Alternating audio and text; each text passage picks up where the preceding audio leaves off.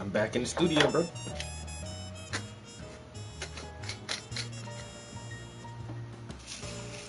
Right back at it.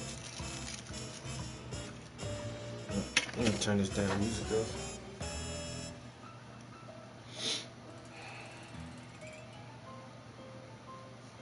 On my phone.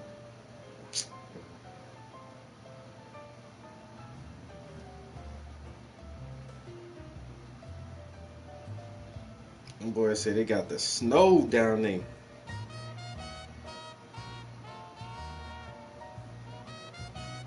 Somebody said, does it snow in South Carolina? I say, yeah, like once every 7 or 8 years. Once every 7 or 8 years, we get some snow. Like a little inch or something. But that shit ain't no annual occurrence. It ain't like every year it's gonna fucking snow, because it doesn't snow every year. It's just we too far south for that shit. So every once in a while, like I say, every 7, 8 years or something like that, you get a little bit of snow. Lasts for a day or two. That Sifu is out already. The karate game, where when you die you get older. The kung fu, kung fu karate, same thing. Sifu. Yeah. They said it was the same developers from that other fighting game. Damn, I can't think of the name of that shit. I had it though, but that shit was hard. Like, I don't know. There's some games that just get the fucking hardcore players in there and they figure out every little trick and tactic. You can't never beat these motherfuckers, man. But that other fighting game was called something with an A? Oh, I can't remember. But then how they had that one set up, it was kind of weird too. Like there was like AIs in there you had to fight, but then at the same time you could run across other players and go into tournaments and like fight with karate styles and shit.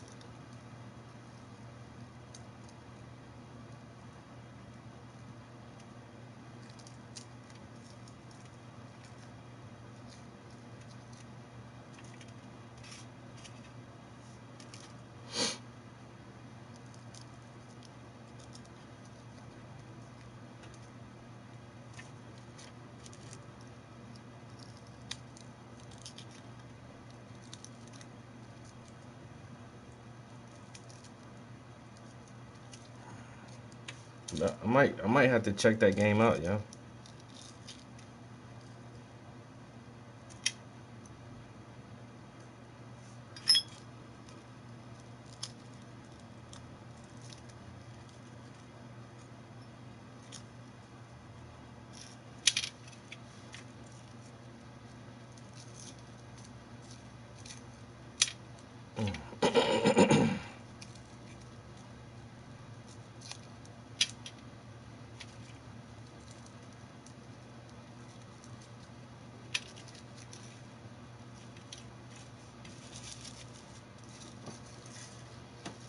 I need to empty this trash can.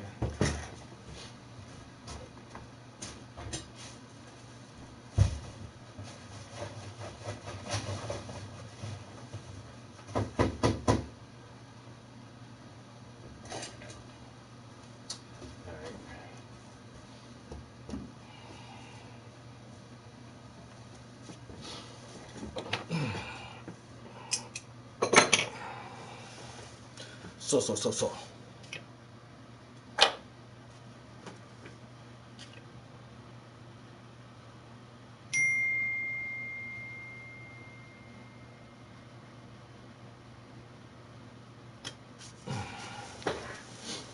Still fucking with the wires, bro?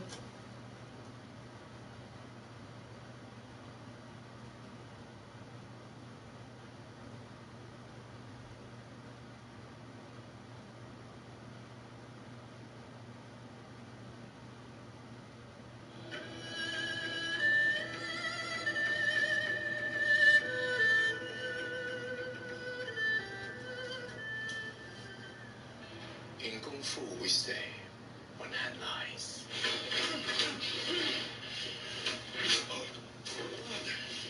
The other hand tells the truth. Try that again. one day make it back to the West, what will you tell men of this strange word, Kung Fu? Will you tell them that it means to fight? Or will you say, like a monk from Shaolin, to summon the spirit of the crane and the tiger?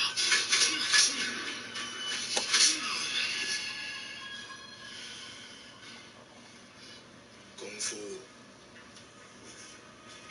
Yo, what movie this is, means man? supreme skill from hard work. I ain't gonna lie, man. I hate when like foreigners try to go to Asian or whatever and learn their ancient art of fighting.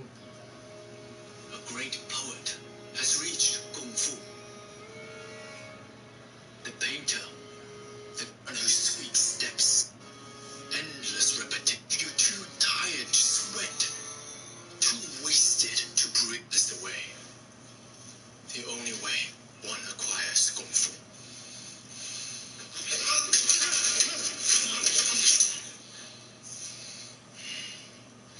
Unfortunately, boy, you have not. Marco Polo? Interesting.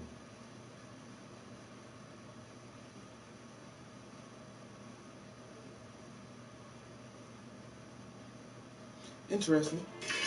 Looks pretty cool.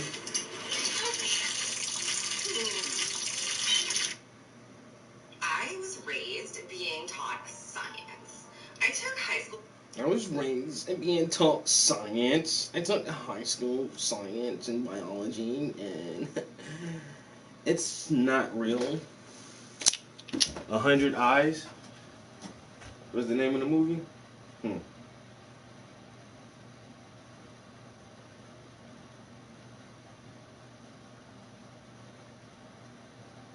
Is that on Netflix or something?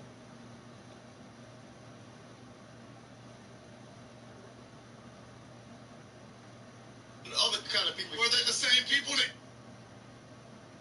on the American continent there were black people, there were Asiatic Indians, and there were different other kind of people. Were they the same people, the Indians and the blacks? Well, you know what? You got Asiatic Indians who are not black. You got the black Indians who are black. You hear what I just said? There's some Indians who are black. Thank you. Okay? As far as I know. So now, let's get past, let's go. Now, Elder, what Indians are you saying are black specifically? Which Indians? Yes. What is their ethnic tribe? The tribe is Mississippian. No, Mississippi. Yeah. So the tribe of Indians who had a large citadel and one of the biggest in the Americas. You say now. The names ISIS or some. Most we're not going to tolerate it. No. Understand what I mean. They ain't talking about you, no Mississippian black Indian nigga. You ain't Blackfoot, Blackfeet, Black Bear, whatever, man. They talk about me.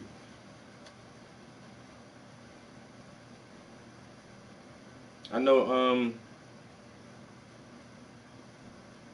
I say, man, Dane Calloway is the only person.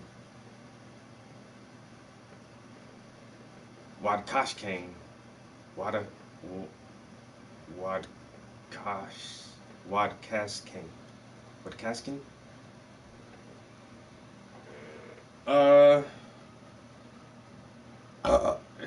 Dane Calloway is honestly the only person I've ever really heard say that the slave trade story is bullshit. The only person I ever heard say that shit. He's like, bro, all the black people's already here. He's like, there was more black people here than ever than they brought from Africa on slave ships. And that most of the chattel slaves were actually indigenous peoples of this land. They were already here. And that's what a lot of people say. Now that you start listening to all the elders and stuff, like, more people are saying, like, yo, motherfuckers been here, yo, for a minute, yo. We been here.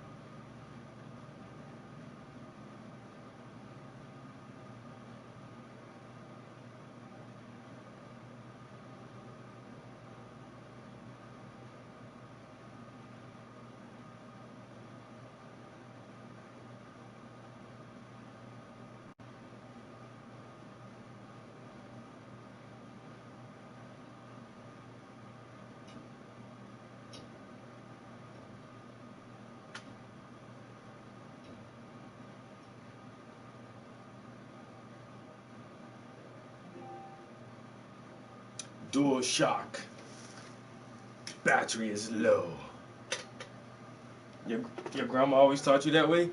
I have papers, nigga. I got my walking papers, nigga. I was never taught that, yo.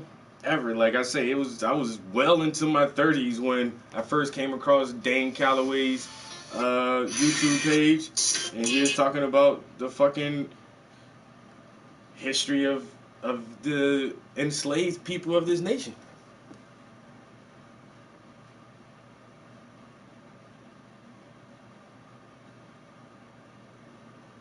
This motherfucker, I have the paperwork. I am an indigenous, native, black Indian. We've been here for 1,000 years.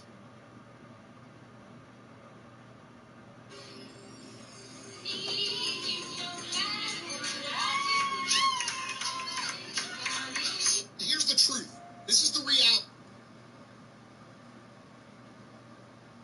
Now you got me wanting to listen to some Dane Calloway. I'm listening to this one shit real quick though.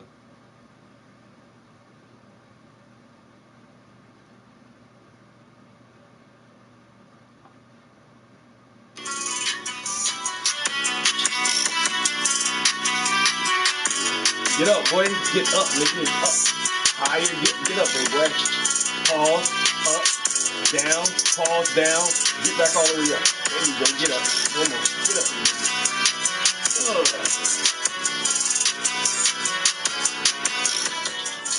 Can't tell me that boy don't get them pull-ups in there. Boy.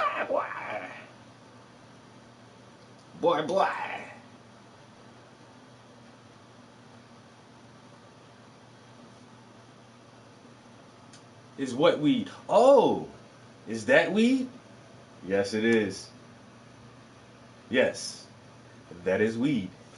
There's some weed in that painting back there too. You can see it back there. Yeah, that's weed. And the toes? This is called toe dro. You ever smoke dro? You know that dro? You ever smoke dro from some toes? Boy, think about it.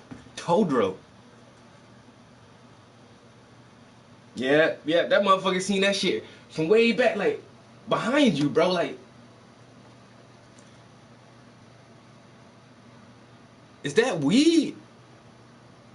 That's pretty good painting. If you can see that all the way back there, and you just like, you can tell what it is, I did a good job, bro. I did a damn good job at painting some weed.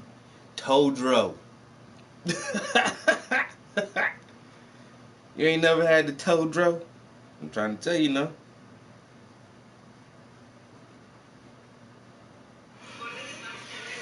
Gotta get that work in.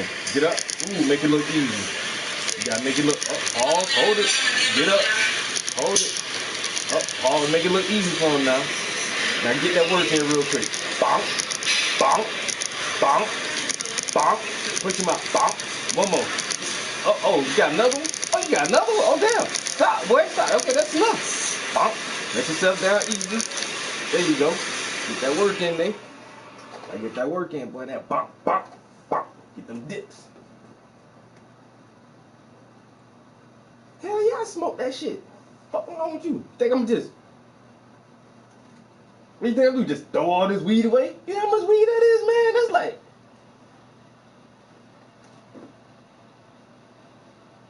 That's like a quarter.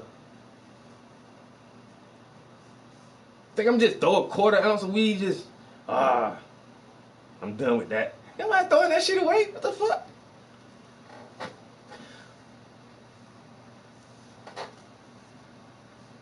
He said, I would throw up trying to do that shit. Hey, look. Mikey Watts. Either you get it or you don't. You may love it or you may think it's strange. And that's all good. I did those paintings for me. You know why? Because I love pretty toes and I love weed. Now, if your girl got nasty, crusty ass, stinky, dirty feet, that's on you. That's you and your girlfriend's business.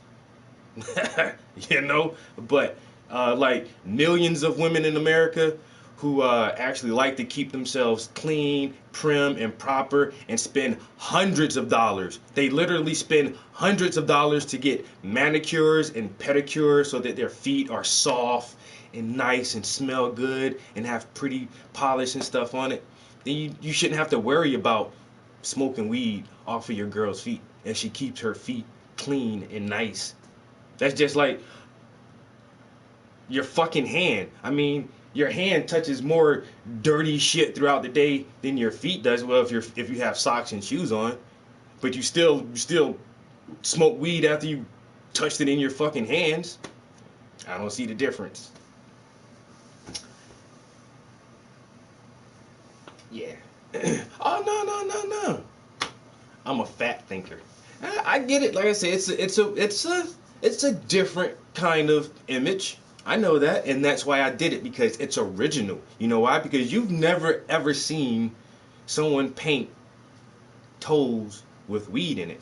You know why? Because I am original. I have my own ideas, and I can produce images that nobody else has ever seen. And I like that. And it gets responses out of people like, is that weed in toes? And then they start to question all kind of things and wonder why and how, and did you smoke that afterwards and shit like that. So it makes your mind think, and that's what the art's supposed to do. That's what the art is supposed to do. Make your mind think, make you wonder, make you question, make you ponder, you know, and hypothesize. That's what good art does. He was like, fuck it, I hit the joint. Where this from? This Todro? Word? Shit, fuck. Tastes fine to me. Todro, nigga. Todro. So good I had to do it from two different angles. Had to do it from two different angles. That's still like I say, those paintings right there really do get a lot of questions on it. You know, people really do question that, but that's good. I like it. Questioning art. Think about it. Would I smoke weed from my girlfriend's toes? And then you look at your girlfriend's toes and they all crusty and got bunions and shit on it. You like, nah, I'm not smoking out them toes. You know, I ain't gonna smoke that shit.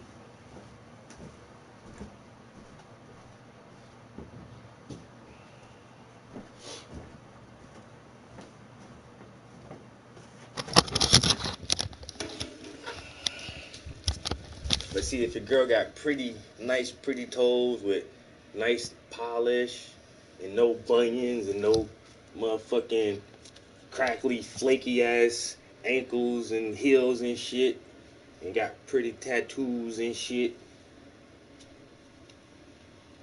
nice feet, man. Hey, I like nice feet, man. You know what I'm saying? If you got nice feet, You get that weed up in there. Did you smoke that? Yeah, I smoked that shit, man. I ain't throw it away. Look at all this good bud. Man, this bud is beautiful. This bud is beautiful. On the hardwood floor. You know they say, man, his house so clean you can eat off the floor. That's how clean my house is. Off the hardwood floor. You drop something on the floor, you can pick it up and eat it. Ain't nobody say nothing to you about it. You know, the 10-second rule applies in my house. But if you vaccinated, you got the 30-second rule now. You know what I'm saying? For the unvaccinated, it's only 10 seconds. But if you vaccinated, you got the 30-second rule. Wood grain looking all woody and shit. You know what I'm saying? Wood grain looking like a tree. Weed looking like real plant matter. Got the little stems and oh man, everything in there. The little yellow and red hairs. Oh man. Feet looking all pretty.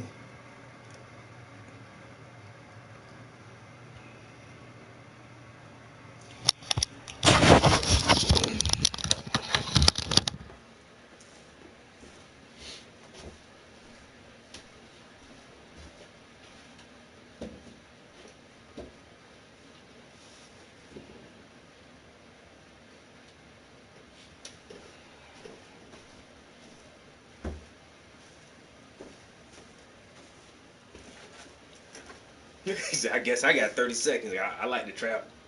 He said, I'm fully vaccinated and double boosted. I'm not vaccinated, but I identify as a fully vaccinated individual. You know, that's how I identify.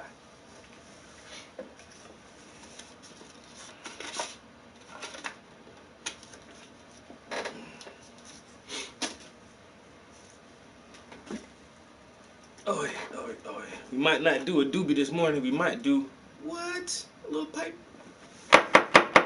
Little pipey pipe.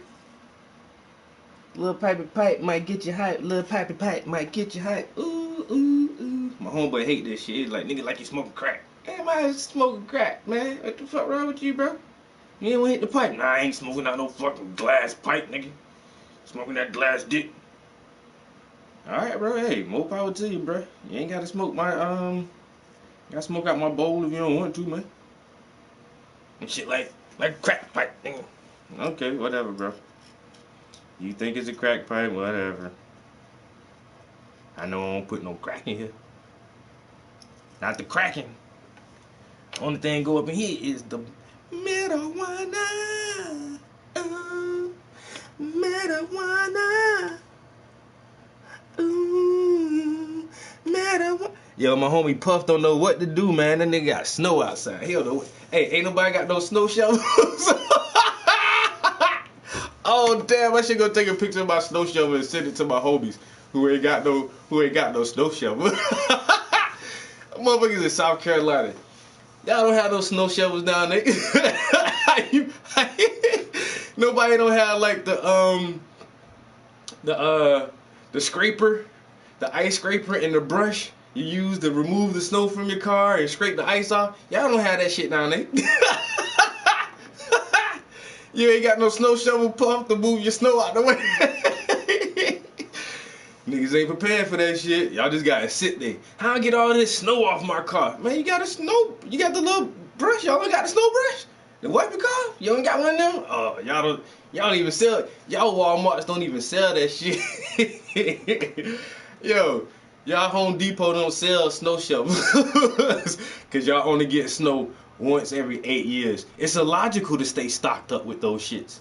It don't make no sense. But then when you get snow, and you like, damn, what the fuck how do I move this shit? Ah, I wish I had a snow shovel. Damn. Oh man. You live this far up north, man, you got snow shovels. You got rock salt to melt the ice down. You got motherfucking you got winter gear to make sure you fucking super hot. To make sure you super hot when you go outside in the cold. You know what I'm saying? Y'all ain't got that shit now. Unprepared. unprepared. Y'all can't even clean y'all streets, man, cause y'all don't got snow plows that come put the salt down. We got we got snow plows that come with the salt every time. I'm drinking Dewar's. Least of my worries. Hey, you know what? If you post some of that shit on the snow, it might melt. You might have to go drink with the snow, man. Get that snow down. You've been saying that shit for years, Puff. You should come now. Why it's -4 degrees out? You should come now. Huh? You ain't trying to come chill in the cold weather? I got some toboggans and beanie hats for you. I ain't got no mittens though. But if you want some mittens, I might can knit you some. I might can knit you some mittens. Man, I've been telling both of y'all, man, come on up, bro. Whenever y'all ready. This summer will be a good summer, man. This will be a good summer to come up. If y'all gonna make the trip. But he ain't want to fly, so you gonna have to drive the whole trip. That's fucking 11 hours. It's an 11-hour drive. You can do it. It ain't nothing but half a day. You leave before daylight in the morning. You gotta leave like if you leave out of Columbia at, let's say, 4 o'clock in the morning, something like that. You gotta get on the highway like early, beat all that traffic. Oh, you want to drive? Let that nigga drive then. Especially if you want to fly and he want to drive, tell him he got to drive the whole trip. Cause y'all could have been on the plane and been up here in 4 hours instead of 11 hours. And it don't really take the goddamn 4 hours for the flight, cause they'll lay you over somewhere for like an hour. You'll fly up to motherfucking It's weird, yo. Like when I flew out of South Carolina, I had a layover in North Carolina. I'm like, man, I should have just drove to North Carolina and left from the airport there. How the fuck I leave from South and go to the next state and then have to sit there for an hour before I can come all the way up here? That shit ain't make no damn sense. Yeah, I'm gonna be drunk by the time I get there. Did you want a plate or did you have a smoothie or something? I already had a smoothie. He wants me to drive. I say no. Hey man, get that big ass 460 on the road, man. I ain't know you had the big boy. I swear to God, yo, I've only seen like one of them cars ever, like in traffic. Like them shits must be hella expensive. Cause I ain't never. You don't see them shits like that. The ES 460, you don't see them shits like that, bro. That's like that real top of the line, high end shit. Like I don't never see them. I seen that shit one time. It was like a burgundy one, yo. And I'm right behind that shit. Matter of fact, I was on the highway. I'm looking at that shit. I'm like, the 460. I'm like, damn, that shit big as shit. What? That shit big as fuck. I only seen that shit once though. I ain't never seen another ES 460 ever.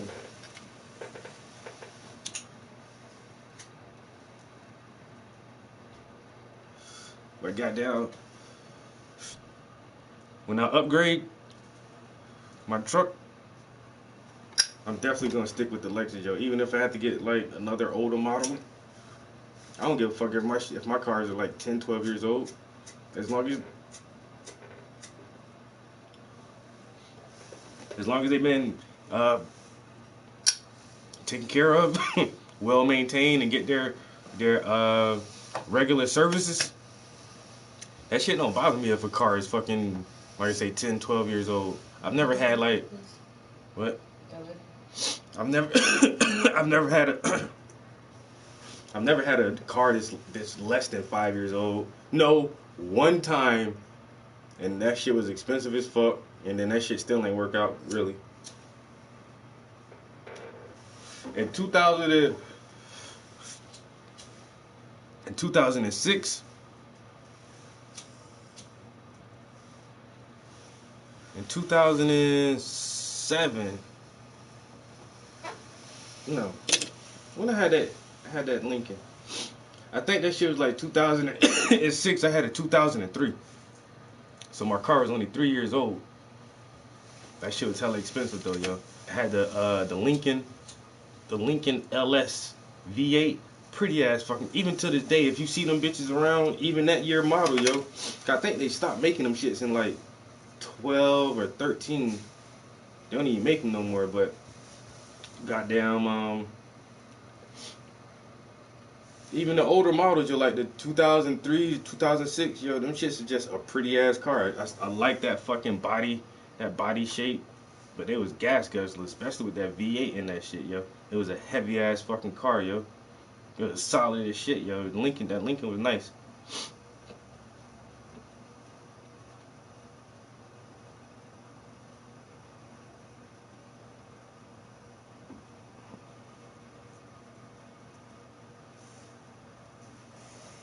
Mm.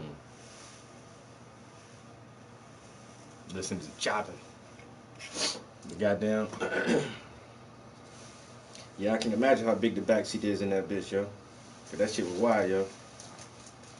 What do you do? That's all you have? Nope. Alright, well, I'm about to go get boo. Auto parking. It was the first car to do that shit. Don't make me Google this shit, Puff.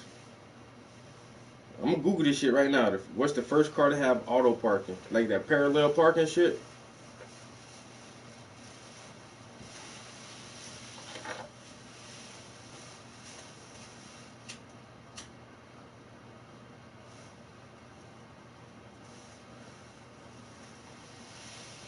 I'm doing it. I'm about to fact check the shit out of you right now. Lexus was the first manufacturer to offer an automated parking feature, setting off a consumer and media frenzy when the self-parking LS 460 sedan was unveiled at the Detroit International Auto Show in 2006. Lexus has been doing that shit since Yo, and that's what fucking tripped me out too, bro, because my shit is a '07, and my shit ain't got no key. That shit push start. I'm like, the Lexus had push start in '07 like that? And I ain't even got it's the ES. It's the, well, hold up. The L is luxury and the E is executive. So which one is the better line? Isn't the executive supposed to be a little bit higher than the luxury line? Or is the LS supposedly better than the ES? I never figured that out too. I know it's one of them is the luxury sedan and the other one is the executive sedan. Oprah had it on her show, yo. That's crazy. That's why I fucks with Lexus so hard, bro. Like I'm happy. You don't even know, man. I'm really satisfied with my car. I love my car, yo. And I'm not a big car guy. And this is the first car like that I like. I don't even know where I want to say feel proud of, but how the fuck do you feel proud of a car? Like that shit don't even make sense. Like I'm just happy that I got that shit. Like I've had cars. I had a lot of cars. I had like 7 cars in my, cause I always buy hoop ride. Cause I'm not a fucking car guy. I never wanted like I don't give a fuck about tinted windows and big ass rims. I always like music. I put some speakers in my shit, and that's about it. But I ain't never. I mean, I rimmed the car out one time, had some 20s on it, like. But that shit don't really faze me. It's just like, and then I look at that shit like, why the fuck I even spent my money to do that shit, yo? It's just a fucking car. You don't. And most of the time, when you're using it, you're in this motherfucker, so you don't see the outside of that bitch anyway. Who gives a fuck what the car looks like? I don't give a fuck. As long as that shit can just get me to where I need to go. I need to go from A to B. Can this car do that? I'll buy it. How much you want for it? Cause I only got $1,000, nigga. I used to go to auctions to get my shit. I had 3 cars from an auction, and like before that shit, the most expensive car I had was that fucking the Lincoln. You know what I'm saying? I paid like six grand for that fucking Lincoln. But then,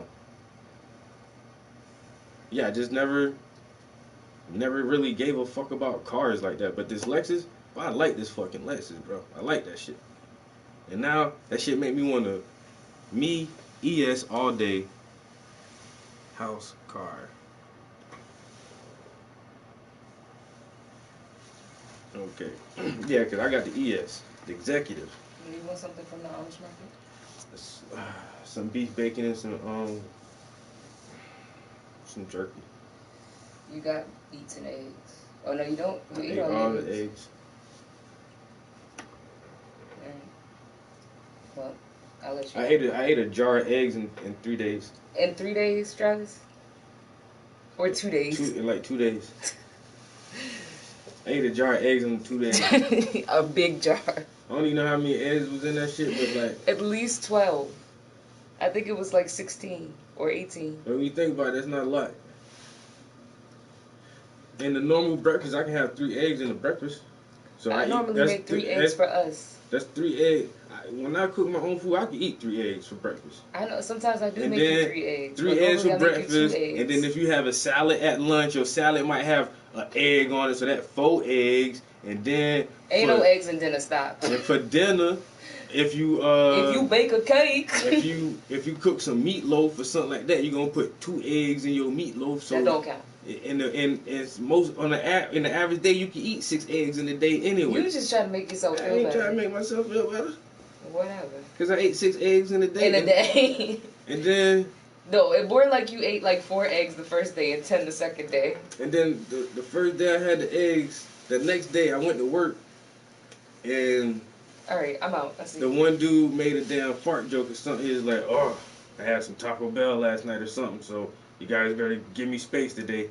I said, "Bruh, ate a half a jar of eggs last night, so y'all better give me some space."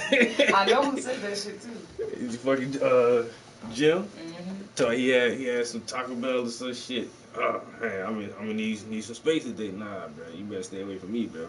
Both of y'all. I clear the whole building out. I said I had a half a jar of pickled eggs. Yo, but the pickled eggs, they're so delicious. Were they delicious though? Yo, Extra delicious? Were they better than the Amish ones? This shit is so good.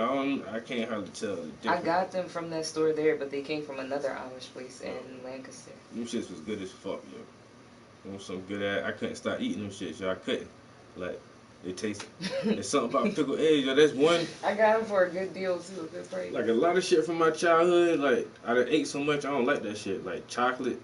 I still eat a little bit of chocolate, but as a kid, yo, I ate so much chocolate candy, chocolate milk, chocolate ice cream. I don't hardly like chocolate like that no more, yo. Every here and there, but I done had so much of that shit, yo. And goddamn, like sodas. I done drank so much soda as a kid, yo. Like I don't even like browns, like no brown sodas, Dr. Pepper or Coca-Cola, anything dark like that. I'll drink ginger ale and a Sprite occasionally. And then even if I get Sprite, I'll mix that shit with some juice or something. And then, like, there's a couple other things I done ate so much of, like, I don't like that shit. But pickled eggs, probably eating them shits my whole life. Boiled peanuts, probably eating them shits my whole fucking life. I can't get tired of that shit, yo. I'll never get tired of eating boiled peanuts, pickled eggs, grits. They just certain staples that, like, I eat that shit every day. They some shit I can eat every day and really not get tired of that shit, yo. You don't really get tired of pancakes or grits. I can have grits almost every day for breakfast. I can have grits 4 days out the week for breakfast and be cool with that shit, yo. Mm-hmm. With just no change up problem. the meat. Grits and sausage, grits and fish, or grits and eggs, or whatever, yo. Just I had that shit don't every day. matter. Hey.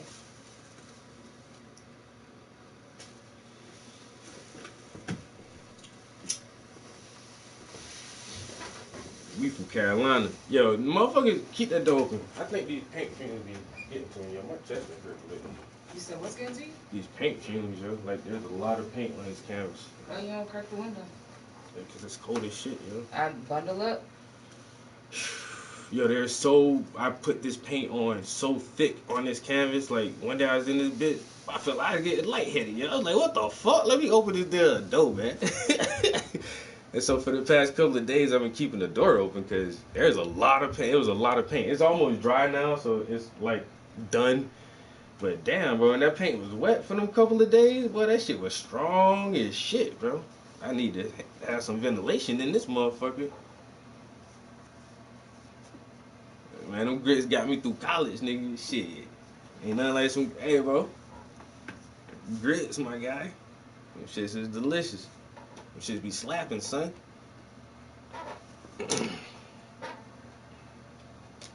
Sometimes I can't tell if water be tainted or not.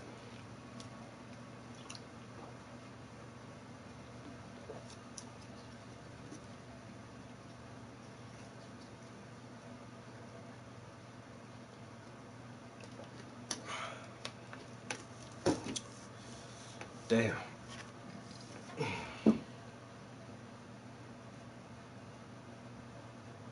Bro, I ain't know Lexus had the first auto parking. That's crazy.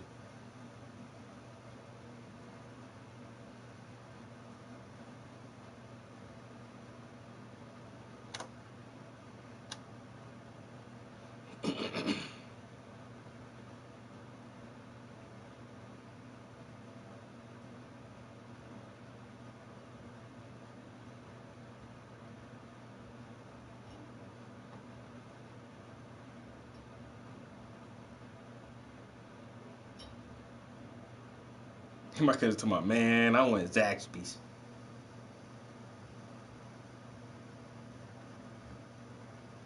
See, this is what I'm talking about. Motherfucker from South Carolina talking about, oh, it's just 27 degrees.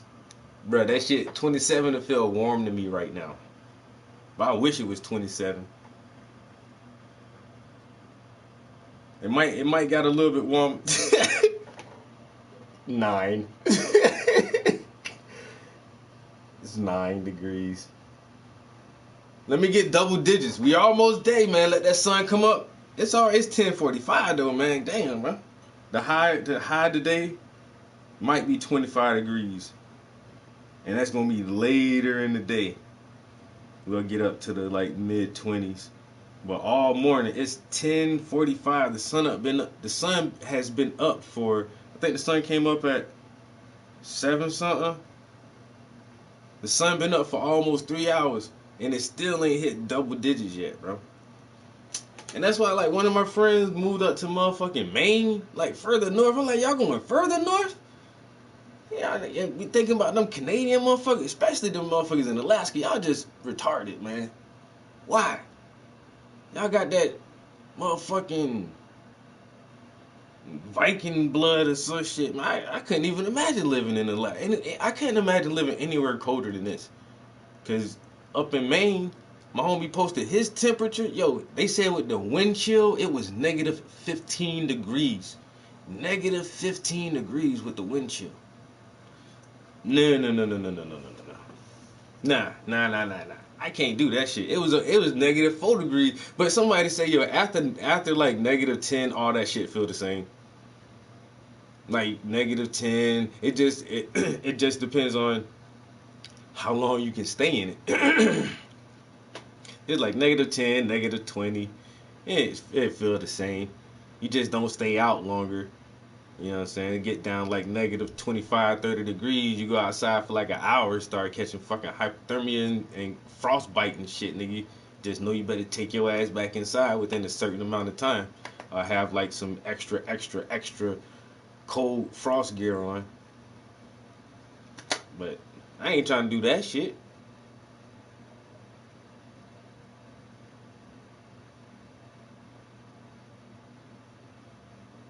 Turkey sandwiches.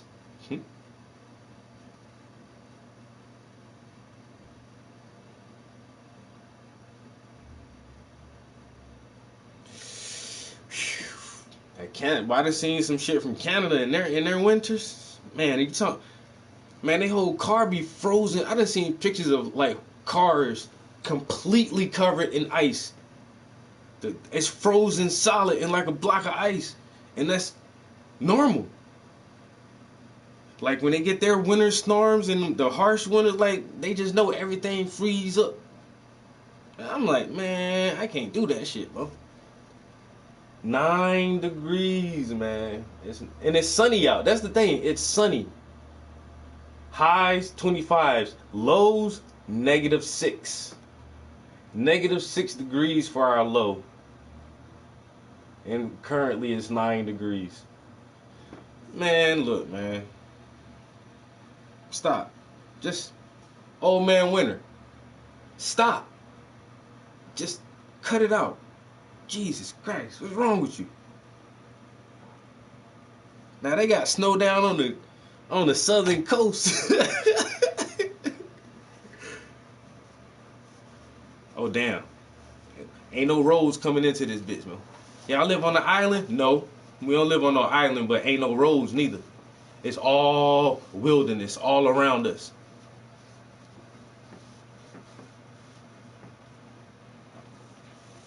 Yeah, ain't no other way to get into our little settlement other than a plane.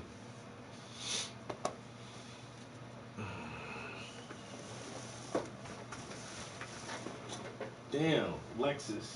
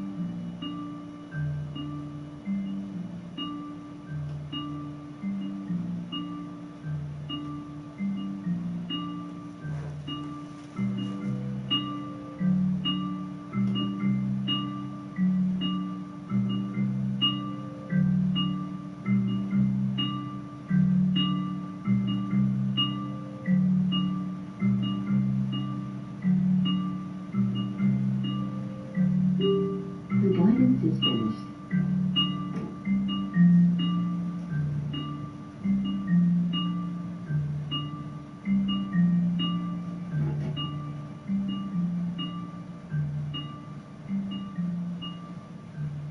Yo.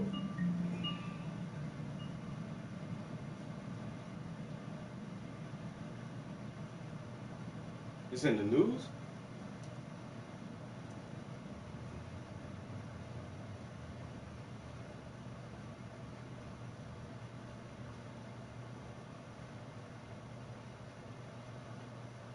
You're very special, kid. I've been quested to take you back to the Jedi. This is a 2010 Lexus LS600 HL, and it looks like a fairly boring, normal sedan, almost like a larger Toyota Camry. It isn't. The LS600 HL was the ultimate Japanese luxury sedan of the 2000s, and it was designed to compete with flagship European luxury sedans like the Mercedes-Benz S600 and the BMW 760. And this is the ultimate version with the executive package. This car carried a sticker price of around $135,000 back in 2010. Damn. Today, I'm going to show you around it. Yo, Lexus had a $130,000 sedan? Bro, I ain't even know they made a fucking 600. The LS 600 Executive Edition. Like, what the fuck? Yo, that's I fucking borrowed crazy. this LS600 HL from a viewer here in Southern California, and it really is a special car.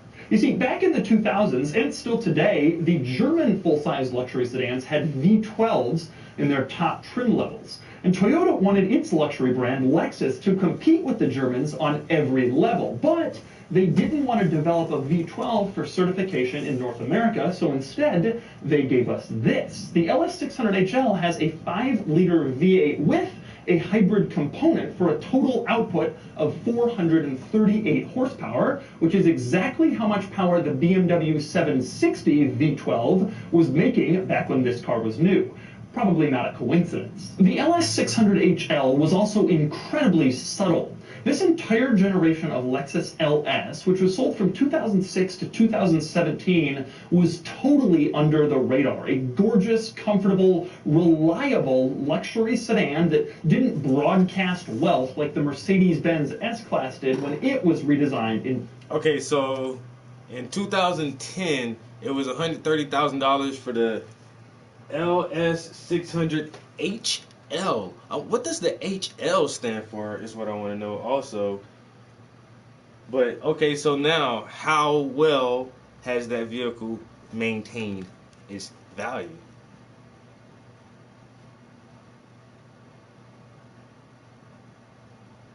So, what if I go on Car Gurus and I'm going to search used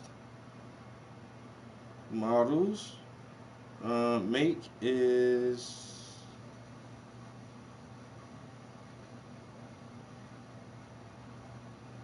well, okay, Lexus. Ugh. LS 500.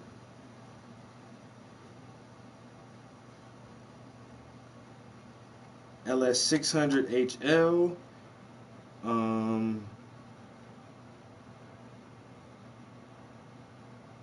it won't let me search the date, but he said they ran from 2006 to 2017.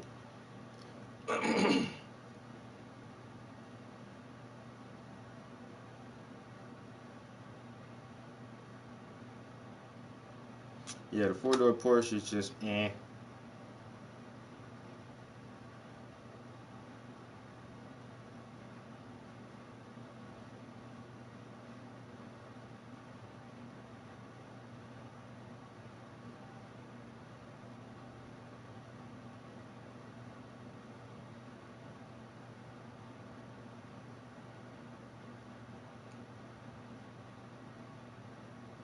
Wow. Yo, this is a national search list in the entire United States. There's only one, the hybrid Lexus. There's only one person who's willing to sell their car. One. There's only one listing for this vehicle. One.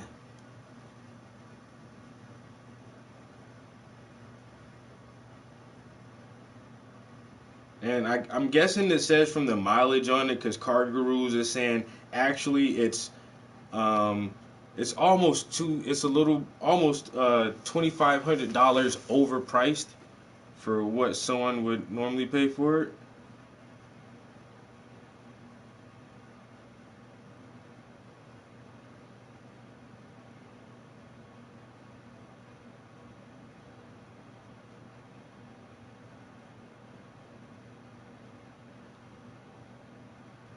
Yeah, made in Japan again.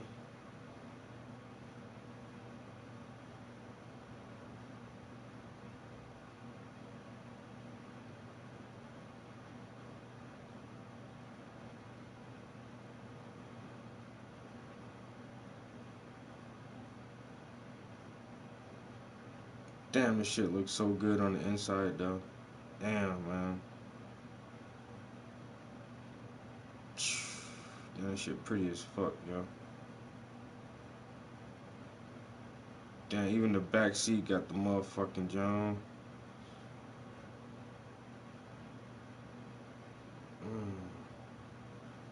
Damn. It ain't got no sunroof on it though.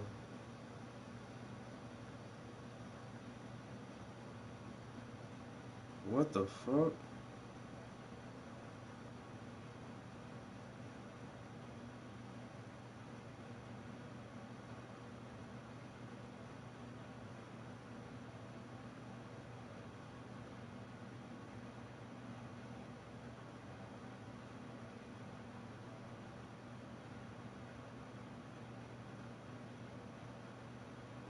That shit do look nice, yo. Yeah, we're all having a good day, yo.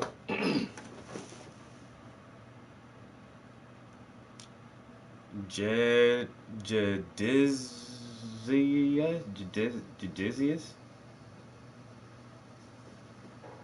Yo, but for this right here, a 2008, it has.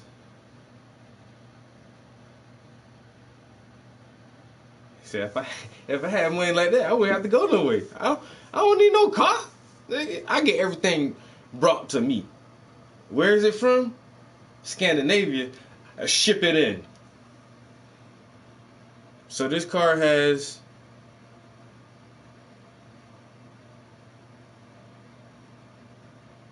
Where was the mileage at? Oh, 167,000 miles on it.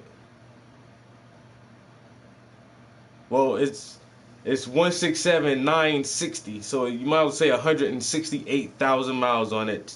It has had 5 owners in that motherfucker. That 5-liter V8 hybrid. It gets about 21 miles to the gallon. That's not bad for a big car like that. I know that shit heavy as fuck, son. But this the only listing in America. 16 grand for this shit, and they said that's kind of priced a little too high for this year. And I'm assuming for the year and the mileage on it, it's $2,300 overpriced, about $2,500. So the auto dealer is definitely keeping some wiggle room in there, just in case somebody try to fucking, haggle a deal. But at the same time, it was 130 brand new, and we're only asking 16 for it.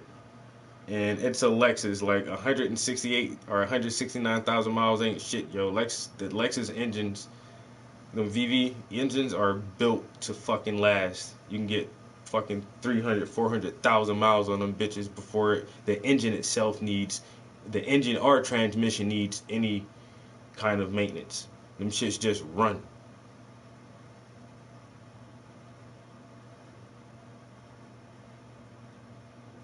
I will never buy a new car. I will never do that. It's ridiculous, because a car, no matter what car you buy, it immediately loses value as soon as you drive it off the lot. Like, they depreciate immediately. As soon as it has a owner, the car is less than what you paid for it. Why? Why would you do that? It makes no sense to buy a new car. But people with money who can buy new cars, great. You drive that shit for 5 years, I'll holler at you when you're done with it, because I know you're going to get that upgrade. I'm going to come get your old shit. Just make sure you keep the oil change, nigga. That's all I ask. Keep the oil change and use the high test gas. I'll get that shit from you in 5 years. Sweet. Sweet. A car is a liability. A car ain't nothing but a fucking...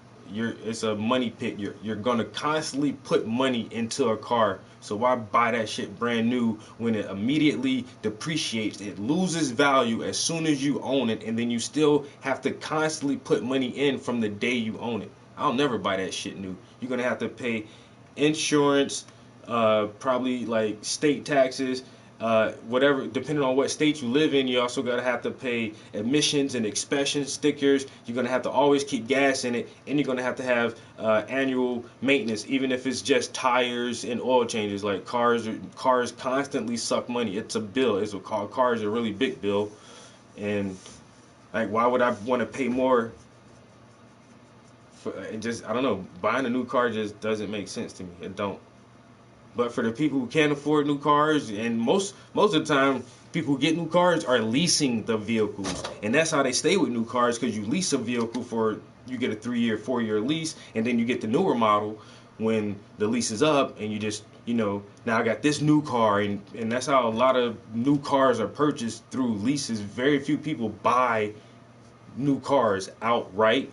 And on top of that, most people don't buy a new car outright, because the average person don't have $65,000, or even on the low end like $32,000. So you make payments on it. I got a new car, but is it yours really? Where's the title? Oh, the dealership still got the title until I pay it. Exactly. So it's not really your car. So people have a new car, but they'll drive it for 5 years, 6 years before it's actually their car.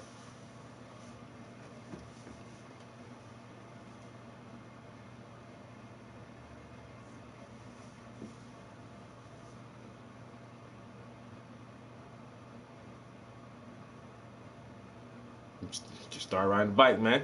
That's what J. Cole did for a while. I go get groceries and beer. That's it. I don't need to be out in them streets. I done been out there too much. Ain't shit out there to do for me. You know what I'm saying? I may take the kids out every once in a while, go on a dinner date. Man, mostly I'm going to get some groceries. I come back to the house. Some people like us, we done turn into hermits, or motherfucking Abbott's. Motherfucking stay inside the dwelling.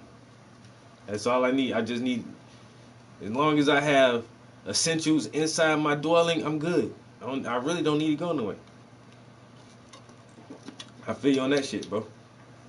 Cause I'm the exact same way. That's why I be in here talking with y'all so damn much. I stay my ass in the house, man. Shit.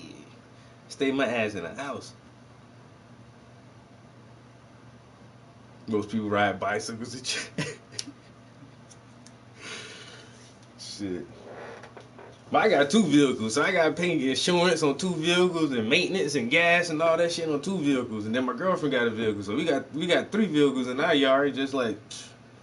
But that's because I need a vehicle to transport my art when I need to. And like I say, when I upgrade, I have the old Chevy Equinox. But when I upgrade that bitch to a new one, I'm definitely getting some type of Lexus SUV. If I was gangster and shit, you know, I get the Lexus, the G-Wagon, get one of them shits, one of they big body Jones. Man, them shit's expensive as fuck, man. And then, just like that other Lexus listing, you ain't gonna find a lot of them shits, man. Like, not older models that people want to just give up, man. Shit, I was looking at some price, man. Motherfuckers still want $20,000 for this shit. I'm like, damn, bro, that shit about 10 years old, man. You had that shit for 10 years, man. You still want 20 grand, man. Let me get that shit for like 9. That's all. I don't never want to pay more than $10,000 for a car. Like I say, this Lexus is now the most expensive car I had. Like I said, I had the Lincoln. Back in the day, I paid $6 grand for that Lincoln. This Lexus, I paid $8 grand for this Lexus. Cash. Give me that shit, cause it's used. It's cheap. It's not cheap, but it ain't $45,000. I ain't got $45,000. I got give me the car. I give you $8,000. Come on, man. Come on, this shit old, man. This shit is 2007, man. Come on, man. And they ain't wanting to give it to me for the 8. They wanted like 9.5 for that shit, bro. I'm paying you cash money. I'm not trying to sit here and get no payments and all that shit. No. I give you $8,000 for this shit. That's all I got. 9.5 my ass. I'm getting this car today, and I got that shit too. White with tan leather on the inside. Man, that shit's so nice, bro. Damn, that shit nice. I like that car. Now I want another Lexus. I want a newer Lexus so bad I might get a payment. I doubt it. I doubt it. But I don't know if I could find a G-Wagon that don't cost too much, and I could pay that shit off in like a year or 2, I really might do that shit and put down as much as I can. Like I say, put down like, if I can find one of them shit for like 10 or 11, I'll put down 8 grand or something like that and pay the rest of that shit off fast as I can.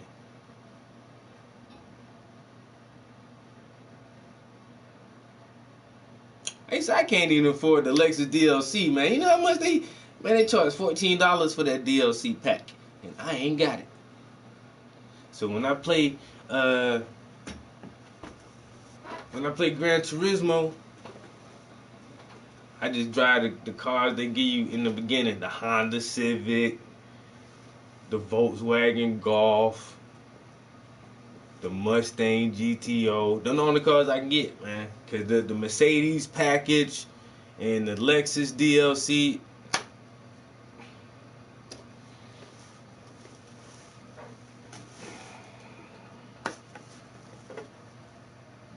Stupid. Yo, Bronze, you need to write some of this shit down, man. You're a funny nigga, yo. I swear, bro. Should do some stand up.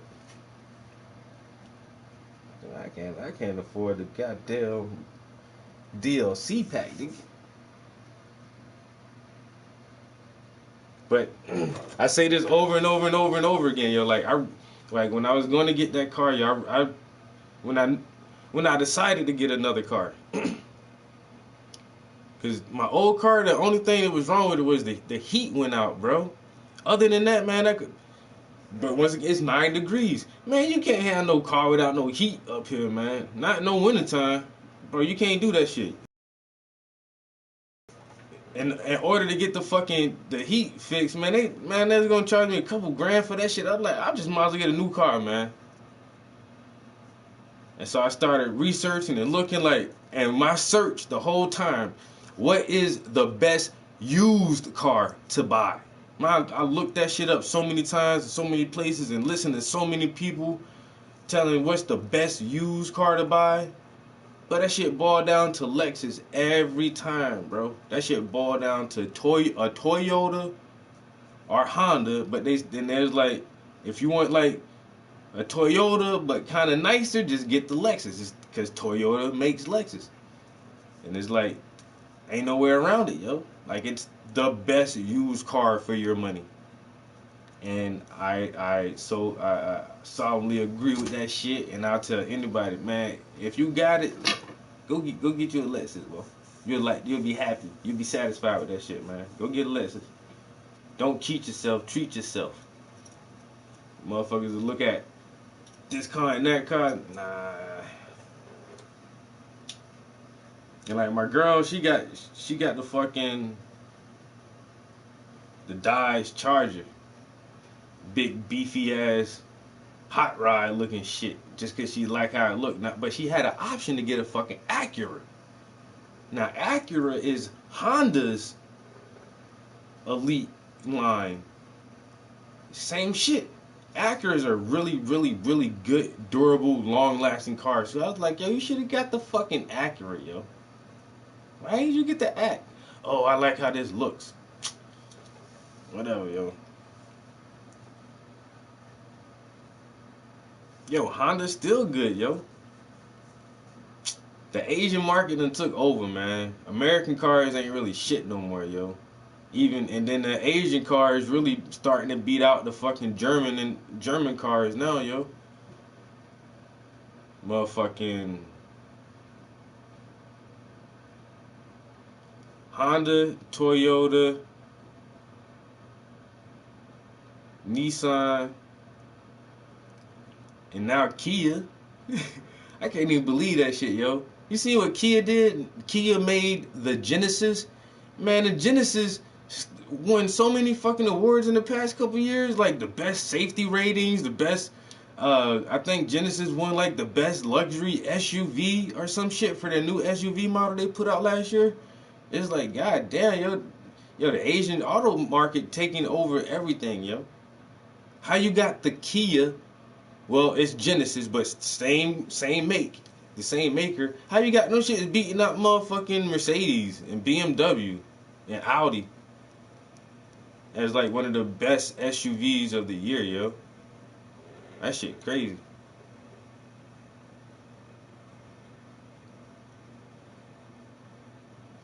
But Kia stepped their game up, yo. Hard body.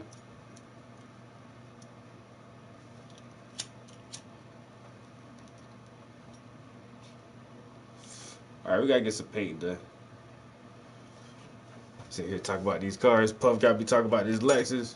Me and Puff was texting each other early this morning when I was on my way to the gym and shit. And we started talking about cars and shit. Now we've been talking about cars for a fucking hour.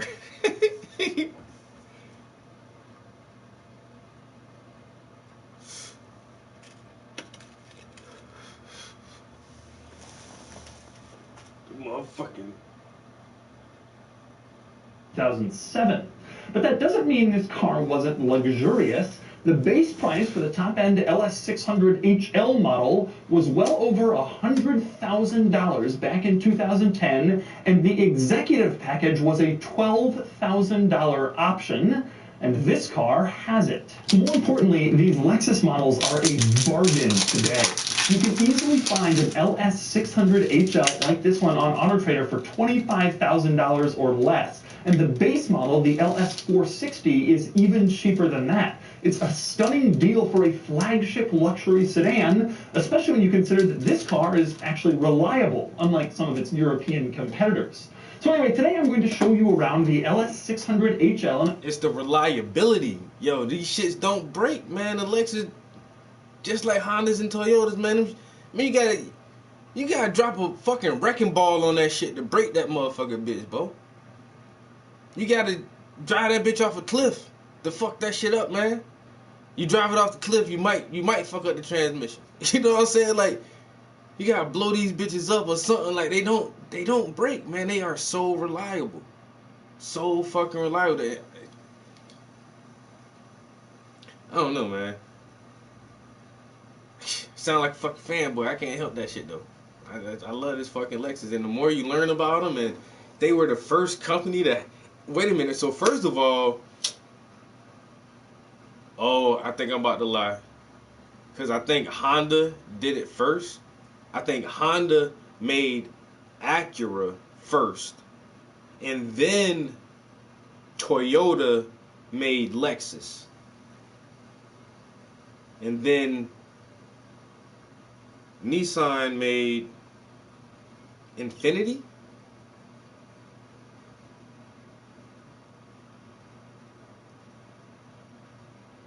See, I love cars too much. Is Nissan made Infiniti? Am I saying that right? I think so.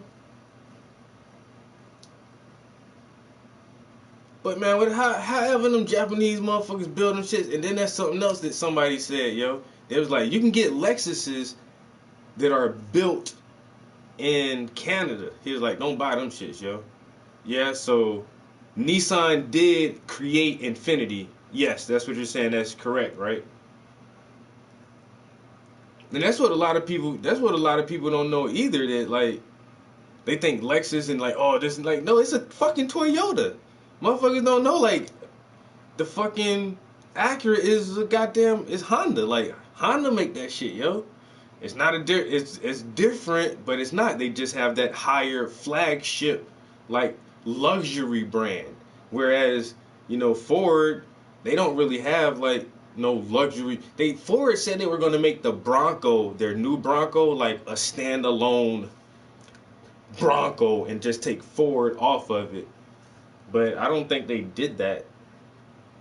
But there's not a lot of American companies that do that have like another name for their luxury, like, flagship brand, like Lexus. I mean, Lincoln and Chrysler and Ford. Like, these motherfuckers never made like different subsidiaries, yo. But once the Asian market started doing that shit, yo, now all the Asians got to do it. And that's why Kia, it was the Kia Genesis, but now Kia just says, like, Genesis is itself. It's a thing itself. And you can buy a Kia or you can buy a Genesis. But it's still, the same. But once again, man, however them Japanese motherfuckers put these bitches together, man, hey, they get that shit right, bro. They get that shit right, man. And they've come up with the perfect engine and the perfect transmission, and it has worked so well for so long. They don't really try to fuck with that shit, yo. Very, very, very small and minor changes over the years, but like once they got that double V engine, like how they wanted it, they didn't really change that shit too much because it works and it's reliable. And it has very, very low maintenance. And that's why Lexus is one of the most recommended used cars, is because this shit don't break. You don't have hardly any maintenance. Other cars, man, you need transmission work and engine heads be blowing and gaskets going out and all that shit. Like, nah. Once again, you gonna have to put 300,000 miles on this bitch for you need like some engine, like a gasket or something. Like, that shit ain't gonna, man, that shit. Lexus they built different, yo. Motherfuckers really built them shit different. All of the crystal features of the ultimate Japanese luxury sedan of the 2000s. Yeah, in my car is made in Japan. I got the little, you check the little marker tag on the inside of the driver door. Yeah, my shit was made in Japan, yo. By the Japanese they self, nigga. My shit wasn't made in Canada. And I don't know if there's even a lot of like factories over here that build those shits like that, yo. Is there a Lexus factory in the United States? I have to Google that. Where do they make Lexuses in the US? Don't buy those ones. It's a Lexus, and I know they got specs and shit, but y'all Americans, man, y'all don't give a fuck about y'all job. Y'all don't give a fuck about that shit, man. I don't give a fuck about the quality of the goddamn work you doing. Motherfuckers just want to go get a paycheck. be smoking weed on their lunch break and all kind of dumbass shit. Japanese culture is just different, man. Their culture just different, bro. Them motherfuckers care about everything and do everything as precisely as they possibly can, yo. But the Japanese build that shit, man. Y'all came up, this y'all car? Y'all came up with that shit, man. I want y'all to build that shit for me. I don't want no Lexus built in America. I want my Lexus to come straight from the motherland of Japan.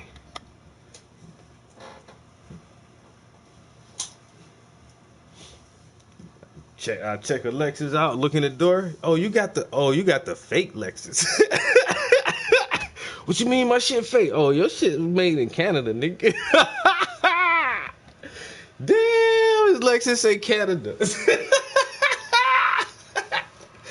Wow, you wanted that shit bad. You wanted Lexus real bad. You ain't want to hold out for the Japanese shit, huh?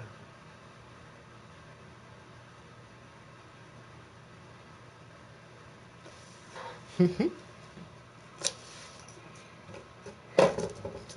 got the fake. He got the fake Lexus.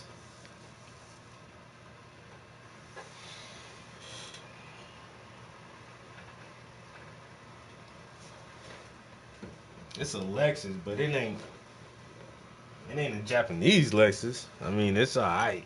It look like mine. You might got lucky. You might got a good one. You might get lucky. I ain't gonna downplay your car. It might be a good one, man. You might got a good Lexus, but you know that shit wasn't made in Japan. Just know that.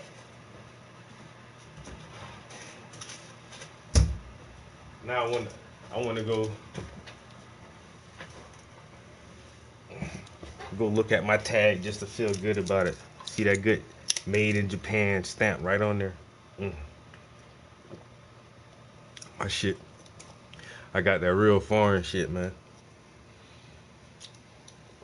Everybody talking about whipping foreigns. Foreign this, foreign that. I got a foreign car too, nigga. That's savage. You tell a motherfucker they got a fake Lexus. Damn. Like I said, it's a Lexus. It just, it's not like a Lexus. Like it's not like the real Lexus. You got a Lexus though. This shit was just made somewhere else, That's all. And there's nothing wrong with that. I'm just pointing out the difference. That's all. There's nothing wrong with it. And like I said, you might got a good one, man. That shit might last as long as mine lasts. Better check that bin, but then again.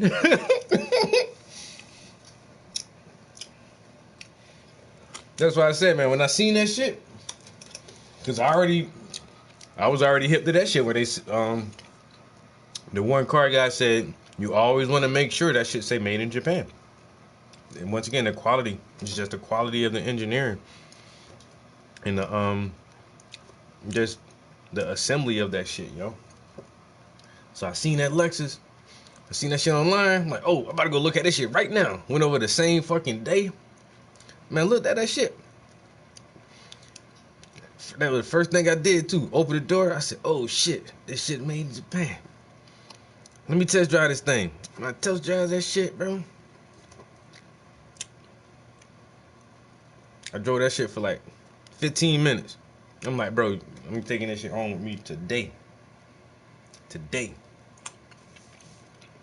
And I say, man, them motherfuckers did not want to give me that shit for the 8.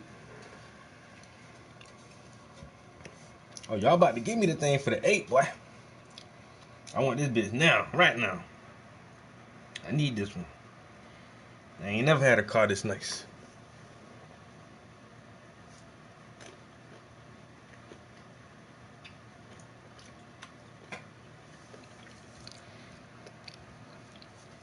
On the road and drive it, and then I'm going to give it a Doug score. And for more of my thoughts on the LS600HL, click the link below to visit autotrader.com/oversteer, where I've also rounded up a list of the best value used Japanese luxury cars currently listed for sale on AutoTrader. I got to go there. Autotrader.com. Are in the back of the LS600HL, where you will notice this isn't your typical rear seat, and that's because this car has the executive package, like I mentioned before. That was a $12,000 option, and it removes the middle seat and replaces it with this giant rear center console. So obviously you're wondering, well, what's in the rear center console? Let's get started. Yo, Feels weird. the rear center console is as big as the front console. Like, what the fuck? It looks like the front My seat. favorite It looks like the front seat and the back seat. What the hell? Who designed that shit? How you in the back seat of the car, but it still look like you sitting in the fucking front seat, yo?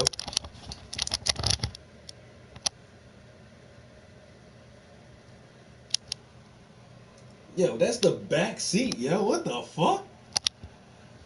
You got the whole... What the hell? How is that even the back seat of a car? It's like I'm in the front seat. That's too sweet, bro. Them comes when you open up this center storage compartment in the rear center console, revealing two controllers. The one on the right, on the passenger side, is the controller for the rear seat massage function, and you can see it has a button marked Shiatsu. If you want a Shiatsu massage while you're sitting in the back of your car. How many vehicles that have ever been sold have a button marked Shiatsu? You see headlights, you see radio presets, not Shiatsu very often, but this car has it. And obviously you can see in the rest of that controller, there are various other massage functions. You can change intensity, speed, shoulder, you can adjust various different massage items with that controller. And it's also worth noting you can detach that controller in case you don't want it to be all the way in the center of the seats. Instead, you want it precisely in your perfect spot to reach while you're getting a massage as you're being chauffeured along in your LS. Now, the controller over on the left, on the driver's side, that controls the rear seat DVD player. And unlike in a lot of high-end luxury cars, you don't just have a screen on the back of the seats. Instead, in this car, you press on to turn on the DVD system, and the screen automatically drops down from the ceiling. Wow. And of course, with the screen deployed, you use this remote in order to change various functions on the DVD player, volume, which DVD, blah, blah, blah. This remote also is detachable. You can pull it out, and then either seat can use it, just like a remote on your TV at home. Wow. One interesting item with this DVD remote, it has some extra functions in the bottom. If you slide down this little plastic cover, you can see one of them is marked map. You press it, and then the DVD screen is replaced with the map screen from the navigation system, and so rear passengers can see precisely where the driver is taking you. And of course, rear passengers can then scream and say, no, go left here, go right, because they can watch it all unfold from their drop-down DVD screen. So at this point, you're probably wondering, all right, well, how do you listen to the DVD player? If you have a movie playing, how do you hear it? It doesn't just play on the car speakers. Instead, you have this wood-paneled compartment back here. You open it up, and you have wireless headphones. Not just wireless headphones, but Lexus-branded wireless headphones, which I love. You put them on, and then you can listen to your DVD player as you're being chauffeured around, getting a massage in your back seat. What the the compartment fuck? above the headphone compartment, that's where you actually insert the... I was gonna say, yo, if I couldn't even have that car, because like you say, you have to be chauffeur. I'm not gonna sit in the front seat and driving this bitch where I can't have all the fun of watching DVDs on wireless Lexus headphones and getting a massage, nigga.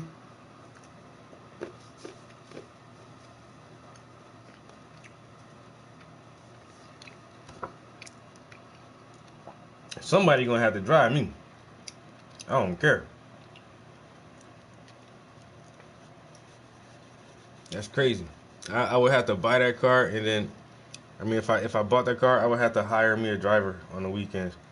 I'll find some kid who's got their permit. They need so many hours of time driving before they can get their license. Yo, kid, come chauffeur for me, man.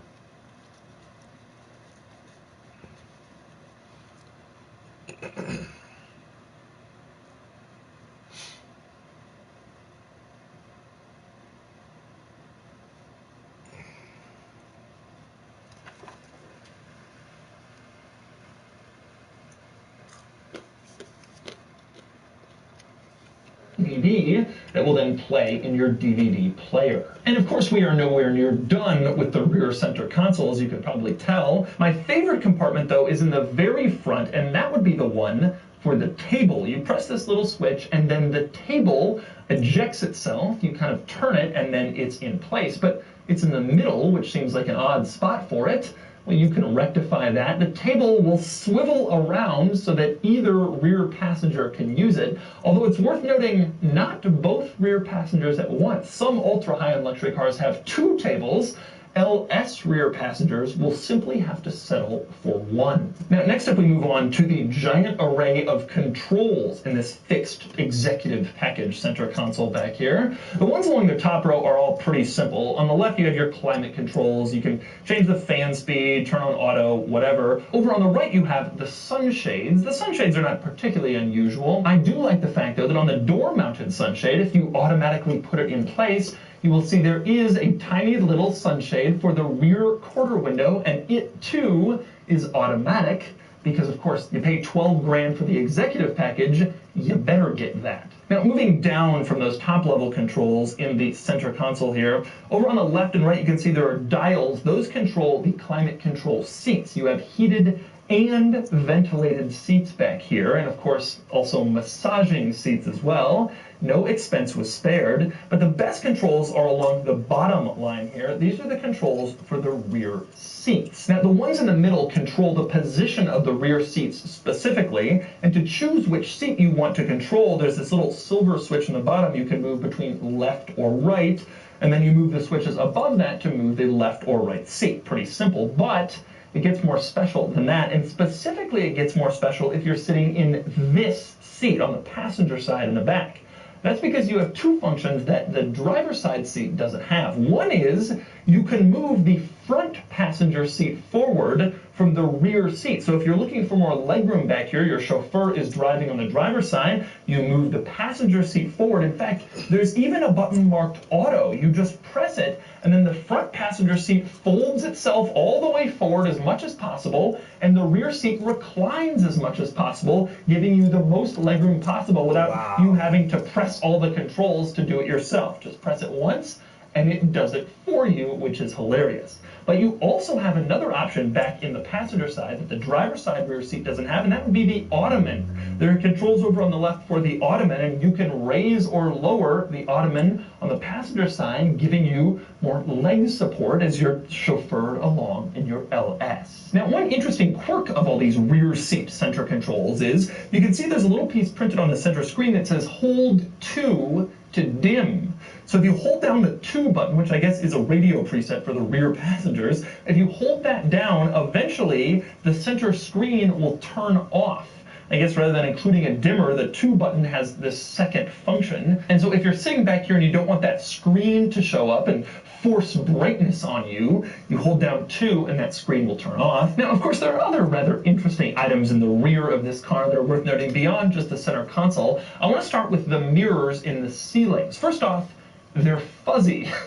The headliner of this car is like this fuzzy Alcantara, and so the backing of the mirrors is also fuzzy. It's nice to just touch the mirror backing, but you can also open the mirror so you look at yourself, and my favorite thing about these mirrors is the fact that the lights brighten ever so gradually, like you'd expect in a luxury car. They don't just turn on and annoy you. Instead, they come on gradually and luxuriously. But even better than the way those lights turn on is the reading lights in this car, which are located right here above your head in this sort of rear ceiling center console. If you press this little plastic button, the reading light turns on. Pretty standard, but say you want to adjust the brightness, well, you press this little silver dial, it pops out, and then you can adjust the brightness of the reading light. When you're done adjusting the brightness, you push the little silver dial back in so it's out of your way, and you don't have to deal with that dial and then the reading lamp brightness is at your perfect level. If you want to change it again, just press the little dial, it comes back out, and you can change it. Crazy attention to detail. Next up, another interesting item in the rear seat of the LS. How about the fact that it has an ashtray on the door panel? That's not surprising. Maybe you're smoking a cigar while you're being chauffeured around, except if you open it, you can see it says no smoking, and in fact it's fuzzy padded. This isn't an ashtray because you can't remove it and dump the ashes. Instead, it's like a really tiny storage compartment. It seems like it should have been an ashtray, but they got rid of it. Now, next we move on to the front of the LS600HL, where one thing I noticed the moment I climbed inside this car was just how many times it says auto, the word, printed throughout this car. Okay, take a look at what I mean. You have auto printed over on the window switches on the driver's door panel. You also have auto printed on the mirror control to the left of the steering wheel. You have it on this button to the right of the steering wheel. You see auto on the headlight switch, and over on the wiper control, you have auto printed once, and you have auto printed twice. Next, move on to the climate controls, and you see auto once again, and you see auto twice. Then you go to the interior rear view mirror, and once again, auto is printed there. And this is just the front. You go back to the back, and I found auto in 2 more places. Here's 1, and here's 2. This car just has an enormous number of things that it can do automatically. Comes a Twilio developer? People who code as a side hustle. People who lead big development teams. People who are the only coder at their company. People who have an idea for you. Of course, that's because everything in this car is designed for optimum comfort and quality and usefulness, and there are a few other examples throughout the front of this car. One is the center console lid. Okay, take a look at this. In your car, you open the center console, it just opens. In this car, when you open it, it first slides backwards to sort of get out of your face, and then it opens. It has this crazy hinge that has a dual stage process just to make it more luxurious. But even better than that, when you open the center console lid, you can see inside the center console, there's this little tray hanging on the top. In most cars, that's a little plastic thing, you just remove it, even on high-end luxury cars. In this car, that tray is hinged, and so you can just move it up to move it out of your way, instead of having a crappy plastic thing that could rattle around or get lost like it would in a lot of other cars. Other interesting items of attention to detail. How about the fact that this car has a button to adjust the seatbelt position? In most cars, even high-end luxury cars, you can manually adjust the seatbelt on the driver's side of the B-pillar because it's not something you do very often. But in this car, there's a button that will do it automatically for you, even though you probably do it like once a year, if that.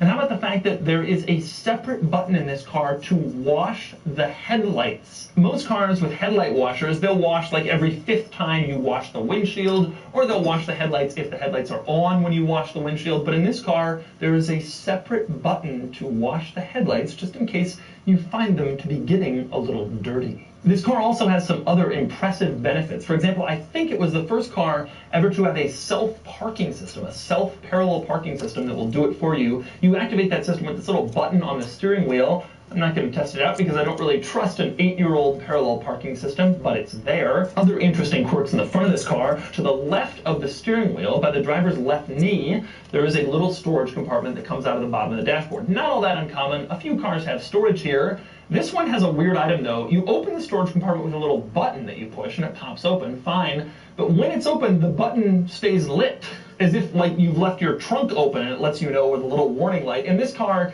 there's even a warning light for the little compartment to the left of the steering wheel. If you've left that open, that is a very odd piece of attention to detail. And then we move into the glove box where you will see the owner's manual. You can't miss the owner's manual in this car because it is absolutely massive. It is approximately the size of a car battery and about that heavy. I have never seen an owner's manual this giant and this dense before. The regular owner's manual itself is 796 pages in length. That is the longest owner's manual I think I've ever seen in any vehicle. It is crazily long. When you buy this car, you also get a service guide, which is 76 pages long, and then you get a warranty booklet, which is 32 pages long, and then there's a separate owner's manual for the infotainment system that wasn't contained within the 796-page original owner's manual. And that infotainment owner's manual is 335 pages on its own. The total owner's manual page length in this car is 1,239 pages. Absolutely unbelievable. I tried to open up that owner's manual and look for quirks and features of the owner's manual, and I gave up. When I came to page 230, and there was a section about how the adaptive cruise control sensor wouldn't be able to properly detect cotton. If maybe the car in front of you is made of cotton, it won't be able to detect it. I was like, all right, I'm done. Not reading anymore. This is too dense, too thick for me. And next we move on to the infotainment screen. This infotainment system, obviously it's 10 years old, not that advanced, not too much to talk about, but there are a few quirks I noticed. The biggest of which is in the voice settings menu. You go in there and you have a few different voice options, not all that surprising, but there is one crazy one. You can choose which speaker the voice guidance for the navigation system comes out of. You can choose between a center speaker or the driver's side speaker. So I guess if you can't hear it well enough, you can move the voice guidance over to your side, or if the passenger doesn't want to hear it as loudly, you can choose where the voice guidance is coming through in the car. Never seen that before. This car also gives you the ability to configure the lane change turn signal flashes. So when you just tap the turn signal, how many times it flashes to make a lane change. It gives you the option 3, 5, 7, 9, or 11 flashes for a lane change. Why not 4? Why not 6? Why no even numbers? Why don't you just give us an even number configurability, Toyota? You let us configure that, but not as much as we want. Now, next we move under the hood in this car, and a quick glance under here and you can see exactly what I'm going to talk about, and that is the plastic covering. Now, I review a lot of cars that have a plastic engine cover, but very few that have everything completely covered and sealed up like this car. They really didn't want you to mess around with this hybrid system. It's all completely smooth and plastic covered. Now, with that said, there are a couple of little holes and spots where you can get through the plastic. For example, you can see on the engine cover itself, there's a little door where you can insert engine oil. There are also 2 little circle cutouts over on the driver's side for brake fluid and for windshield washer fluid. But otherwise, this is a completely sealed up engine compartment, and you can't see the engine at all. Now, next up, since I'm around the front of this car, I want to talk about some of the ways that you can distinguish the LS600HL from the base level Lexus LS460, which was just a gas-powered car at a lower sticker price. This car is so subtle that it's actually difficult to tell apart the really high-end version, which of course this one is. But one way you can tell it apart is the Lexus badge in front. Instead of a standard Lexus badge, this one has some blue tint to it to indicate that it's a hybrid model. The regular LS wasn't hybrid powered, but this one was. But my favorite subtle little way you can distinguish this one from the regular LS are these hybrid badges on the rear doors. There's one on both sides, and every time I see an LS from this generation, the first thing I look at is those rear doors to see if it's a 600HL, and of course it basically never is. This was a very uncommon car and very expensive. And of course you can also tell if you're looking at an LS600HL because it has an LS600HL badge across the back. So I figured now might be a good time to address why they called it the LS600HL, because it's a random jumble of letters and numbers that kind of sounds like a DVD player. So here's the deal. LS is obviously Lexus's top-end luxury sedan. They've been using that name for 30 years.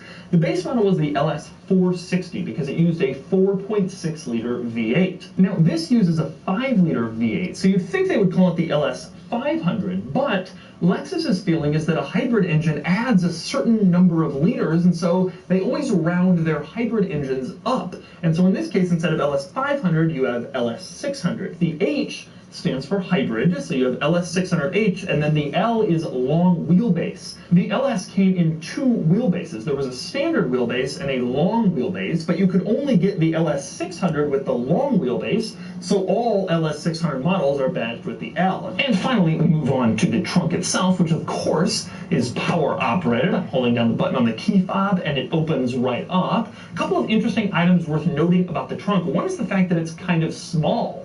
I think because of the hybrid batteries and those reclining rear seats, this trunk isn't the sizable, giant thing you might expect from a full-size luxury sedan. Instead, there's more room devoted to the actual interior, the passenger cabin in this car.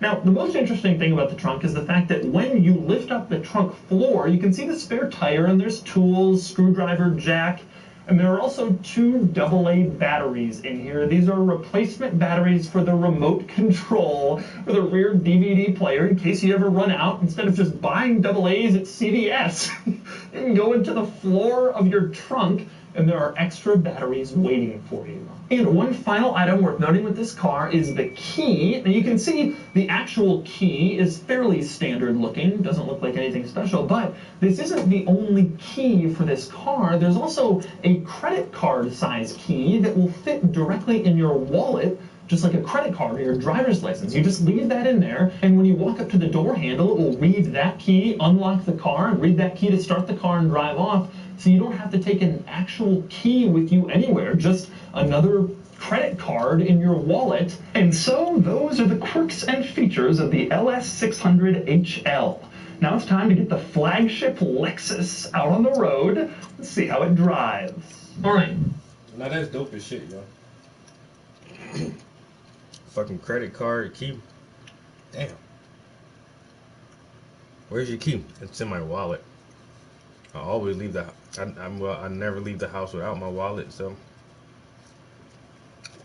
that's all I gotta grab. Just grab my wallet. Keys in my wallet.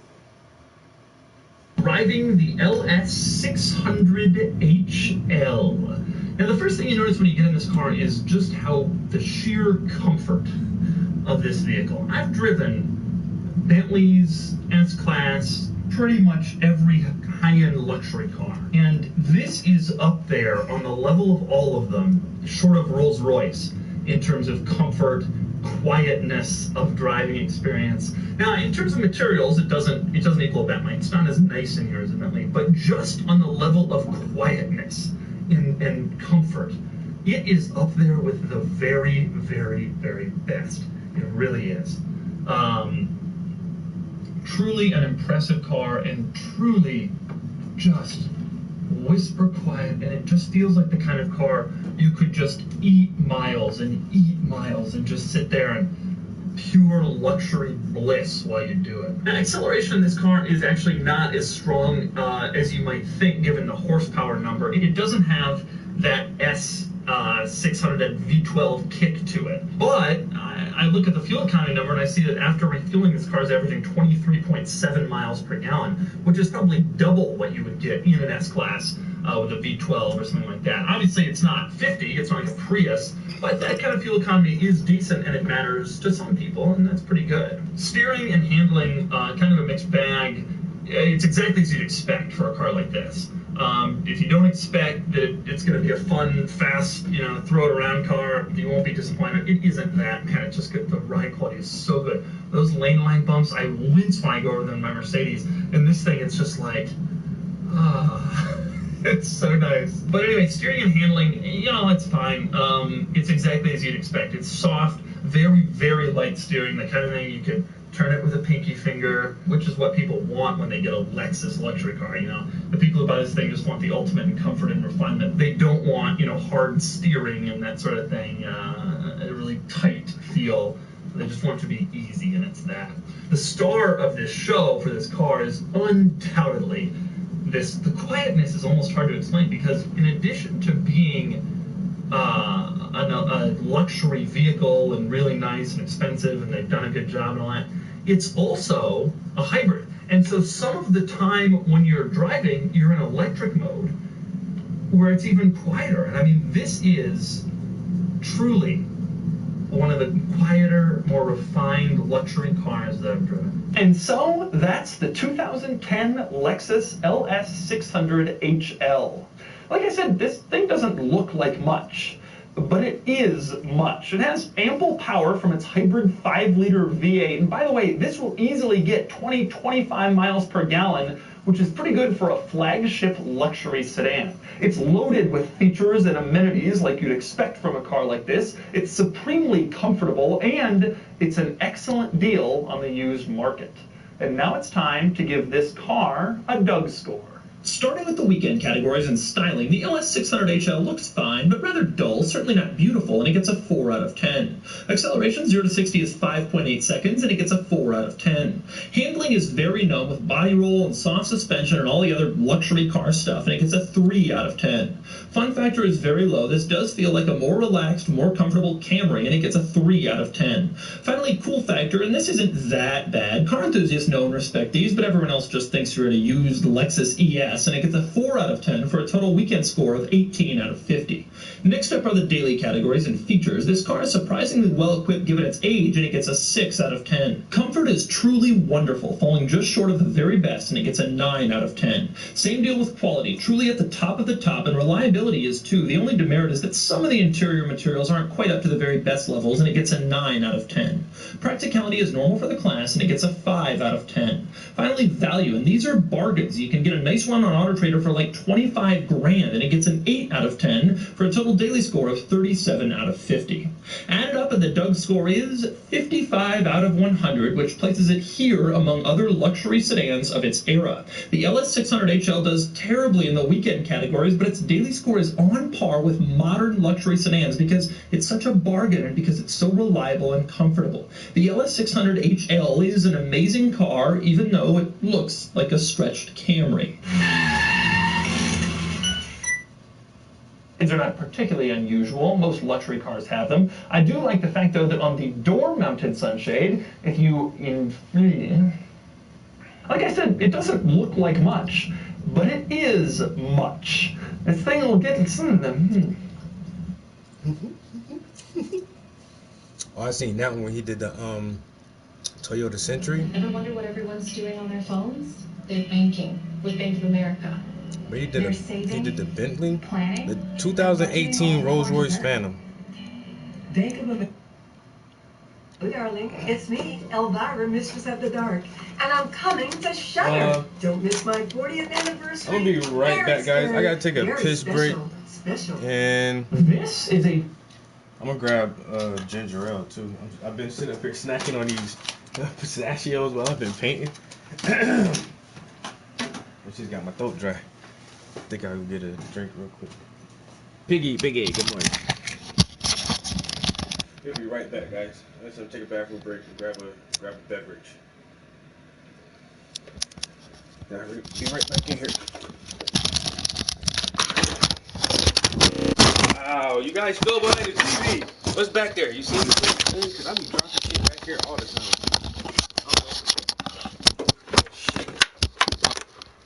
That's my what you call it. I see a pencil sharpener back there. Oh man. This is the 2018 Rolls-Royce Phantom. $550,000 car. 2018 Rolls-Royce Phantom, and it's a car that needs no introduction, but I'm going to introduce it anyway. This is the most luxurious car on sale right now, probably the most luxurious car ever made. The sticker price on this one is $544,000. Today, I'm going to take you on a tour of it. I've borrowed this brand new Phantom from O'Gara Coach here in La Jolla, California, which is an excellent dealership that sells Lamborghini, Rolls-Royce, and Bentley. Now, when they reached out to me and asked if I wanted to come film a video, my first question was, do you have the new Phantom? And they did, so now I'm going to show it to you. First, a quick overview. Now, the original Phantom came out for the 2004 model year, and Rolls-Royce offered it in several versions. There was a sedan, a coupe, a convertible, and an extended wheelbase model. This is the brand new redesigned 2018 Phantom, and even though it looks fairly similar to its predecessor, it has a lot of new features and luxury equipment and cool gadgets, which I'll show you.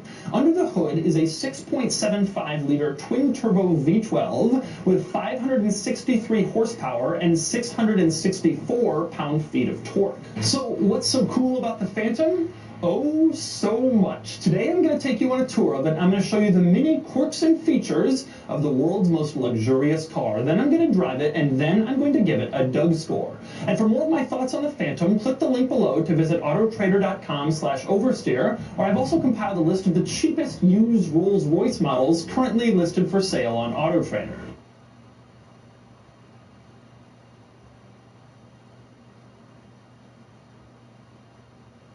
I'm going to cover all of the Phantom's crazy quirks and features, just like I always do, but I'm going to start with some of the more unusual ones, and that means starting with the window sticker. Now, like I said before, the retail price of this car is $544,200, which is crazy, but the craziest thing is the base price is $450,000, meaning this car has $100,000 just in options.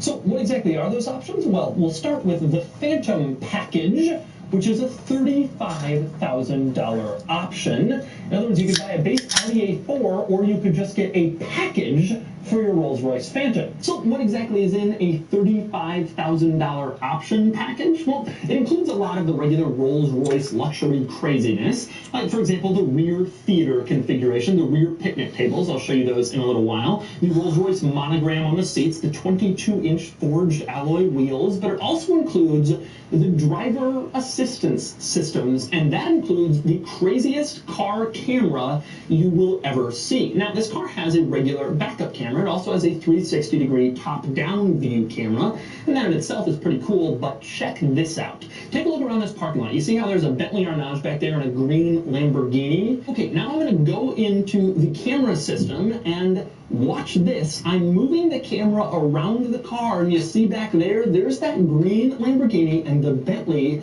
This camera basically shows from the outside of the car, looking at the car, what is around you. It is unbelievable. Now, there was a similar system in the BMW M760i I reviewed, because BMW owns Rolls-Royce, and so they're just sharing the technology. But whether you get it in a BMW or a Rolls...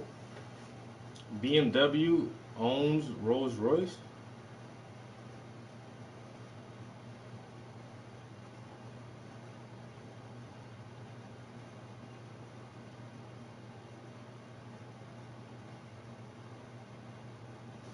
He said, I need to blow out like Snoop.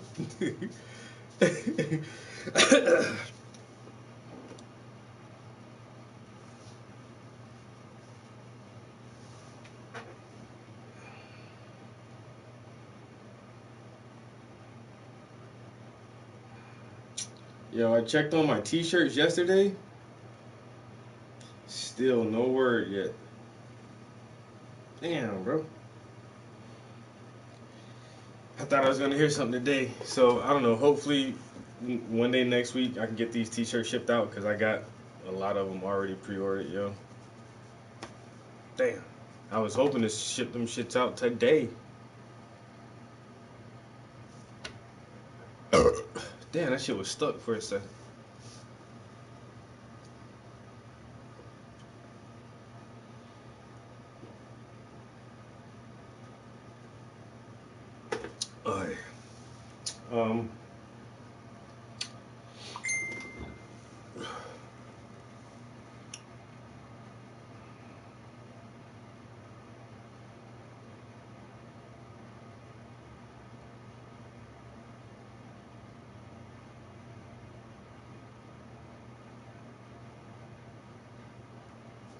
Nigga, one of the pre-orders right there. Can you let me know when you ship the shirts, cause so I can keep an eye out for it? The mailman puts all my packages out front.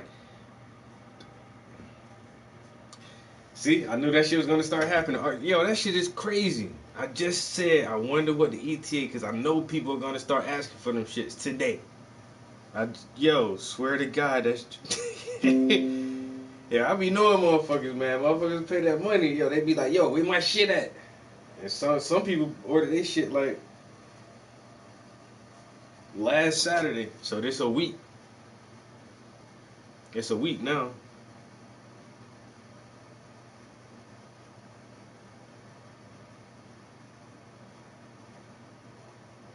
Damn. I know, like I said, I know motherfuckers gonna start asking about that shit, yo.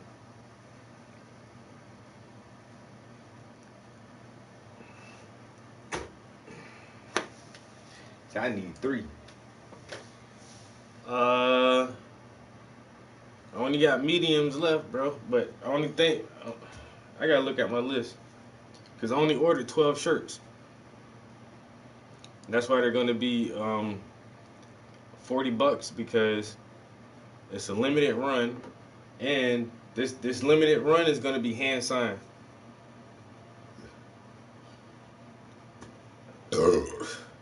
Yo, this soda is fucking like super carbonated or something. Not with this shipment, bro. I think I got like 1 large and medium. I only ordered large and medium shirts, and I lost a couple pre-orders because 2 guys was like, "Yo, let me get an extra large." Like I ain't got an extra large, bro. That'd be the next go round. I have extra large, large, medium, and small. But I don't have small or extra large. I got 6 large T-shirts and 6 medium T-shirts. So now, I think I got like 3 or 4 shirts left, yo. I got 1 large shirt and three medium shirts left.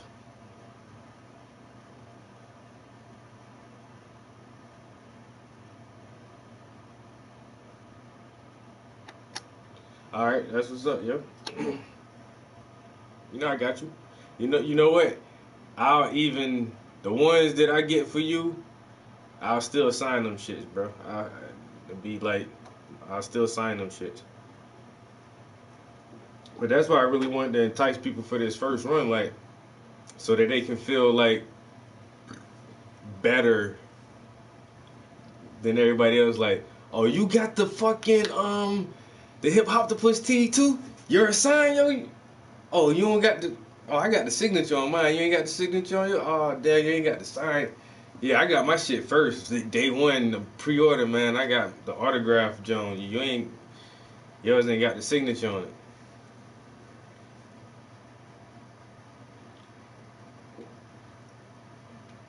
That's why I want that shit to be different, yo. You know what I'm saying?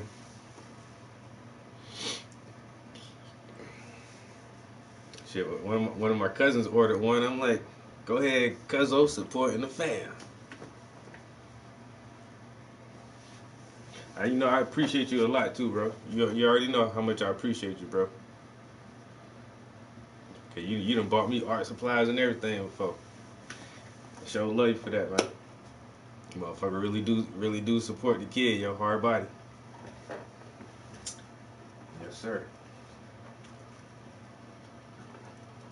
See, that's how I know I have to sign your shirts for you, bro. You be a part of the elite class. All right, so I don't know how to respond to this other than not a heart, a thumbs up. Yeah, I'll let you know when I ship them out, yo.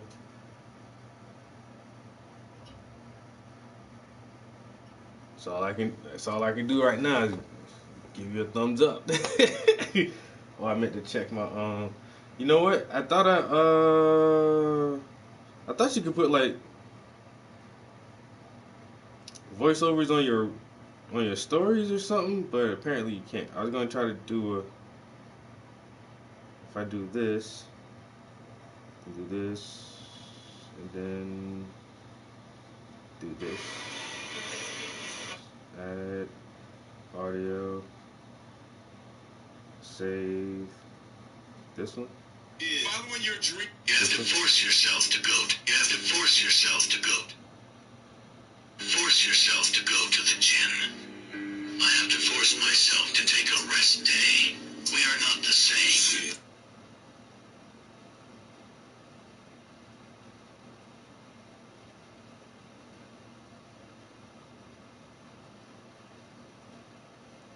Oh well, I thought the music would have played on that audio longer than that. Then I ain't gonna use that shit. Then I was gonna make a gym reel.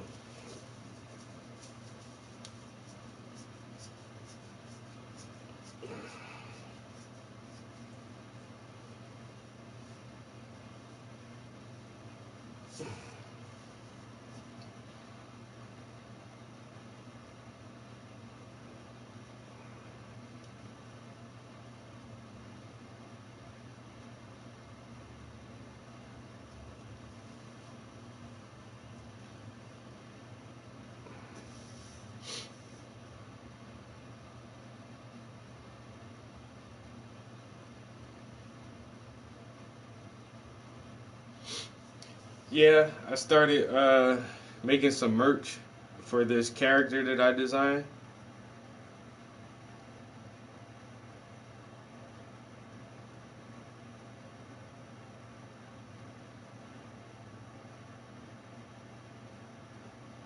It's a it's just like this little octopus, yo.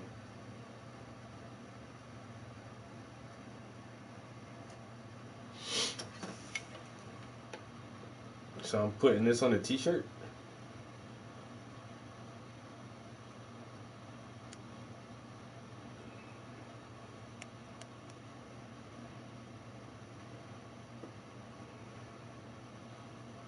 Cause I'm the hip hoptopus. I can do anything, man. I got, especially if I had 8 hands like that. You know what I'm saying? I'd be painting, I'd be rapping, I'd be cooking, I'd be trapping.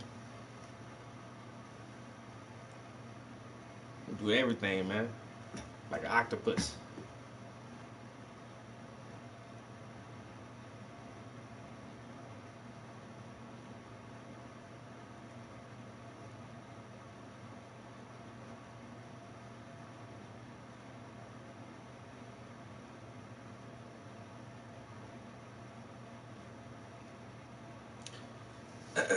How can you buy one?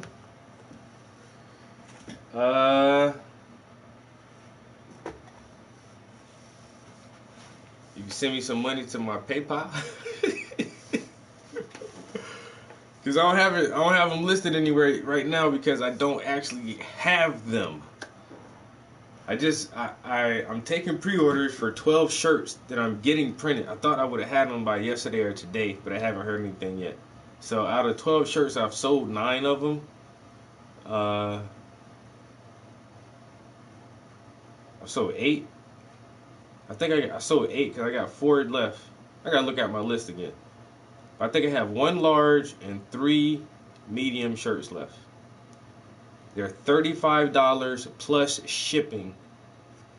And this first 12 is gonna be like a limited run because I'm gonna hand sign them, put my signature on them, and so they can be like a collector's item.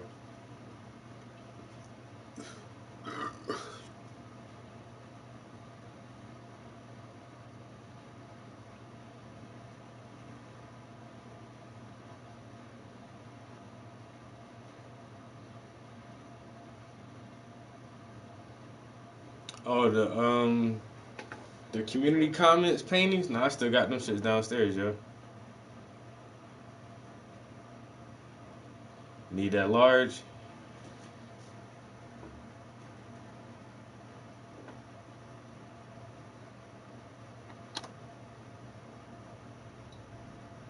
All right. My PayPal is. You already know what my PayPal is. $ paintings by the Prince. I use that shit for everything. Paintings by the Prince. I said they $35 plus $5 shipping. So send me $40. Let me go get my list so I can mark off this last large. Oh damn! Wait a minute.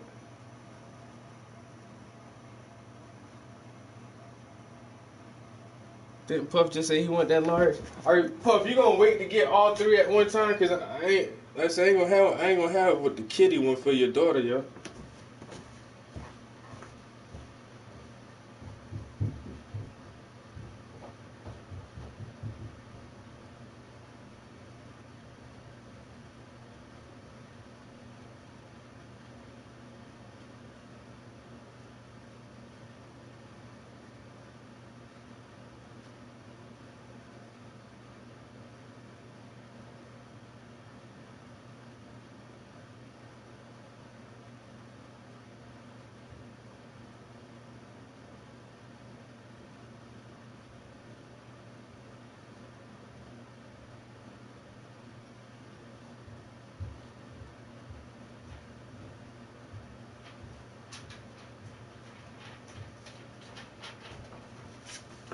All right, so actually, there's two people who said they was going to cop two, and they haven't yet.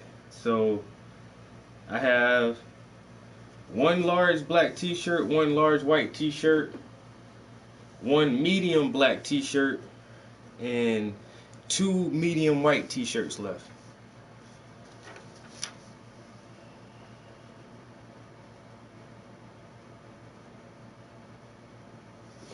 Yes, Cash App.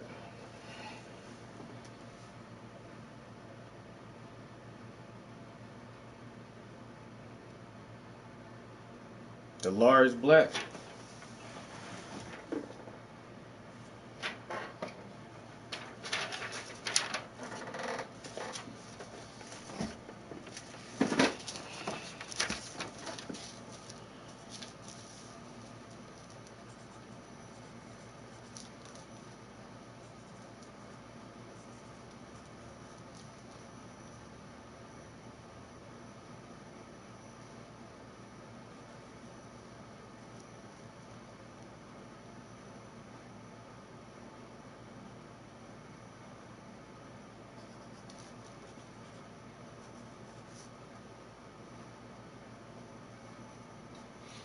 All right. Got you down for the large black.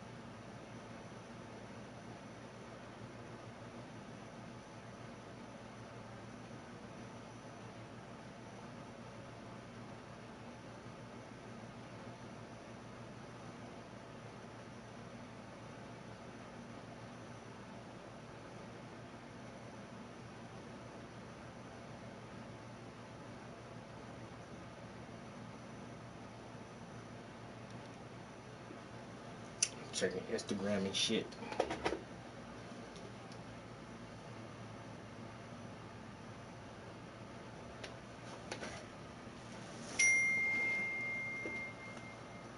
You know what that text message is? This motherfucker Cash App text, nigga. That was a Cash App. I got that text. You heard that text? That ding! Like, nigga, you got money. I already knew as soon as I see that Cash App number pop up. Sure appreciate your support.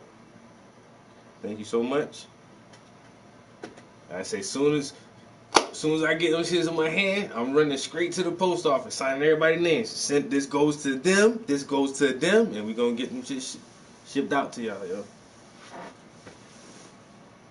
I can't wait, yo. I ain't never sell t-shirts before, yo. Like, have motherfuckers wearing my shit, yo. This shit is so cool, yo. Like, I cannot wait, yo, for y'all to rock the t-shirts, yo.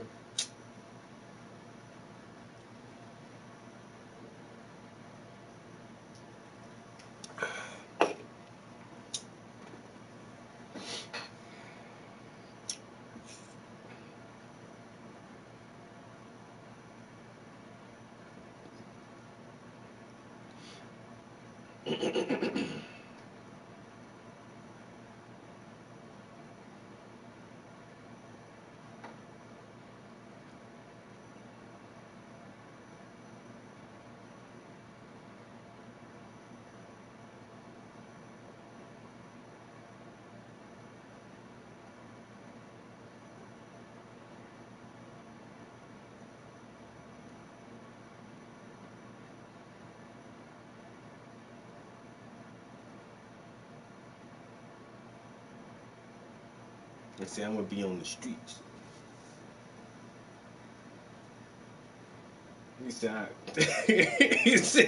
I put my shit in the frame. This is art, motherfucker. I'm not wearing this. I'm not about to wear this shit. Not. Hey man, I tried to ask you for some money on Cash App just now, but man, that shit say you ain't on Cash App. Let me go to PayPal. See, I'm gonna send you a bill on PayPal.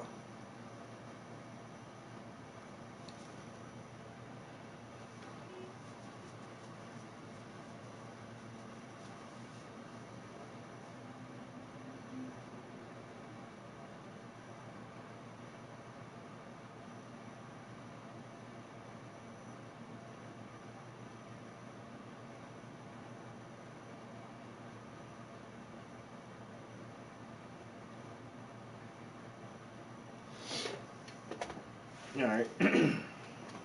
Yo, sure appreciate it. I ain't even taking a picture in this shit. I take a picture holding it in the frame, but I'm not putting it on. Y'all can wear y'all if y'all want to. Y'all can watch that handwritten signature off. Y'all watch that shit 2 times back. Nah, that's something else I need. I'll probably go grab that today too. Cause initially I was thinking I was gonna use my paint pens, but then there's fabric markers, like permanent fabric markers, and so I want to go get a black one for the white t-shirts and a white one for the black t-shirts. And so yeah, I definitely need to go grab some fabric markers. I think my paint pens may work, but I don't know. I want something that's really made for fabric, so I'll go get some fabric markers for my signature, so that shit'll be nice and permanent. Nice and permanent. All right. Had a little drink. A nice little soda. Yeah, see? Yeah. I was thinking too, bro, like, damn. Should I use paint markers? But I don't normally like write on fabric like that, so like I said, I definitely need to go grab those. So that'll probably be the one time I leave the house today. Oh, I got better than that.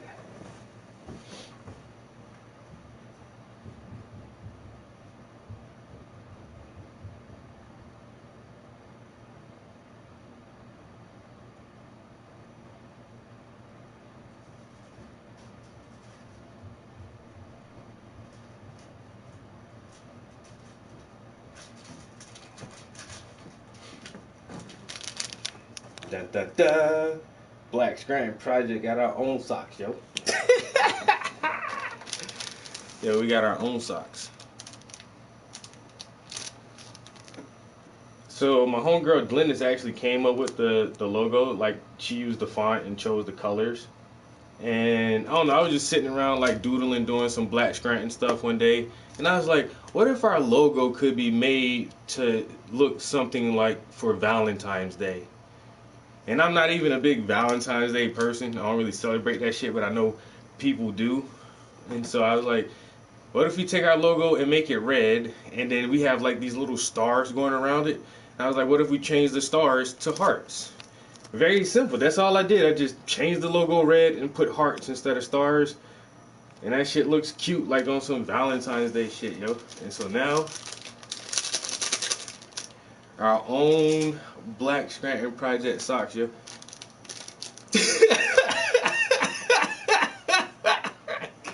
So I need some of them too. Yo, I ain't even opened them yet. I don't even know what they feel like, yo. Cause I only got 2 pair, yo.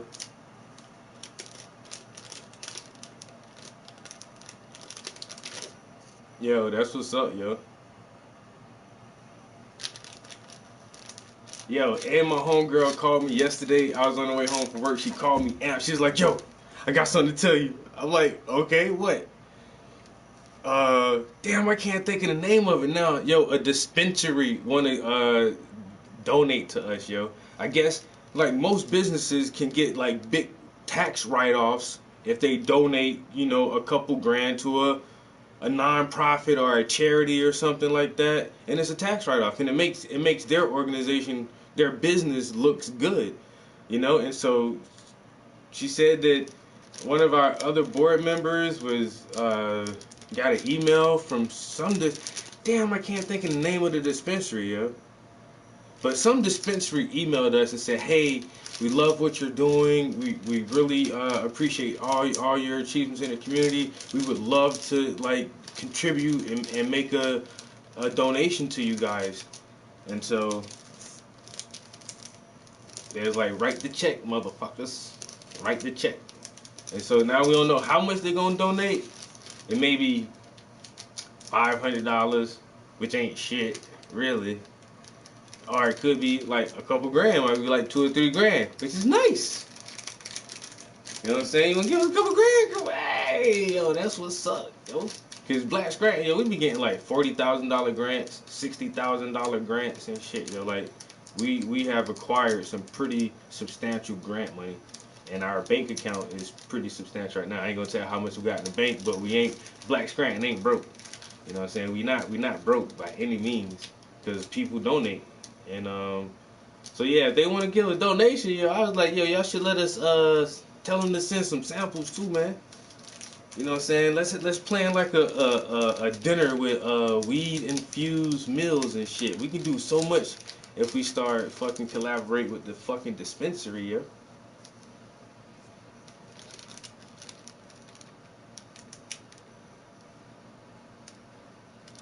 I'm ready to order. Not now, right now. Alright, for these, I can't sell these personally myself. You would have to go to blackscranton.org. And honestly, I'm not entirely sure if they're even listed yet. Let's do that right now. This is blackscranton.org.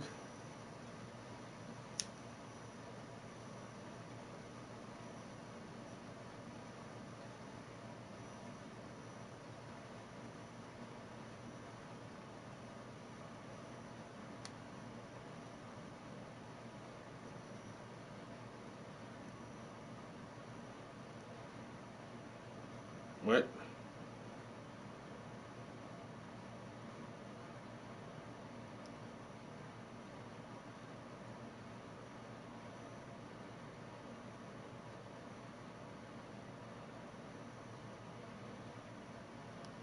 I typed 2 C's the last time. Alright.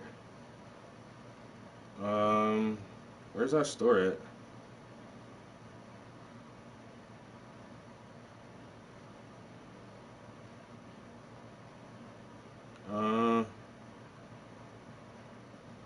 Hmm.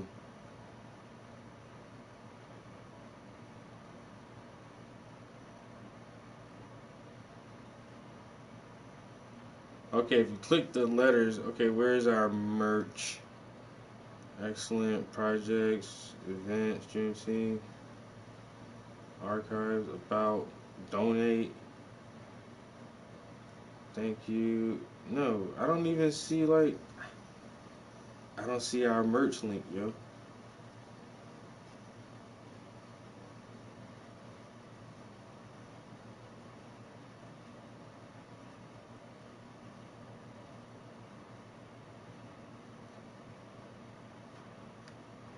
Wait a minute. Cause I never had to buy shit from us. I don't know. Like, I'm trying to find that shit online. Like, I don't see that shit, yo. Um,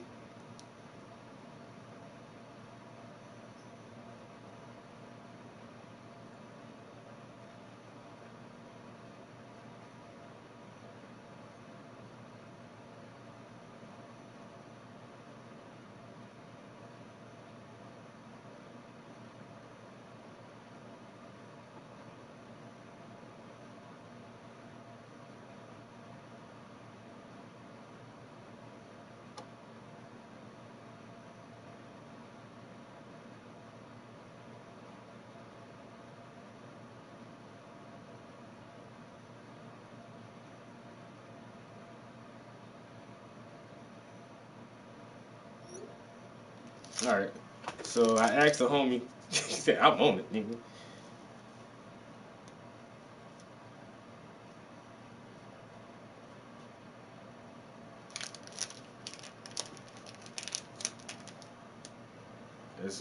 came through the donation.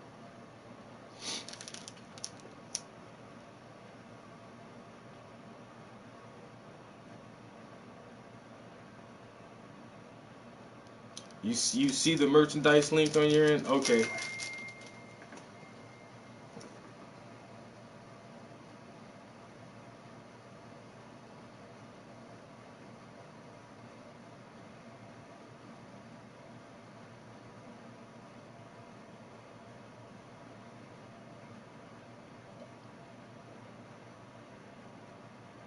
February the 1st. Because they're supposed to be for Valentine's Day. So she just said they will be listed on our merch link on February the 1st. I want to say she said $15 a pair.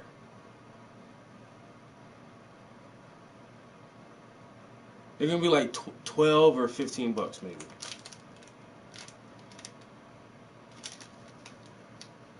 But February, you'll be able to order a pair on February the 1st.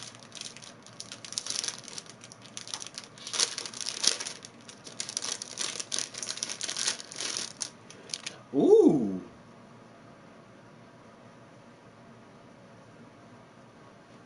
Yo. I mean, that's not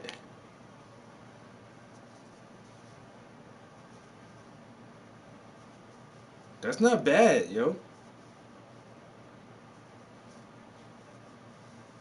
Yo. That's not bad fabric, yo.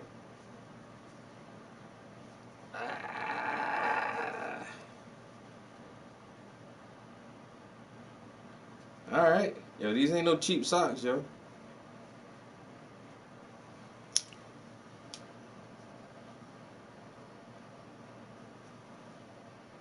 Yeah. Okay.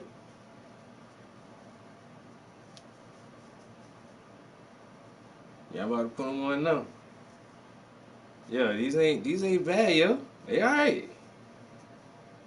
Kind of looking at them, I ain't gonna lie, like looking at them like, oh, they gonna feel like that old cheap ass nylon type shit. Like, nah, this is some real nice cotton. It's a cotton nylon blend. This shit's nice, yo.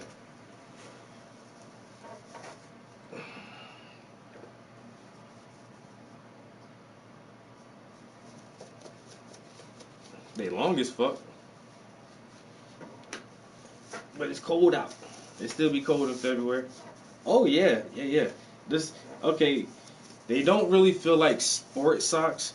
For me, they feel like a nice pair of like dress socks, like some thick, like some nice, really nice dress socks. I could wear these with like some shoes and slacks, yo. Yeah. Oh yeah. But the color scheme, though. Yo.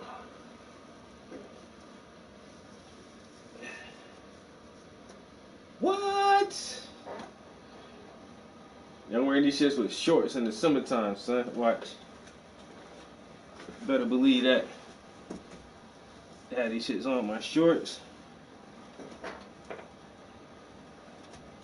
What? Hold up.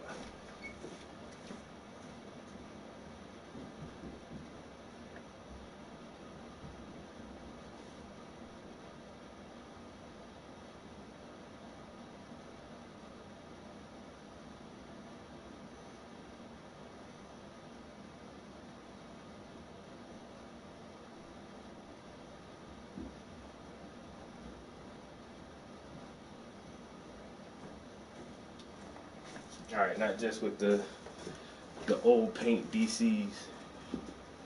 I throw on the good sneaks. Oh yeah.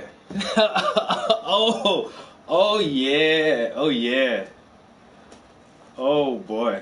I'm in there. Yes sir. Black Scranton all day. Yes sir.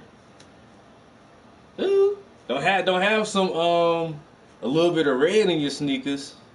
You got some red and black sneakers? Oh, you in there.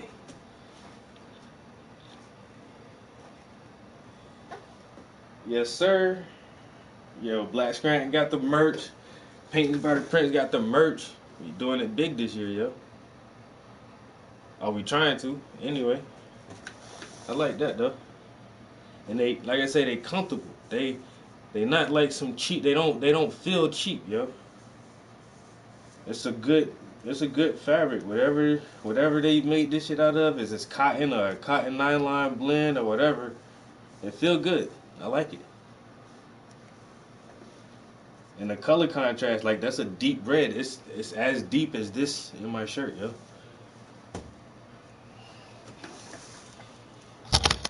Now I'm ready to buy. Oh yeah. We got our own socks now. Yeah, I had to try it on.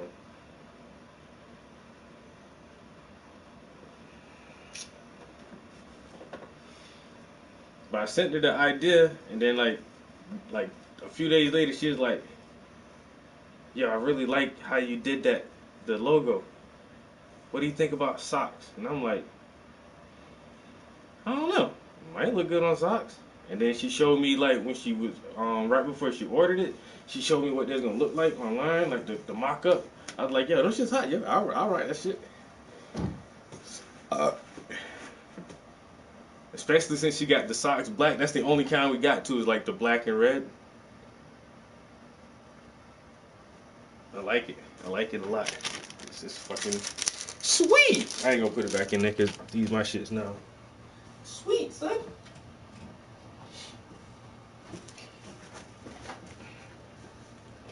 Goddamn.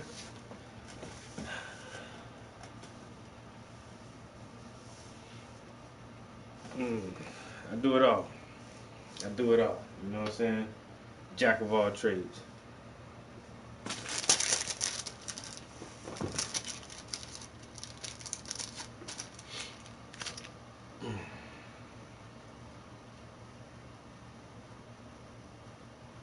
Alright, we gotta get some more painting done, yo.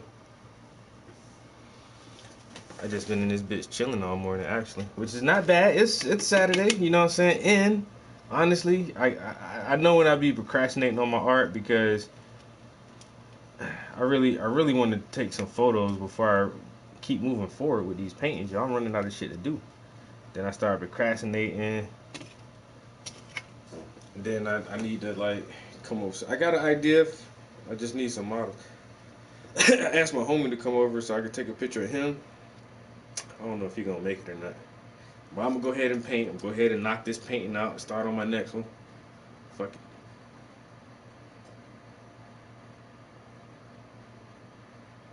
So I ain't going outside and smoke no damn cigar today.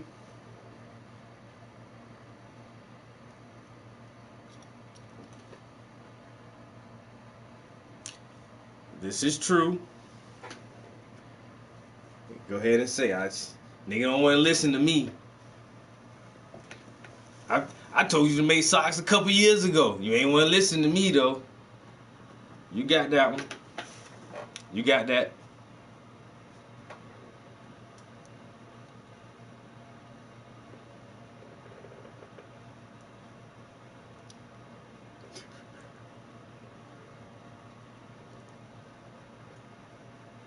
That shit still coming down? Yo, that ain't shit, yo. My cousin posted some pictures of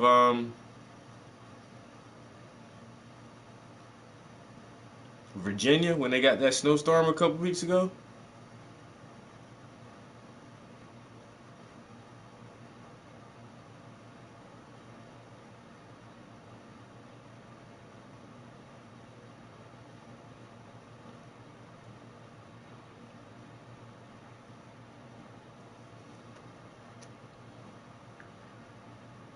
Alright, so hold on. I might have a video, a quick video. I'll show y'all the difference in the snow they got, yo. So where this shit at? Oh man, it's so far back. Let me see. Alright, I think here.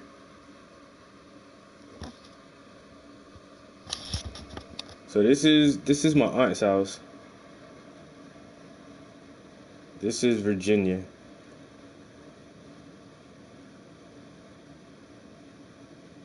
So watch the hedges and the shrubbery. You can see her front steps and how high the porch is. I'll play it back again. Look at her plants and how tall her bushes are. Those shits are a little bit higher than waist level. Look at how tall that lamp is. It's taller than I am. I had to look up at it. Now,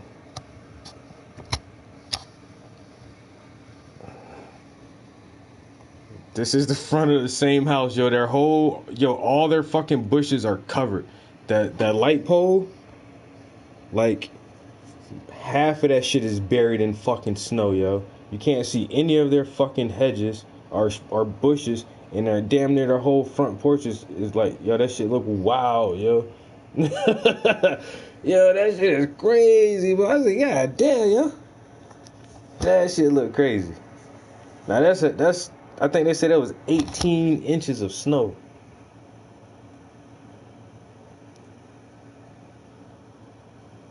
That shit was, man, look at that shit, bro. That's wild.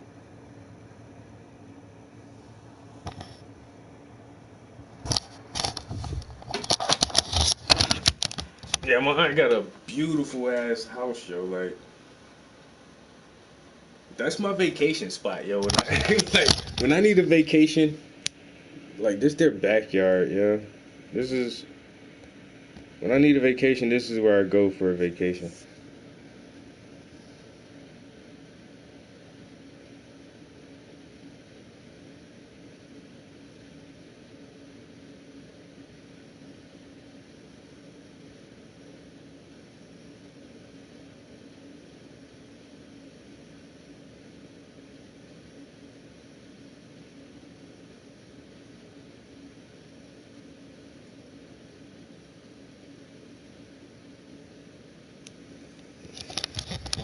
Yeah, that's like, when I need to get away, that's it. I don't need to go to, yo, Uncle Larry, I'm coming down for the weekend. Shit. I go chill out my damn family house, yo. They got that beautiful ass, big ass mansion. Go chill out there in the middle of nowhere. That shit is literally like, it's out there in the middle of nowhere. It's a community, but that shit's so far out, like, you don't got no reason. If you don't live out there, you ain't got no reason out there. Because you don't even, it's too far off the course. Like, you ain't nobody out who don't live out that shit, yo. It's quiet. It's pretty. And then it's not far from the town where I used to take art classes at. Like, love that shit, yo. You don't live out here, you don't need to be out here, bro. What you doing out here? I feel like a Karen. If I see somebody out there, yo, who you? Well, you live out here? Nah. Get your ass back down the road. You don't live out here. I ain't never seen you out here before. I'm about to call the cops. I'm about to call the cops, nigga. Who the fuck you is?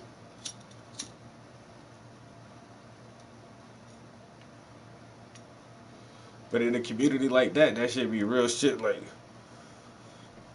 cause everybody out there do know everybody, and everybody out there got motherfucking $1 million homes. They don't want nobody coming out there fucking with their shit on their properties and shit.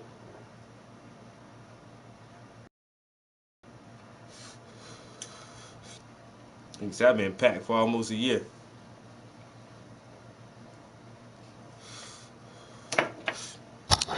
When you gonna make that move, Puff?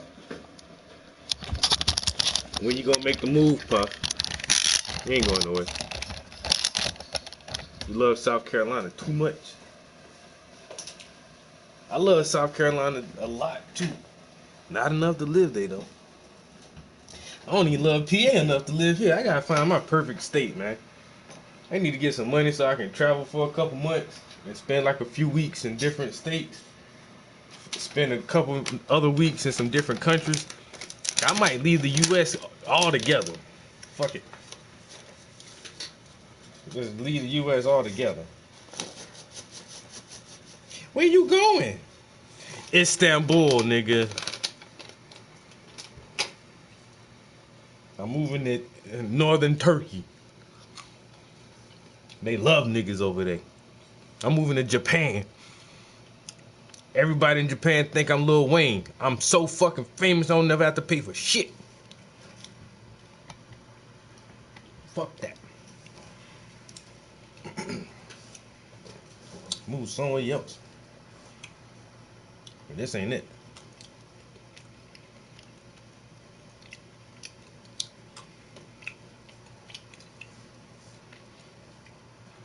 I gotta find the right state though. When I was in Washington State, yo, that shit was pretty cool over there. I really like that shit. I think honestly so far, that's probably the best state I've been to.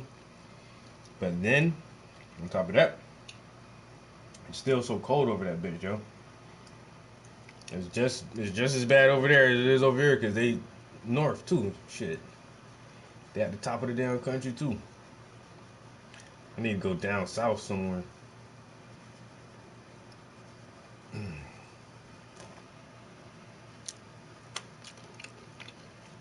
Doesn't matter, it is clearly the best camera system in the car industry. And check this out. You see how the Phantom in that little around the car view is black? That's because the Phantom in that camera angle is color-coded to the Phantom you have. You get a white one, your Phantom turns white in your in-car camera system. You get a red one and it's red. I swear, that is truly amazing. And speaking of the exterior color, it's called Infinity Black, and according to the window sticker, it costs $11,200. Seriously, $11,200 extra for the color of this car. And speaking of crazy expensive options, we must now discuss the gallery. This car, you see, does not have a dashboard. Instead, it has a gallery. Above the glove box, there is a little glass window piece, and it looks at, well, whatever you want. You can customize it. You can commission your favorite artist to make a painting and stick it in your gallery, and Rolls-Royce will do it for you. This particular car has this folded leather that Rolls-Royce calls regatta sails in black. It's supposed to resemble the sails of a sailboat. And for that, they charge you $10,350 just for the folded leather. Obviously, if you commissioned your own artwork for your gallery, it would cost a little bit more. So in your car, you have a dashboard. In the Phantom, you have a gallery. Oh, and speaking of the gallery, in the gallery, you might notice that there is a clock. Well, not only is it a clock, it is a very nice clock. In fact, I suspect it is a very, very nice clock because according to the window sticker, that clock costs $6,575. Craigslist Miata or Rolls-Royce Gallery clock? Next up among the Phantom's crazy features, you can't talk about Rolls-Royce without talking about its logo, which Rolls-Royce refers to as the Spirit of Ecstasy. It appears to be a woman with wings. Anyway, the Spirit of Ecstasy is, of course, kind of desirable, and that could make it attractive to thieves. So Rolls-Royce allows you to lower your Spirit of Ecstasy if, for example, you're driving through a bad neighborhood and you're worried someone might steal it. Just go into the infotainment system, lower the Spirit of Ecstasy, and then, well, the Spirit of Ecstasy automatically lowers so no one can take it. When you're back in your nice gated community, you can raise your Spirit of Ecstasy, again, automatically from inside, and it pops back up. And then we move on to the wheels. Now, to a plebeian such as yourself, these might look like regular everyday wheels, but they aren't. They have one very special characteristic, namely, the RR in the middle, Rolls-Royce's logo, is weighted. So as you drive down the road, it always stays facing up, which means there's absolutely no confusion about what vehicle you're piloting. Next, we move on to the doors. Now, for a quick glance, they don't look all that unusual, but check this out. They're rear hinged. So your chauffeur opens them all the way, and then you can step out. Now, other than the fact that they're rear hinged, they definitely don't look all that interesting, right? Wrong. Haha. See ya! Yes, that's right. The doors close automatically. Get inside your Phantom, push a little button inside next to the window marked door, and then the door closes for you. So you, the chauffeur to passenger, don't have to expend your valuable energy closing a car door. And check this out. On the outside of the car,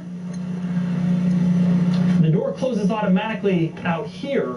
2, you just tap the door handle and then the door electronically swings closed, so you don't have to put in any work to closing automotive doors, an activity that is surely beneath you if you have a Phantom. Unfortunately, there is one drawback. If you want to open the door, you have to open it manually. And I'm not done with the doors yet. Let's say you're sitting in the driver's seat and your front passenger has gotten out and walked away forgetting to close their door. Well, that's an easy one to solve.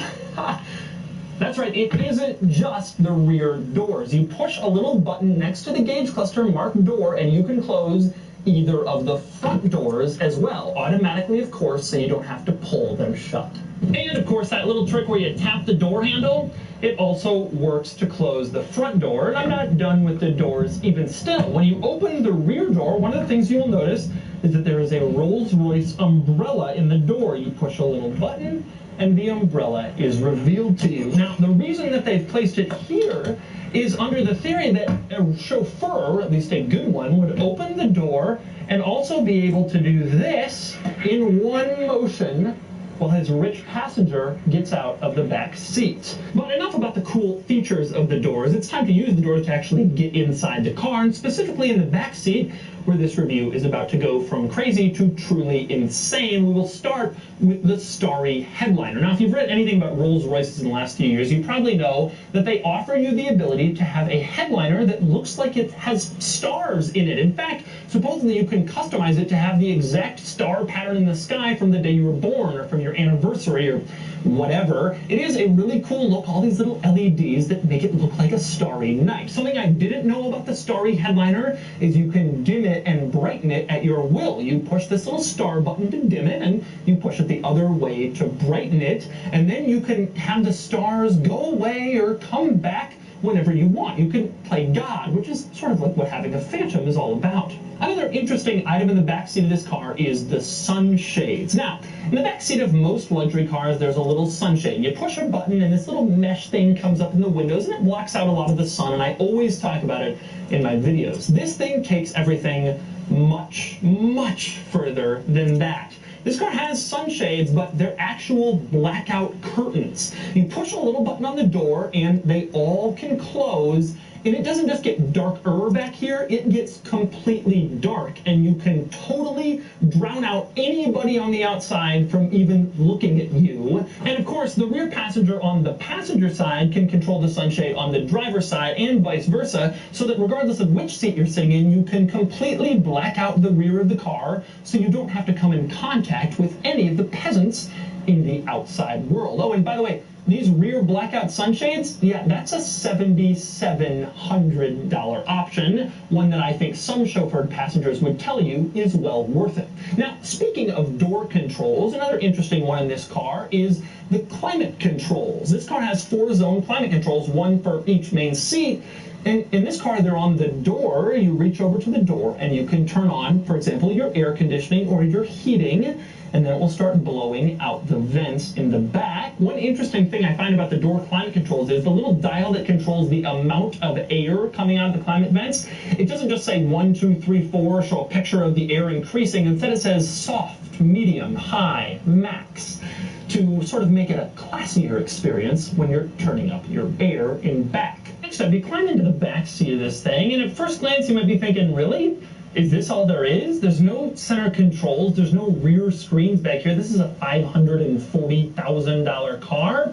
But you're mistaken. I will start with the picnic tables. You push a little silver button on the back of one of the front seats, and then the picnic tables automatically retract so that you can use them to have a picnic or to use as a laptop rest if you're driving along trying to conduct business. But it doesn't stop there, of course. You want to know where those center controls are? Well, you just drop this center console, and then you push this silver button, and the center controls are presented to you. Note, by the way, before I get into that, you don't just open up this lid. Instead, you push the button, and then the lid opens ever so quietly, and then there are your center controls.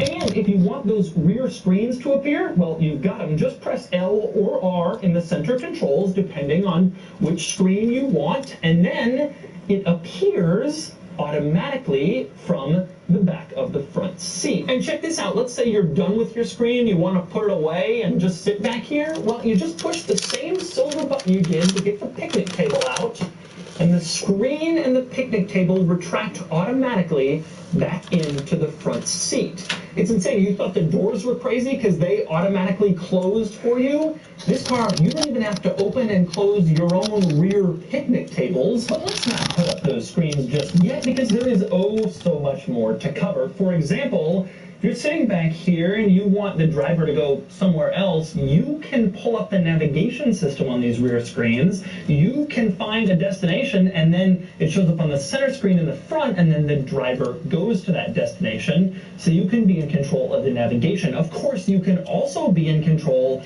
of the stereo. You can go into the radio controls. You can choose the station, the song, the media type, everything from back here. Here's the interesting thing. If you want to change the volume, it's little buttons next to where the door closer button is, right next to the rear window. There's a volume plus and a volume minus button. You press them and they change the volume. It's an odd placement. So interesting items on those rear screens. How about the fact that there's not only a setting for heated seats, there's a little button in the door. You push it, the heated seats turn on, but you can go into the screens and configure your heated armrests to come on when your heated seat is on. I'm serious. So you can be sitting there getting your butt and back heated, and also your arms as you drive down the road. And then there's the massage function. Of course, there's a massage function. That's not all that surprising, but just look at how many different options you have when getting a massage. Mind you, you're sitting in an automotive seat.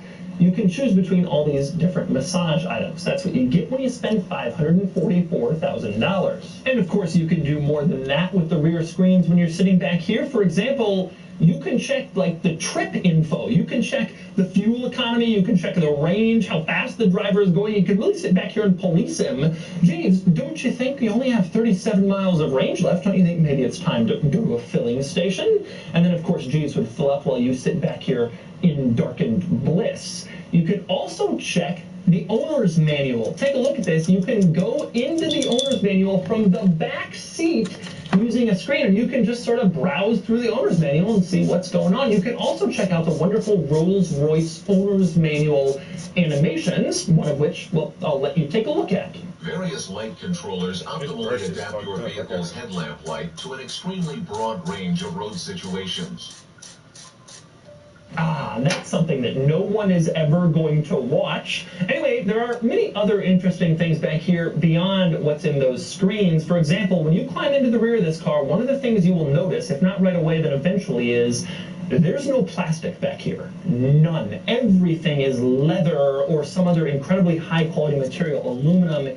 Even in the center console, the storage area that no one will ever use or look at is lined with, like, felt to make sure that anything you put in there doesn't rattle around and cause obnoxious noises. Everything is the highest quality. Other examples of their attention to detail, obviously you have a rear armrest in the middle between the two rear seats, but check this out, there's also a rear armrest over on the other side between the seat and the door. Very few cars have that, but the ones that have the highest attention to detail, well, they do. Of course, that rear armrest is finished in leather and beautifully stitched. Another crazy piece of attention to detail, when you're back here and you're controlling your screen, your navigation system or whatever, the little control is a wheel, but the logo inside is the Spirit of Ecstasy, and it always stays pointed up, just like those weighted RR logos on the actual wheels of the car themselves. And then we must move on to the floor, and specifically the floor mats, which are just beautiful. They're made of this incredibly wonderful, thick carpeting that just feels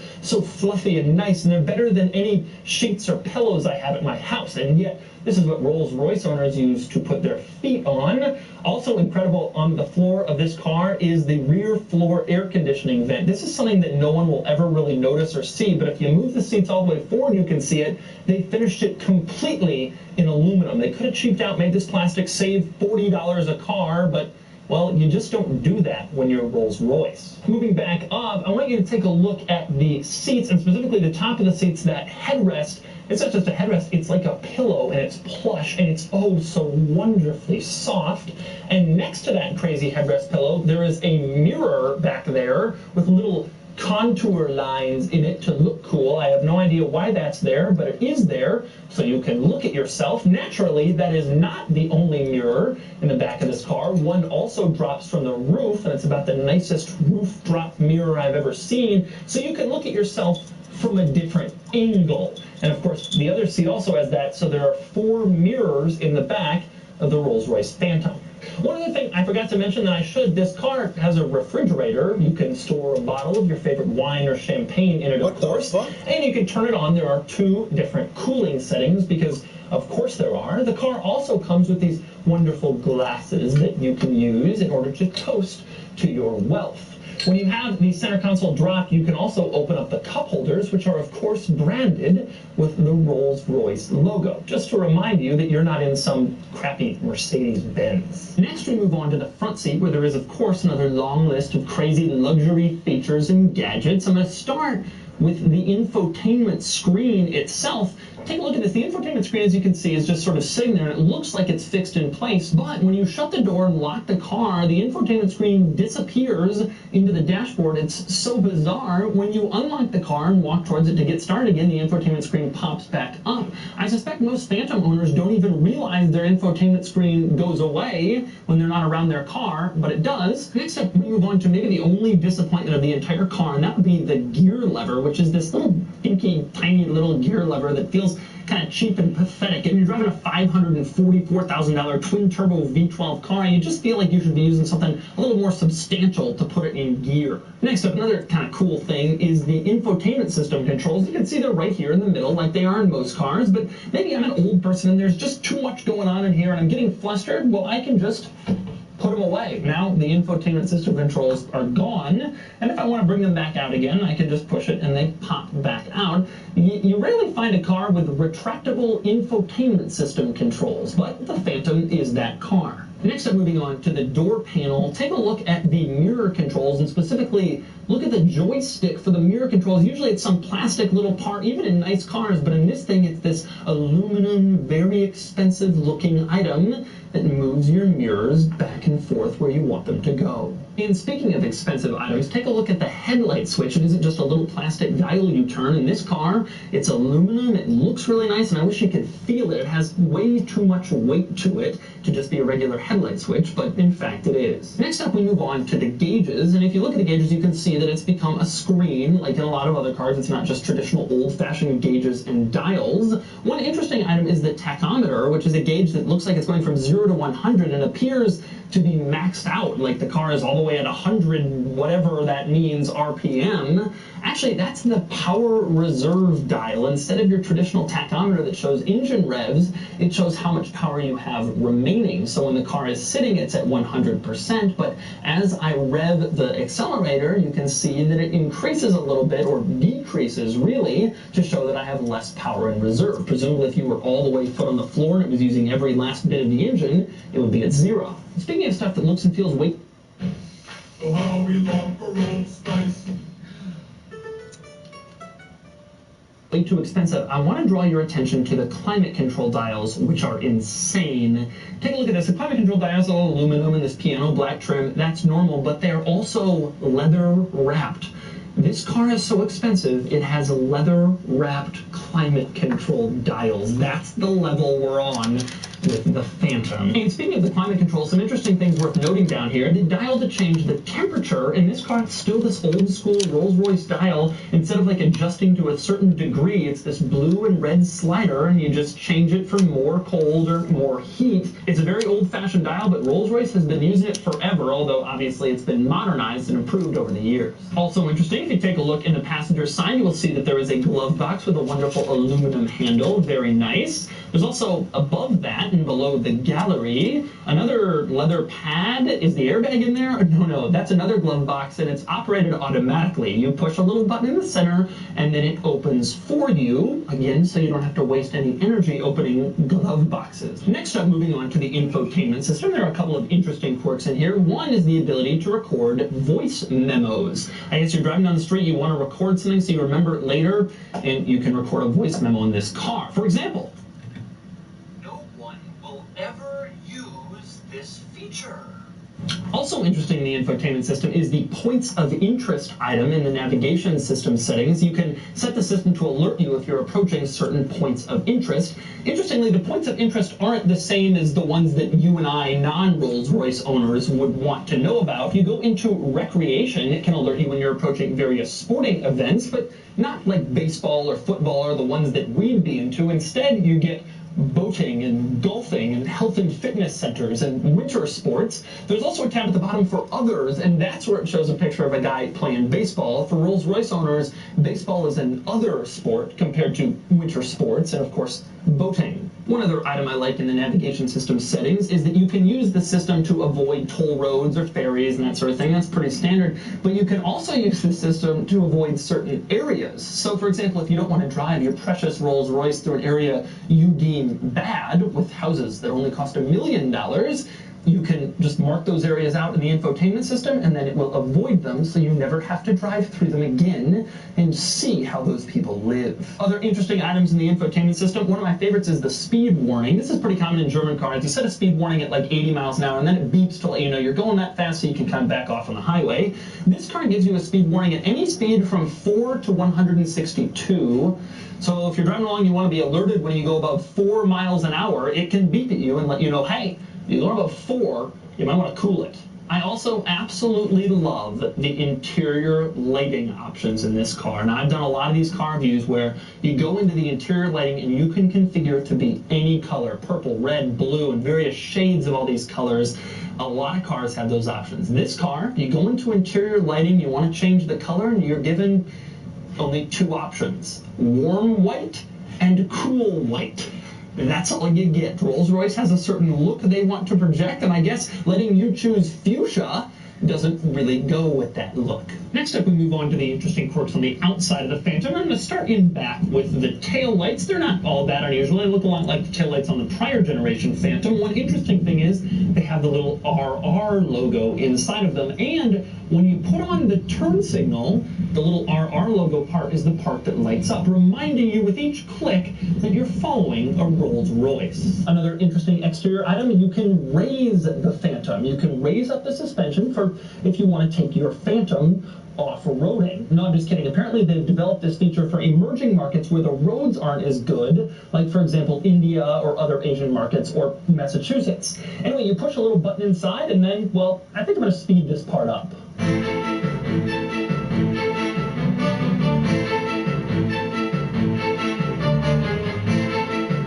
Now look at this. There's like 3 more inches of ground clearance under here than there was when it was in its lowest mode, which I had it in before. It really looks like some sort of off-roader Phantom. Another interesting thing about the raising and lowering is the button inside to raise and lower the Phantom has a diagram on it of a Phantom, and this is carried through to various other places. For example, the switch to open the trunk on the driver's door panel has the unmistakable rear roofline of the Phantom, and even the traction control warning light to let you know you've turned off the traction control or it's active, that has the rear end of a Phantom sort of slipping on the road. You will also find the Phantom's outline on the power trunk closer button, the button that you come back here and press in order to close the trunk. And since I'm back here, we might as well talk about a couple of other interesting trunk-related items. For example, the whole trunk is, of course, carpeted in this lovely black carpeting. I would expect no less. And beyond that, this car's attention to detail is carried through to everything. For example, this little panel on the side of the trunk, no one's ever going to use it. It's to like the fuse box or something. Even it has a little leather strap stitched, and the base is aluminum. No one will ever touch that or use it, but it's there and it looks good. Now, speaking of the Phantom, there are a couple of interesting items I have here in this O'Gara Coach bag that will be included if you purchase the Phantom. One is inside this little box. You open this box and you discover another box. You open that box and you get another box, and if you open that box, you will see a pen. Now, that, however, is not my favorite one of these little Phantom extras that you get. Here is another box. You open it up, you get a box, you open it up, and you get a USB stick. And not just any USB stick, but I wish you could feel this It's the heaviest USB I ever felt. Of course, it's also shaped like the Rolls-Royce Wraith. It's a very beautiful USB stick. And finally, we move under the hood, and you can see the Rolls-Royce 6 3/4 liter V12 in all its beauty. And on top of it, there is a plastic engine cover, just like in pretty much every other car. A couple of interesting things under here. One is that it says Phantom, hand-built in Goodwood, England, on a little plaque under the hood. Interestingly, that's the only place in the entire car where it actually says the word Phantom. You're just supposed to know. I also like the oil cap. Take a close look and you can see the Rolls-Royce logo on it, which probably quadruples the price of that oil cap compared to a regular plastic one. So those are the insane quirks and features of the new Phantom. But now it's time to drive it, because a luxury car isn't only about gadgets and upholstery and quirks and features. It's also about driving down the road and drowning out the sound of everyone else. All right, driving the Phantom. Oh, it is so nice in here. One of the things I realized just even a few minutes ago when I was filming that construction site next to me, you probably heard in some of the clips, when you shut the doors, you don't hear a thing. And so now as I drive down the road, you don't hear a thing. And oh, it is just so nice. And you know what? That's right. That's right. Oh, and you know what? Actually, I'm going to keep that open so I can see. It's just wafting along. Oh, these roads are just completely, the pavement, it's not the best, and it just swallows it up. The Phantom does not care. This is like climbing into a hot tub after like a long hike. That's what this car is. It's like the automotive equivalent of that.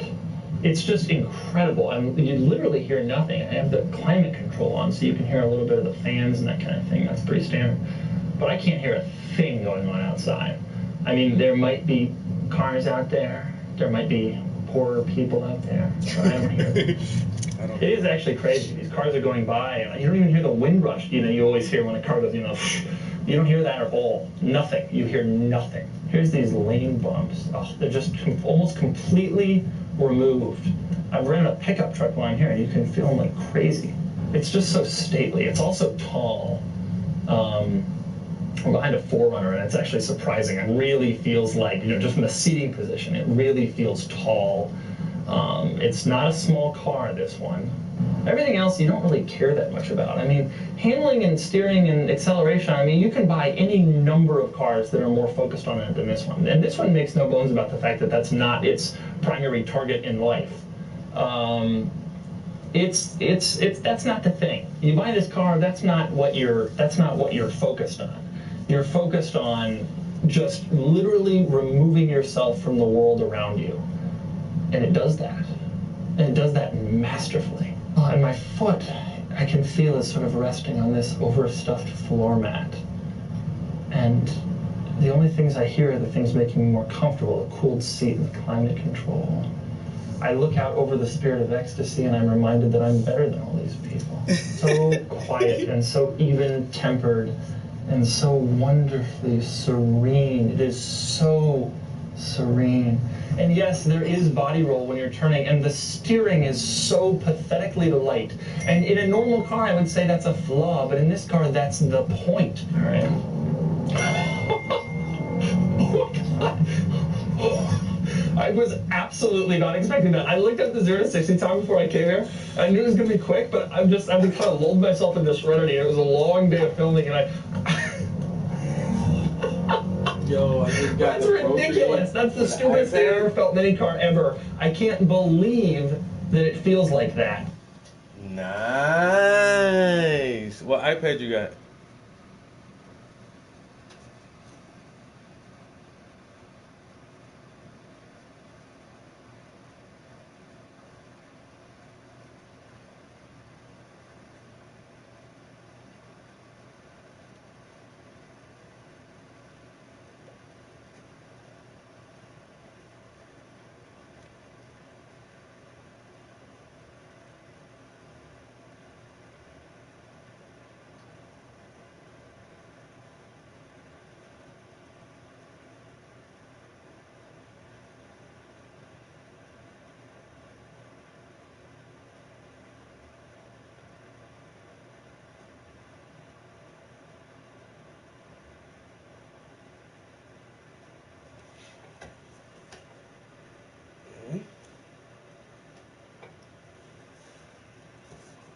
What yeah, what iPad you got, yo?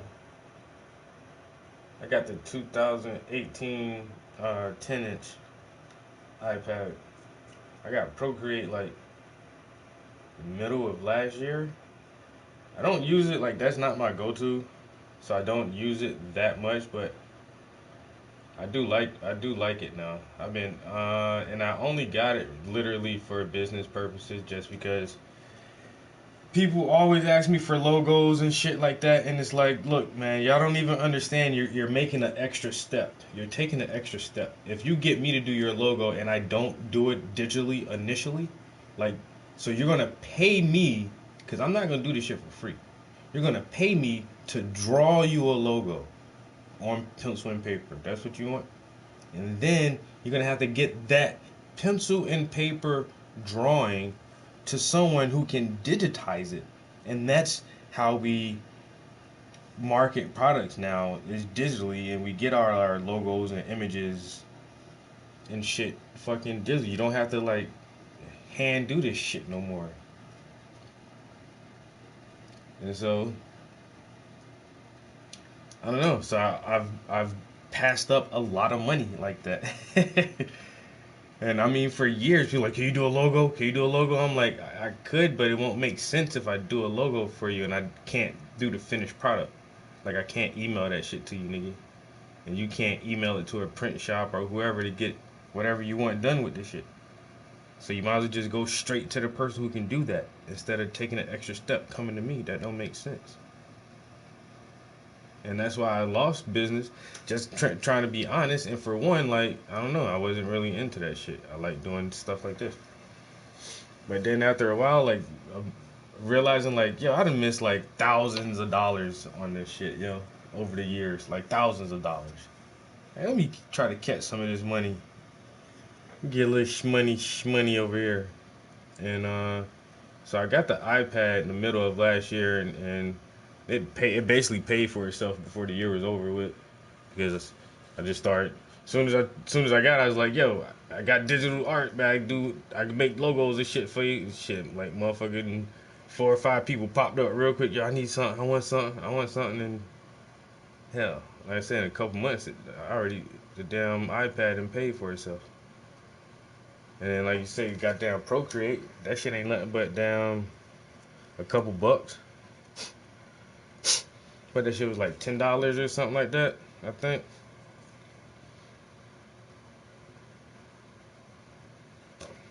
Oh, that was stupid. Anyway, I rubbed my nose with the hand I was eating hot pistachios with. Now my nose is burning. Yeah, the Procreate program is the fucking shit, yo. For $10. And then you can use it, like, there's a lot of other digital art programs and some that have like free portions to it, but like Procreate isn't free, but it's the cheapest one that has like the most features that I've seen so far.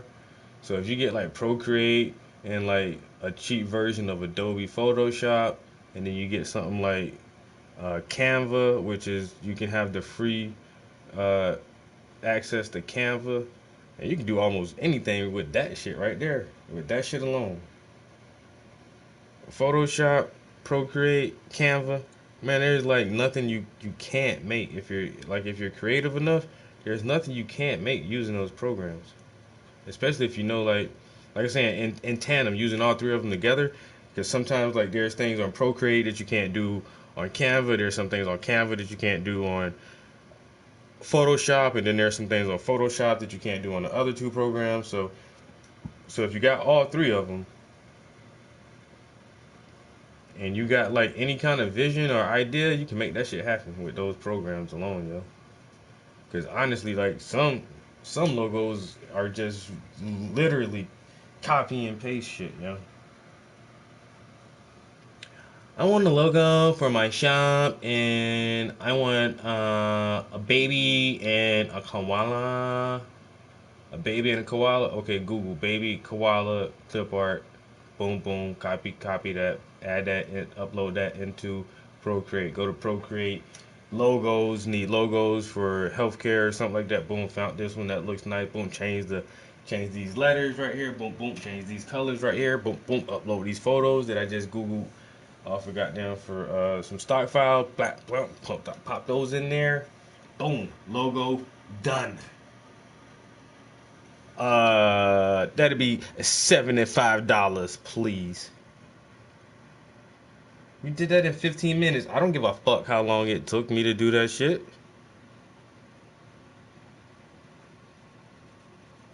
Who cares how long it took me to do that shit, yo? Look, give me my $75. Let me get my $75 right now. I'm saying you use your logo. Simple as that. I'm like, damn, I can make $75 in 15 minutes. I like it. I like working like that. I haven't had someone ask for a logo in a minute, but I don't turn them bitches down no more. And then if I really gotta like do some original art for your shit, ooh wee, I need like $150, $200 for these logos now. Especially if that shit for a business, you about to get paid off this shit anyway. From your advertisement. And your advertisement is your logo and your branding. So whatever I make for you gonna make your company hella dollars. So I need hella dollars up front. Oh, and I had to come up with this original shit. Yeah. I need hella dollars up front.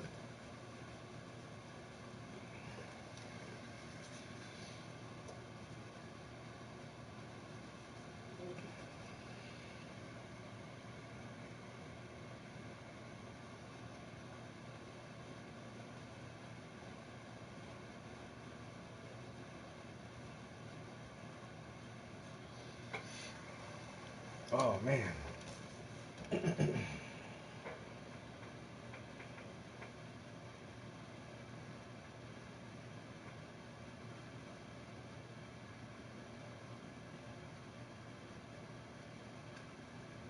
Procreate beat that shit hands down. I never tried Infinity Painter. That's what I had too a few years back. Was it a no. I had a Samsung tablet, I think. I think that was the first tablet that I had, but I was using that mostly for like social media and stuff. I don't even remember drawing on that shit or anything. I don't even think there was a program to even draw on that shit when I had it. But yeah, Procreate, that's crazy, yo. That shit is a crazy program, yo. The programmers of that shit are fucking geniuses. How I don't know. And now they got the 3D modeling in there, just like, yo, some really fucking smart guys, yo. And then to keep it at such a low price for everybody to have access to the tools, man. You can modify your brushes and make brushes, and you can buy new brushes, and like, yo, that shit is fucking dope, yo. I really like Procreate. And I always tell myself I need to get on there more, yo. Because one of my other homies, he's just a digital artist, and yo, his shit be fucking dope. I be like, damn, bro, I need to get on my Procreate shit some more, so I can make me some shit like that. But that's why, like, I made my little Hoptopus character on there, and about to get these T-shirts popping. I'll be doing logos and shit for everybody else. Shit, might as well go ahead and get me some merch out there. You know, get this merch. Use that to buy me a new iPad.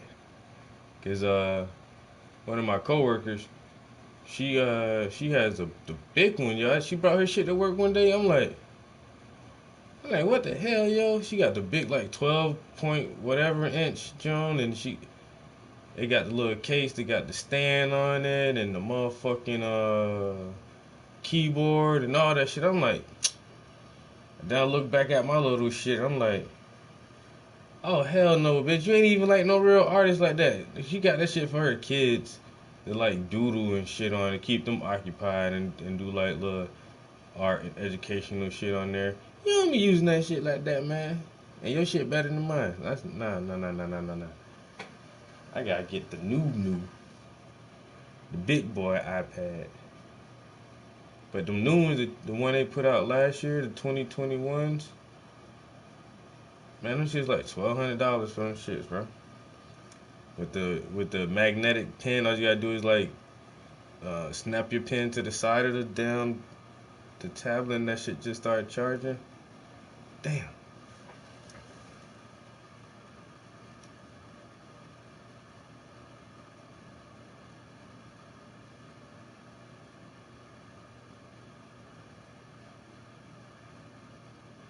Yeah, that's all you need, really. I just want the bigger screen. I don't need the memory like that, because most of my stuff be so basic anyway. Like, I don't be having a lot of lyrics in my shit, so.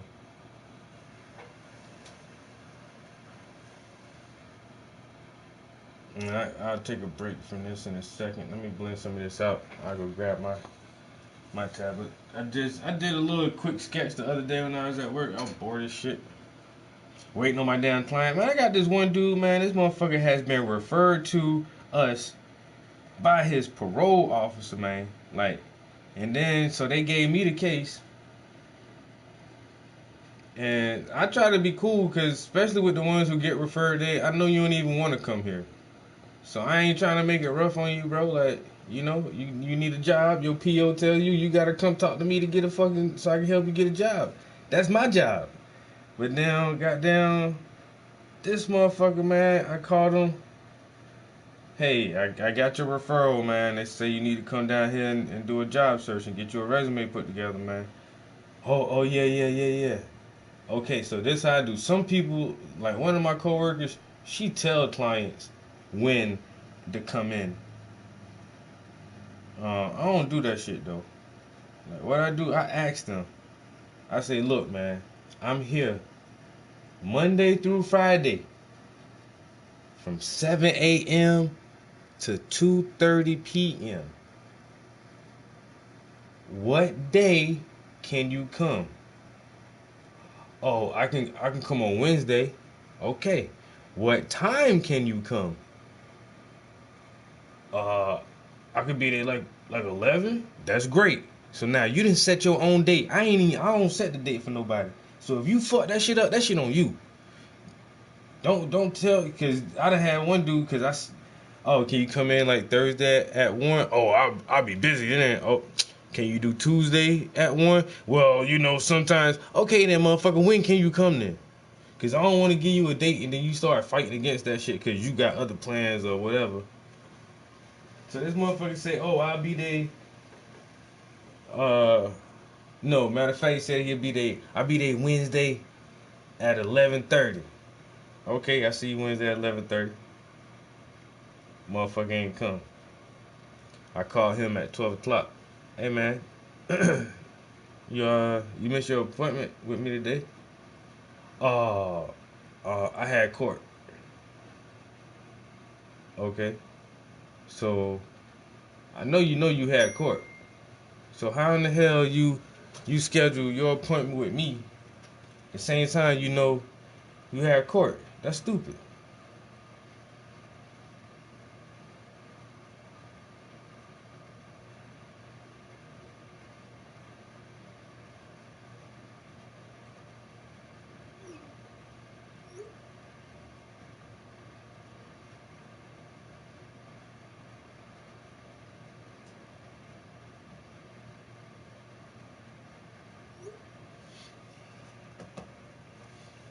So now I say, you need to reschedule, man. So when can you get down here? Oh, I can come tomorrow, which is Thursday. I can come tomorrow at 2. Okay. You know I get off at 2:30, nigga. I already told you that.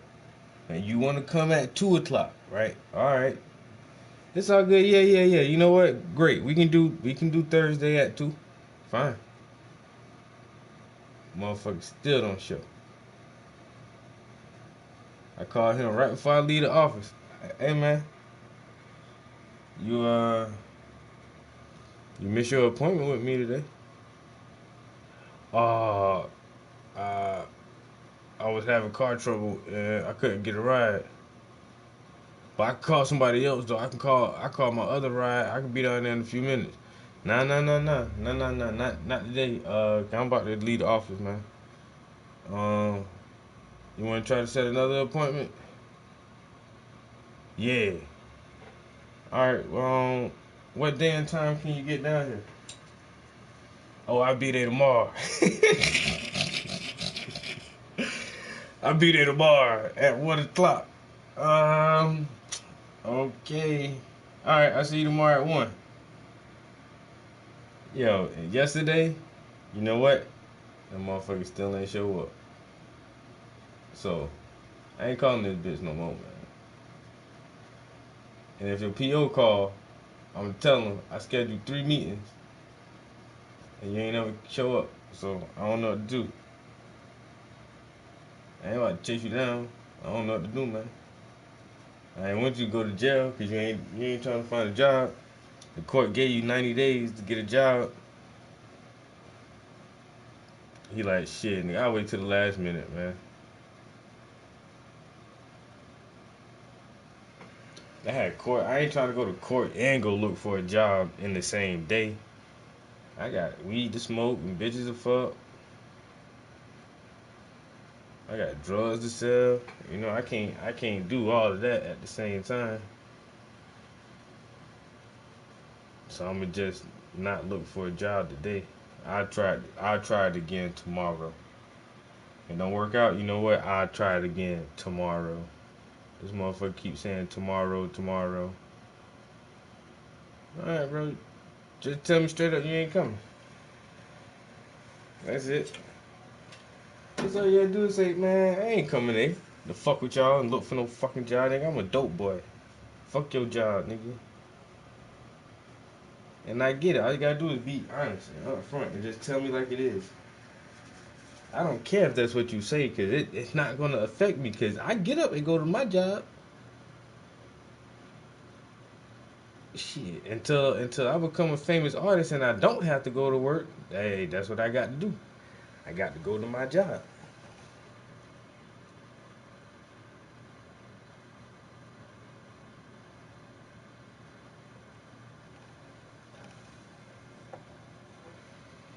Yeah, that's the thing. The pen costs money too.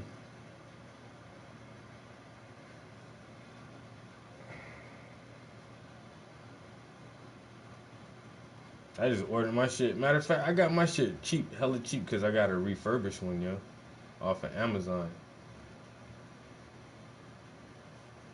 Refurb?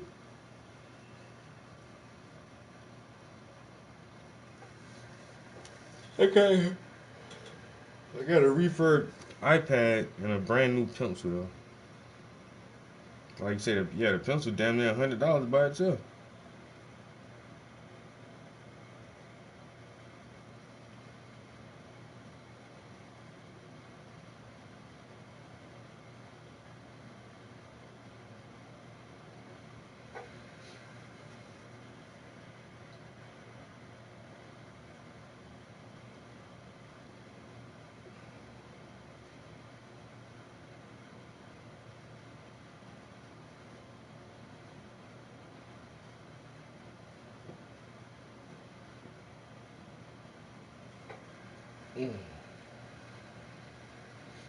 All right.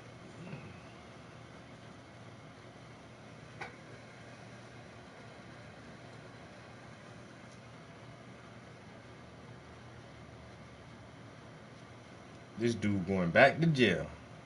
I already know.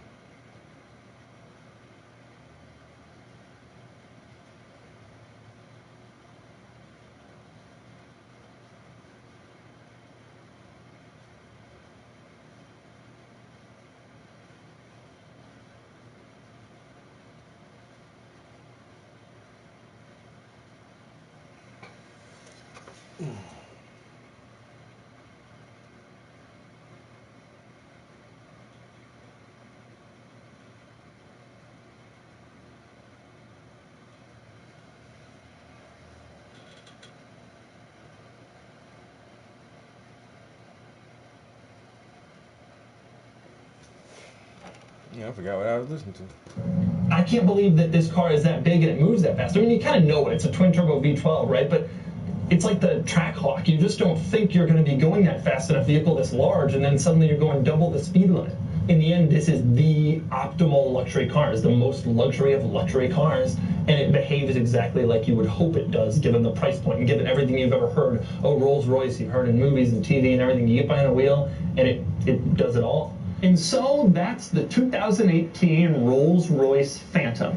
This thing is absolutely incredible. But then again, it had better be, considering the sticker price on this one is $544,000. Still, I think this is the most luxurious car in the world. And now that you've seen this video, I suspect you'll agree. And now it's time to give it a Doug score. Starting with the weekend categories and styling, the Phantom is nice, stately, not necessarily breathtakingly attractive, and it gets a 6 out of 10. Acceleration 0 to 60 is 5.1 seconds, and it gets a 5 out of 10. Handling is average, but if you focus on this, you're missing the point. It gets a 5 out of 10. Cool factor is high. Every time I see a Phantom on the street, I crane my neck to see who's driving, and I know most other people have a similar reaction. It gets an 8 out of 10. Finally, there's importance, and even though Rolls will make a bunch of these, it's still the brand new flagship model, and it gets a 7 out of 10, bringing the total weekend score to 31 out of 50. Daily categories next. Starting with features, the Phantom easily earns a 10 out of 10. Comfort is another obvious one. The Phantom sets the standard here and receives only the third 10 I've ever given out, all 3 to Rolls-Royces. Quality is truly amazing, and it'd get a perfect score, except I'd be a bit concerned about long-term reliability. It gets a 9 out of 10. Practicality is good. It has a huge trunk with 19 cubic feet of cargo space, which earns it a 5. The huge rear seat should bump up that score, but bad fuel economy keeps it at a 5 out of 10. Finally, there's value. The Phantom depreciates massively, and it'll lose a lot of value. Usually that means a low score here, but the simple truth is there's no other car that delivers this experience. So you can't really drop the value score very low because there's no alternative you can recommend with better value. It gets a 5 out of 10 for a total daily score of 39 out of 50, one of the all-time best. Added up, and the Doug score is an amazing 70 out of 100, which places the Phantom top among high-end luxury cars. No surprise, because, well, it's the best high-end luxury car ever. Mr. DeMuro. Where's my umbrella? Sir, it's not raining. Get my umbrella!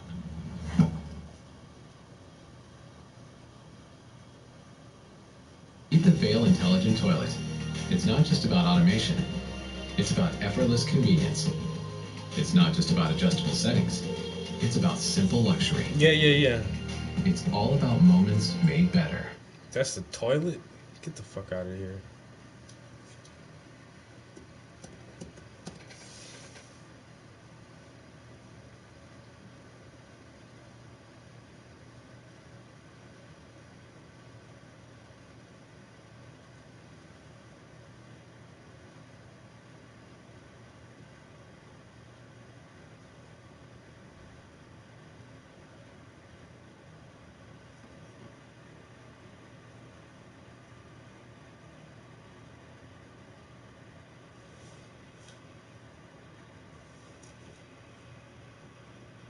New One Wheels?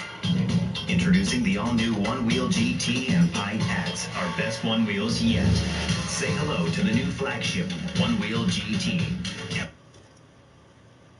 Games are supposed to be fun, and fun can be different for different people. One man's trash is another's treasure. One man's nerve-wracking and stressful thing to do is another's day out, I guess. Hi folks, it's Falcon, and today on Game Ranks, 10 of the most stressful things gamers do for fun. Starting off at number 10, have you ever played those trucking simulator games where the object of the game is to be a trucker and you get caught in a traffic jam and that's you playing a video game where you're a trucker caught in a traffic jam? Somebody calls up to you like, hey, we're gonna go to dinner, and you're like, no, I'm in a traffic jam. Yeah, have you ever gotten caught in a traffic jam driving across the country for real? Like, you're making good progress, you're getting nearer to the destination, and then you stop for 2 hours because some dope pulled off of the exit ramp trying to do a barrel roll or some crap. It's always something stupid that happened too. Like, do you want to get to where you're going? I understand accidents happen and that causes a lot of traffic jams, but a lot of the time it's not an accident, it's just some dumb. And now you can experience that in a video game, driving a huge vehicle with significantly less mobility than your average vehicle. How fun. And number 9, when people do Microsoft Flight Simulator flights without skipping the boring parts, when they literally just do like 13-hour flights to Osaka or some crap. Oh yeah, I'm just gonna go to Moscow, spend the next 13 to 18 hours of my day doing that, sitting in my home office. It's like all of the elements that aren't great about flying, like the waiting parts, without any of the actual travel. And that's not to take a dump on Flight Simulator. It's a fun game. It's accurate. It certainly is amazing looking. But I can't imagine spending that kind of time not actually flying to Sydney or whatever. Like, they added those skip mechanics so you're not stuck doing it. Like, I understand like a marathon stream of doing something like that, maybe for a fundraiser. I feel like that would leave a lot of easy time for talking. I'm sure Flight Simulator is probably good for that, but if you're not doing something that obligates you to that endurance, that seems like the most dull and yet stressful because you have to sit there and like pay attention to it for like 13 hours. Things you could do. Ugh, why? I mean, that's even worse than the traffic jam by a lot. And number 8, killing optional bosses in the Soulsborne games. We're going to focus specifically on the Headless from Sekiro. These are ridiculous, stressful bosses with weird conditions you have to deal with, like magic fog that messes up your ability to maneuver. You have weird timing with your attacks. And like the only reason you would want to do this is because each of these bosses drops a spirit ball, which is basically a version of the sugars you use to heal or boost attributes. And you can just continuously use it, which is great, but these are incredibly tough battles, and 2 of them are underwater. And actually the underwater ones have their own reasons that they're less painful than the others, but they also have the underwater thing. Like, just maneuvering underwater is much worse. But the whole thing is so tedious, difficult, and stressful. By the time you're done fighting one of these things, you're like breathing hard. And number 7, if you're really looking to stress yourself out for fun, you can play Elite Dangerous and go rescue people at the edge of known space, which is an incredibly time-intensive, resource-intensive, and patience-intensive undertaking. There are people who actually put together teams that just do this. That's the way they play the game. And I can't imagine doing that because there's so much going on in the game. But people will fly out to the edge of the galaxy and run out of fuel because they're just doing something like that. And then these large search parties will form, plan, and rescue people. It's cool on some level, but ridiculous on others. If indeed this were real life, I could understand some kind of search party and rescuing people at the edge of the galaxy, but it's not. I don't want to be stuck in traffic. I want to fly for 13 hours in virtual space. And number 6 is playing good horror games in VR. Like, for instance, playing Alien Isolation in VR is easily the best way to do it. Simultaneously, it is easily the most frightening way to do it. You will be 100% on edge the whole time because the atmosphere is so good in that game. Similarly, there's The Inpatient, The Forest, and Until Dawn, Rush of Blood. But probably the best is Resident Evil 7. I mean, Resident Evil 7 is a great game with an incredible atmosphere anyways, but in VR, it's really a tour de force. Resident Evil 7 is this game that just does an incredible job of establishing itself as something totally new and different for the franchise, and then gradually crawling its way back to everything that Resident Evil is about. And actually being inside that environment, or at least virtually as close to it as is possible, is actually a really good experience if you don't mind how incredibly stressful it is, because, I mean, the atmosphere in that game creates stress like very few others.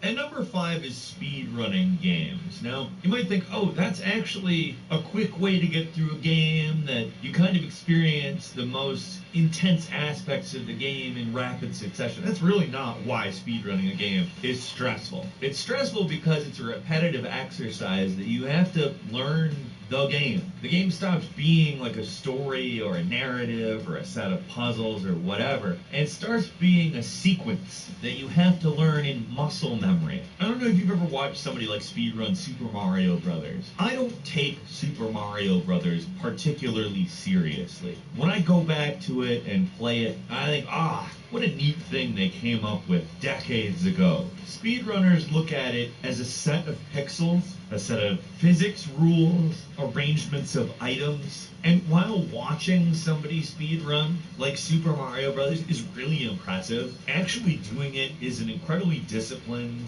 sequential set of actions that is very difficult and stressful, particularly if you mess up. And that goes for any game. It's not just Super Mario Brothers, obviously.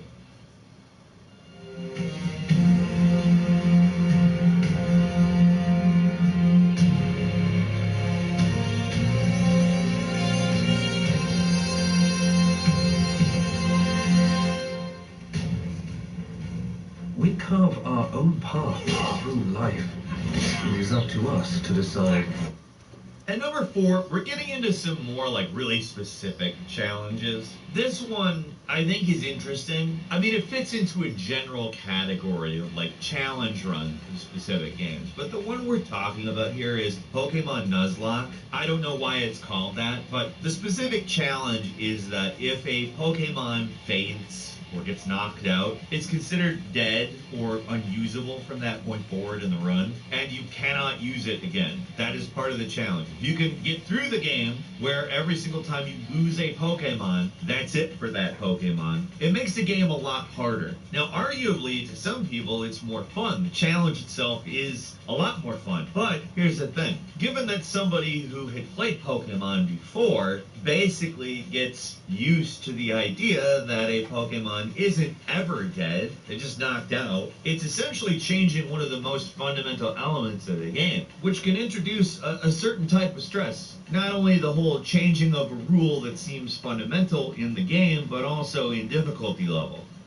At number 3, modding Skyrim. I'd probably not say another word in this point, and everyone would know exactly what I mean, but for the sake of clarity, let's say you got hundreds of mods, and you want to use all of them on Skyrim. Well, that's going to be a bit of a task on account a lot of mods have bugs. They might make the game crash, they might be difficult to install, they might corrupt things, and then let's assume that you're good at installing mods and not having them bug out on their own. They also interact with each other in unpredictable ways sometimes, causing crashes and bugs that way. And because of that, a lot of people spend all of their time trying to mod Skyrim rather than playing the game with or without the mods. Now, I do understand there is a certain satisfaction with correctly installing all of the mods you want to and having it work. 1, you can get Skyrim looking pretty amazing. But 2, you feel like you outsmarted the machine in some way. So I get it,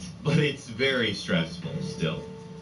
At number 2, always playing games on their hardest difficulty. Like, for instance, in Halo, you decide you're going to play Legendary with all the skulls turned on, or Call of Duty in Veteran mode, or Realistic mode, or whatever. And I get it. A lot of people like the challenge, and a lot of games provide a fair challenge at their highest difficulty levels, but a lot of them just kind of become unfair. Now, ironically enough, that makes them more satisfying to defeat in a harder difficulty mode. The less fair they are, the better you are at it, the cooler it looks. But still, a lot of the time when I'm playing a game, especially on my own free time, I kind of just want to progress rather than fight as hard as I can to progress.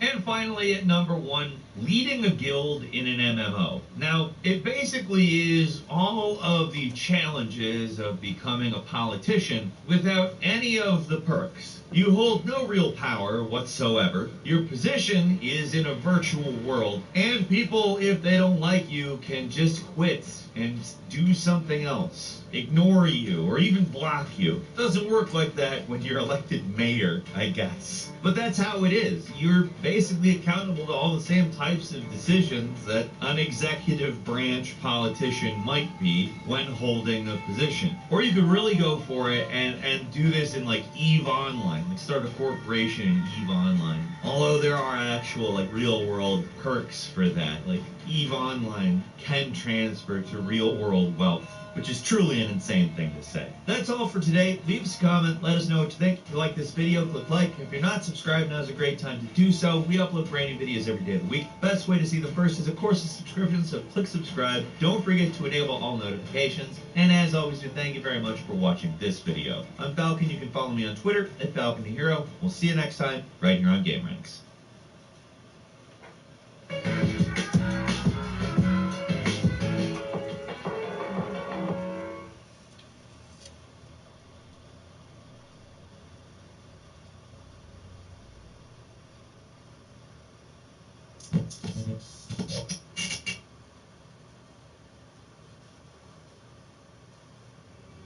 Welcome back.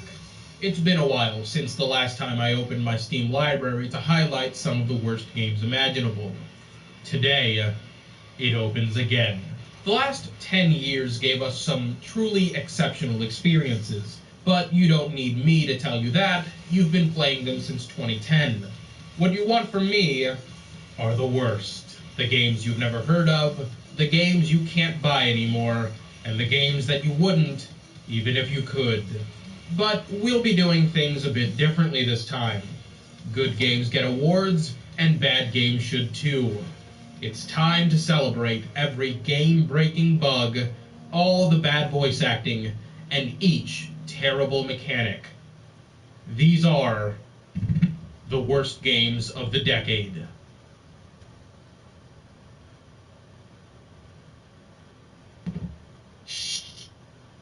Category is for games that even failed at failing. Games not obscenely bad enough to end up in a landfill, but still smelling reminiscent enough of a dumpster that you know something is off immediately.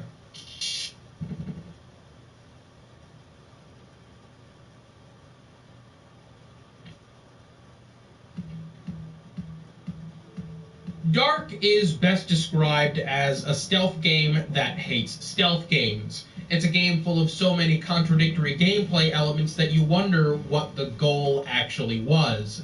Was it to create a compelling vampire experience? Was it to make a good stealth game? Those concepts almost seem at odds with one another, and Dark realizes this with its miserable failure to do either. In Dark, you play as a vampire named Eric, who is in search of his sire. Dark has, perhaps, the most self-incriminating first level I've ever played, where everything wrong with it is showcased so prominently that you'll immediately uninstall and refund. In this level, you travel through a museum, and you quickly realize that basic stealth concepts, such as the ability to distract enemies, are locked behind a skill system. The game also, despite having many long shadows to hide in, has no visibility mechanic. If you can believe it, this isn't the only stealth game you'll see featured today that forgot to include stealth elements, but this is definitely unique and quickly becomes so when you realize that once spotted,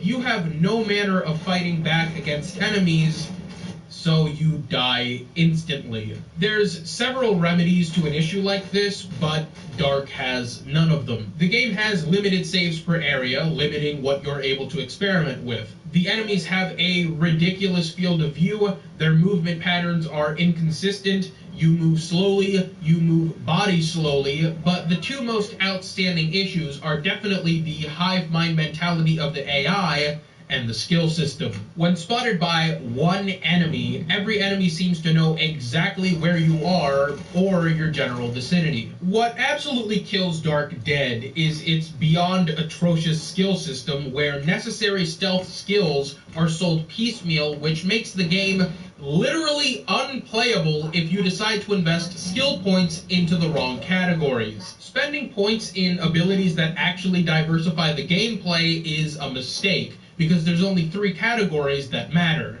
It's impossible to take down anyone without making noise or being spotted unless you have points in those areas, which you need to do so as soon as possible. To be fair, these other abilities don't really work, because they come with the same issue of needing further upgrades to not make any sound, and they're broken. The teleportation is broken and never goes where you need it to. The distraction doesn't actually attract a group of people, and you can only do it in front of the enemy anyways. This is by far the only vampire game I have ever played where I felt weaker than the humans. And I'm not the only person who felt like this.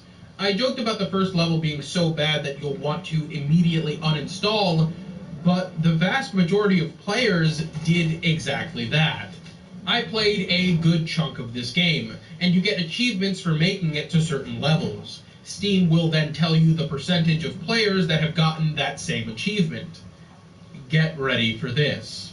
Only 28.6% of players made it to the end of the first level. Only 20.1 made it to the second, and only 14.8 made it to the third. Equally hilarious, only 17.1 fed on 5 enemies, and only 19.3% have used vampiric powers 50 times.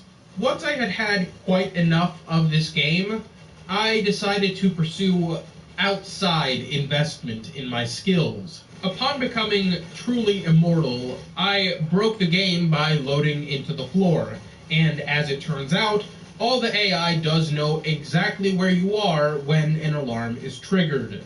Dark is a game that no one wanted to play, probably because it's non-functioning until you upgrade your abilities, and even then you are still susceptible to failure that is almost entirely out of your control.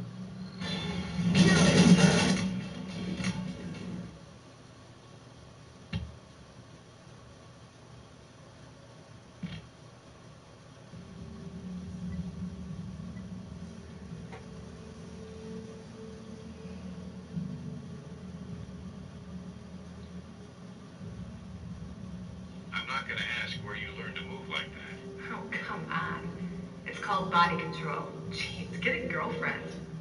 Shadow Harvest is one of the first examples you'll see today of what happens when complete amateurs try to create big-budget AAA experiences without any sort of understanding as to how those games are constructed. Simply put, Shadow Harvest is every brown and yellow third-person shooter that came out in 7th Gen, made with the elegance of a dog trying to use a pair of scissors. In a more technologically advanced world where blah blah politics and blah blah dictators, you play as either Alvarez or Myra. I stress either here, and that's important for later. Alvarez is for your typical run and gun gameplay. Myra is for stealth, and also getting undressed, because the only reason the second character is female is to exploit them in strange quick-time event sequences like this.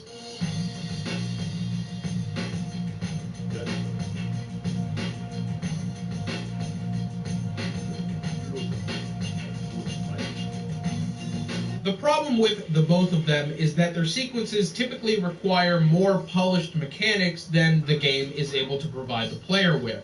Alvarez's gunplay is terrible because the muzzle flash makes it impossible to see where your gun with already uncontrollable recoil is firing, and if that wasn't bad enough, and there weren't already enough post-processing filters being used in this game, the entire screen blurs as you reload, again making it impossible to see enemies. This makes all the combat a complete joke, especially when you face off against snipers that can instantly kill you and you can't even shoot back because the muzzle flash takes up half the screen. Myra, on the other hand, has an even harder time because the enemies are all hive mind, and if you alert one of them, they all know where you are, and you have limited options to fight back. Luckily, the enemies are also very stupid, so cheesing your way through an area isn't impossible, just tedious and unrewarding. Admittedly, her stealth has the ability to actually be fun, but that's quickly ruined when the enemies can inexplicably see you through a 1-inch crack at the bottom of a window several yards away as you hack a computer. Neither of the characters are great, but you'd think they would complement each other even with shoddy mechanics, but they don't because they don't have the capacity to. The trailer for this game and its description on Steam both lie and say that you can change characters at any time to approach situations the way you'd like, and while that's technically true, it has no practical application. While you can physically switch between them, there are certain situations requiring that you not get spotted at all, which means that you must use Myra to sneak into locations with her cloak. And it's in these sequences that Shadow Harvest quickly wears at your patience, because the game doesn't really amount to anything but frustration, since nothing else is of any interest or worth playing through. Well, the voice acting might be, with how hilariously terrible it is. Good to go. We are going to finish our last test series this week. After that, the Raven processor will even be able to block objects beyond the 600-pound needle. Unbelievable.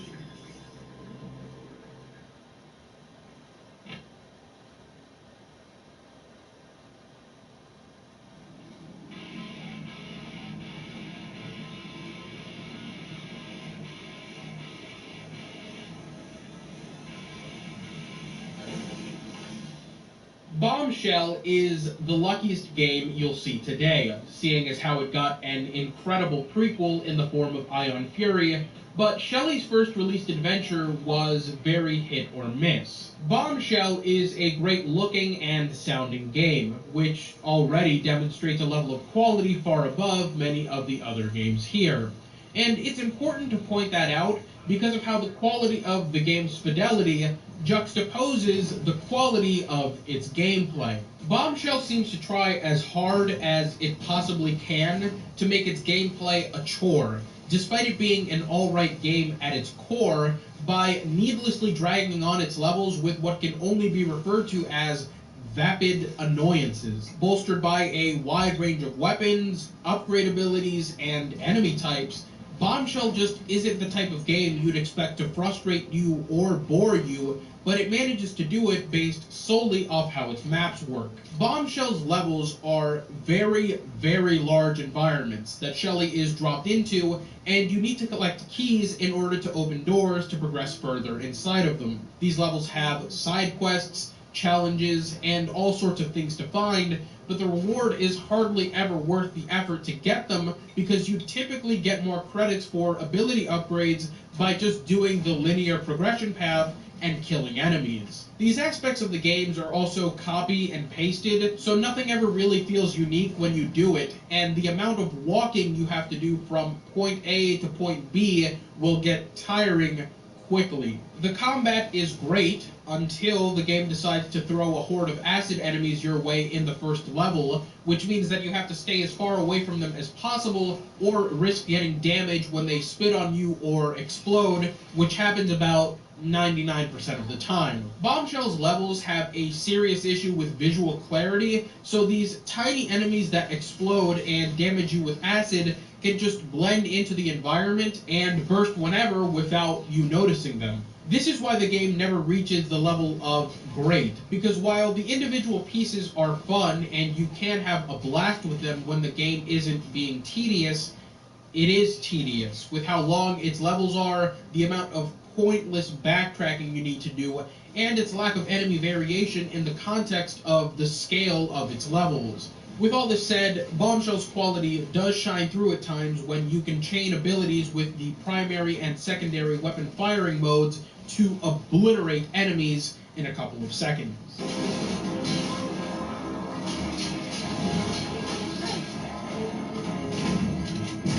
That's for Earth.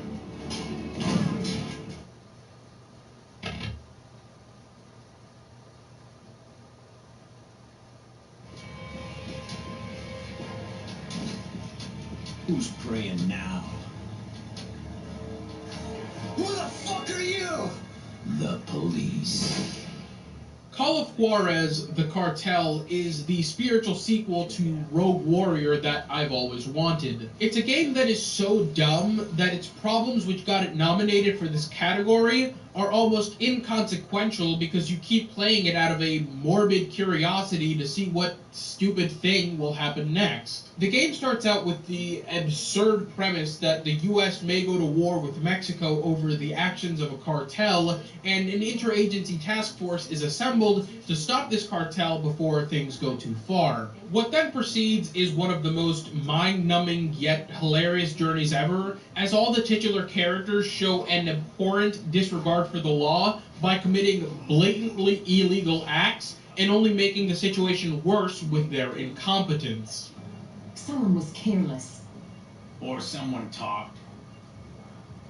What are you saying? I'm saying someone dropped a goddamn dime, and it sure the fuck wasn't me. No, because it's never the white guy who's the bad guy, right? Give me a fucking break, S.A. What the hell is wrong with you people? These acts include, but are not limited to, getting confidential informants killed, planting evidence, stealing evidence, false accusations of criminal activity, and my personal favorite, outright domestic terrorism. The degree to which this game does not care about its story making any sense is admirable, especially because it is funny at times, like when the characters infiltrate a strip club and have to convince the security that they're a group of swingers and they want nothing more than to get sex counseling advice. A game like this wouldn't be complete without immature sex jokes, and this game has a lot of them. I think you're going to like the gun I have for you. It's very big. But Chica, you look like you can handle a big one. With that out of the way, the cartel sucks. Its gameplay is something you sit through to get to its cutscenes, and that's only if you find them worth the time like I do. Otherwise, you're in for an incredibly monotonous and uninspired shooter that doesn't even really feel complete, with various ham-fisted yet half-baked mechanics seeing the light of day. You can pick from one of 3 characters, each with their own side objectives and special gameplay perk, but none of them are game-changing, so they all essentially play the same. The gunplay is tolerable, but the enemy placement and interactivity of the world makes it very easy to win every gunfight, as cars take on the physical properties of video game gas tanks and immediately explode when fired upon. The only real challenge in this game comes from properly using its mechanics that clearly needed more polish. The best is when you're driving the car and your own friends will give you the wrong directions, causing you to fail the segment. Left.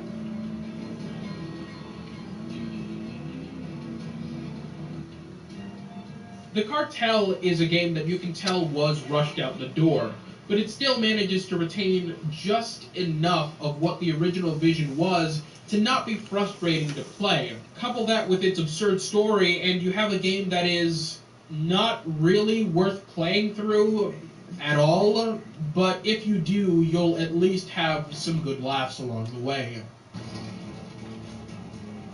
These assholes are starting to chap my ass.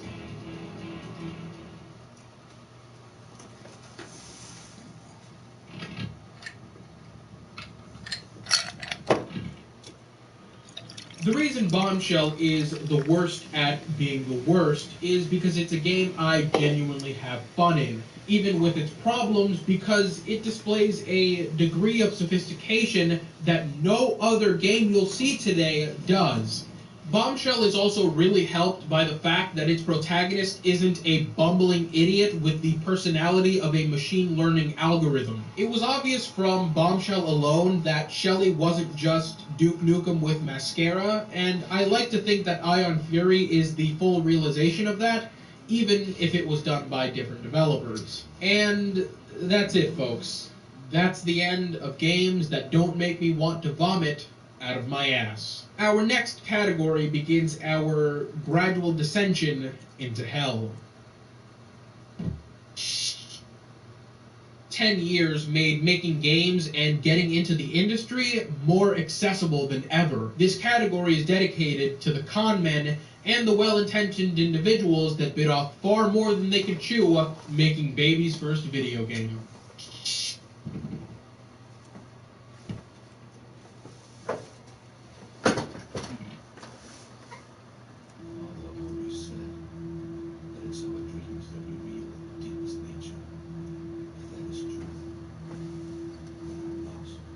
The fun thing about Past Cure is determining whether it is a commendable attempt at a game or the height of arrogance. Either is valid given the evidence the game provides, because it is absolutely awful, although not without some interesting concepts. Past Cure, otherwise known as Fever Dream John Wick, is a game about an army veteran named Marcus who somehow gained psychic abilities trying to figure out a grand conspiracy with him at the center of it.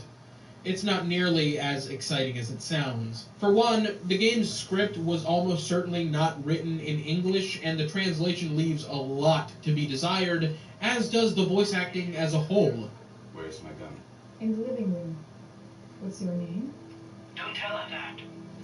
The game looks great until you examine literally anything. There was a valiant attempt to mask the game's budgetary shortcomings, but it doesn't do nearly as good a job as something like Visage. Past Cure looks best when presenting its abstract concepts, which do look very good, but they're hardly in the game. The game instead decides to showcase its shoddily furnished buildings with no one in them in the majority of the game. Now, a common thread you'll see in the games in this category is a unique misunderstanding of anatomy only seen in games made by people so inexperienced. Past Cure demonstrates this repeatedly with characters that almost look human, and if I had the time, I could sit here and detail exactly how they were made, right down to which brushes were used to texture the skin of the characters. That's the level to which the seams of this game can be seen, my point being that this game tries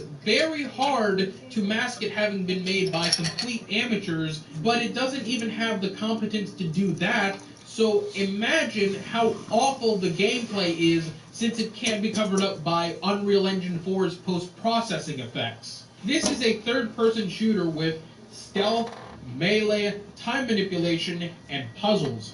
Somehow, the puzzles end up being the best aspect of the game because the riddles are genuinely well written, but I really shouldn't say somehow as if it's a surprise. If you butcher this many core elements of your mechanics, you're bound to end up with garbage. Marcus strafes like he's playing hopscotch, which makes the movement untenable, leading you to stay in one cover for an entire gunfight, which is where you discover how awful the gunplay is.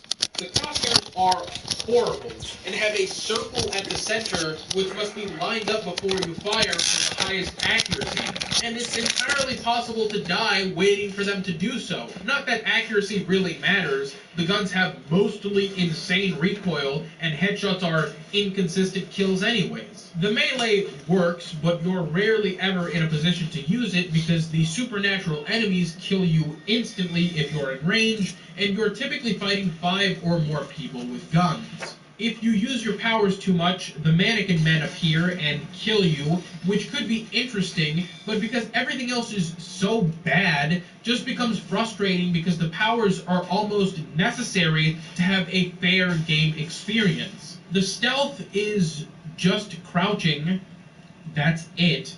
If you get spotted, the end. And you're going through all this for a story that doesn't make any sense because nothing is ever explained. Nothing is explained. But I had to find this out from a video on YouTube because I couldn't finish Past Cure. In addition to everything I've already mentioned about this complete joke of a game, it also has bugs, like this one.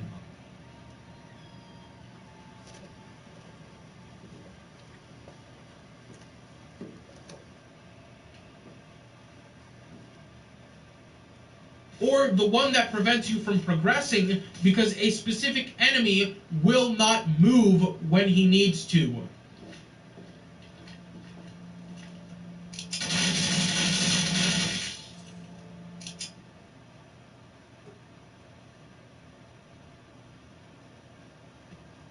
Here, take this. A wrench? Why a wrench? Because I only got one crowbar, and I have no intention to give it away. Well, I got bad memories with crowbars anyways. Mitchell, by the way. Joe, but everyone calls me Boston Joe. All right, Joe. Let's save your friends from spiders with vaginas. Hunt Down the Freeman is a game taking place in the Half-Life universe about an HECU named Mitchell Shepard seeking revenge on Gordon Freeman. Not a terrible concept by any means, but it's a game that quickly balloons out of control and mutates into a poor man's Metal Gear Solid 5.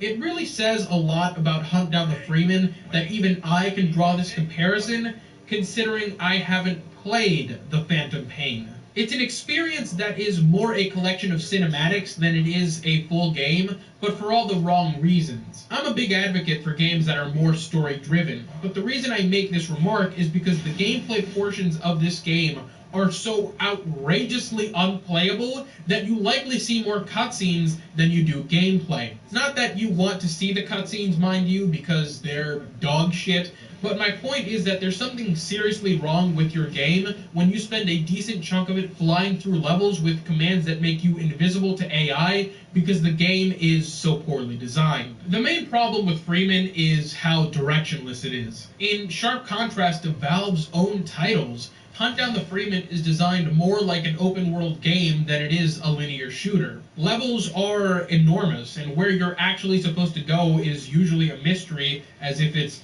left up to interpretation. Because it's riddled with bugs, you're also constantly second-guessing yourself on how to proceed. The amount of times I asked myself whether I wasn't understanding what the game wanted me to do, or if I just needed to no-clip, was countless. Things just happen in this game, levels end with no real reason to, furthering the confusion. With the amount of cutscenes this game has, you'd think there'd be the ability to infer what you're supposed to be doing, but not really. The cutscenes are almost entirely independent of the gameplay. You could just watch the cutscenes and fully understand what's happening in them without the context of them being part of a game. To be fair, this isn't just on the horrendous level design, it's also how enemies spawn.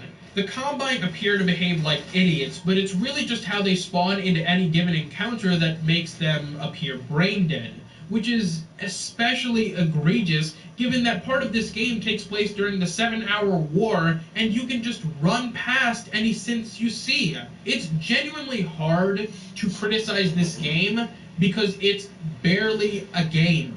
They created all these assets, but just putting a player and several enemies into a confined space does not make gameplay.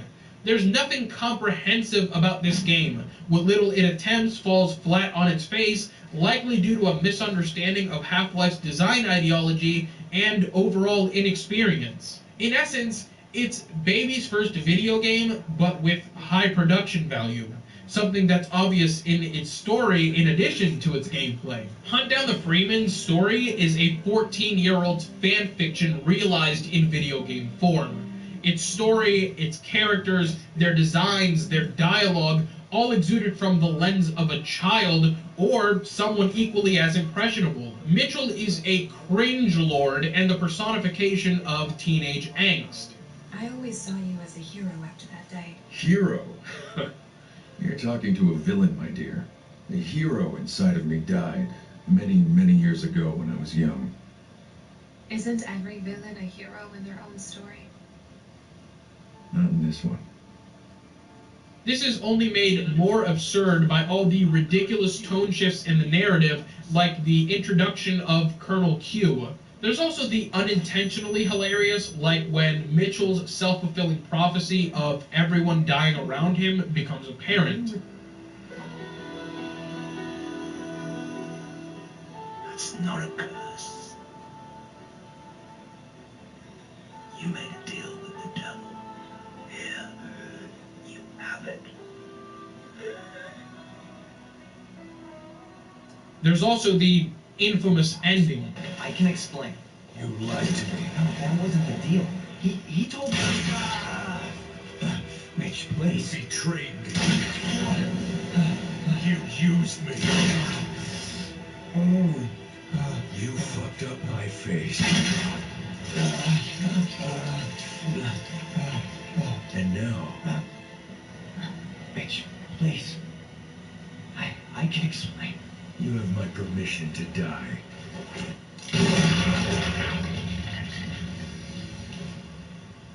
at the end of the day, Hunt Down the Freeman is a great example to look at if you're working on a mod.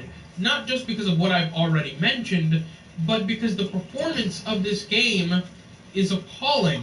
At one point, I had to just stop everything and look down at the floor to get a stable frame rate because I was afraid the game would blue screen my computer with how badly it was lagging.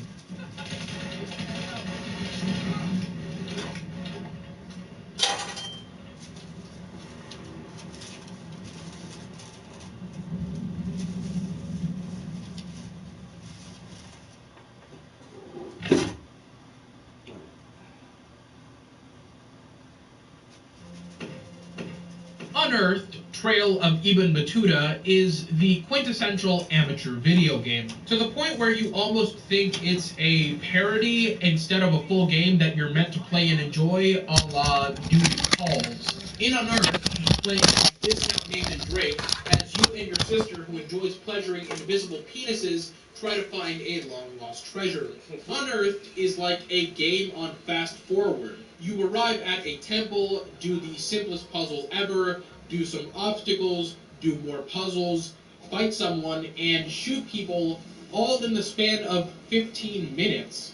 I think the cutscenes are actually longer than the gameplay segments, which says a lot because of how many systems they try to cram into this game. There's third-person shooting, melee, puzzles, running segments, and 2 driving segments. Of course, none of these are done particularly well because they're just too simple to have any complexity to engage the player with, and they're too cheap to wow the player with anything they haven't seen before. To be fair, I was certainly wowed when this game crashed 3 times for no reason, resetting my graphics settings.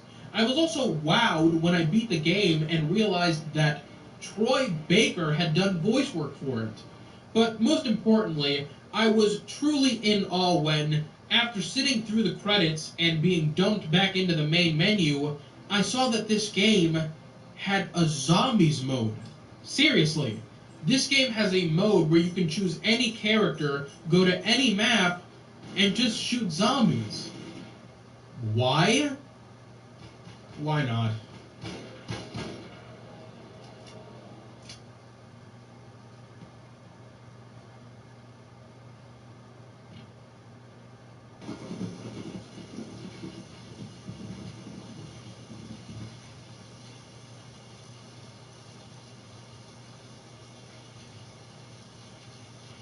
Crying is not enough is what happens when you think you can make a better Silent Hill game than any of the ones Konami put out after 4, but then you realize you have no talent and you also have no brain. Crying is not enough is a Silent Hill / Resident Evil inspired game without any, and I mean any, of the understanding those games have of their respective design. I remember none of the characters' names, nor do I care to, so I'll just say that husband is trying to find wife, but wife has mother who is entangled in strange events.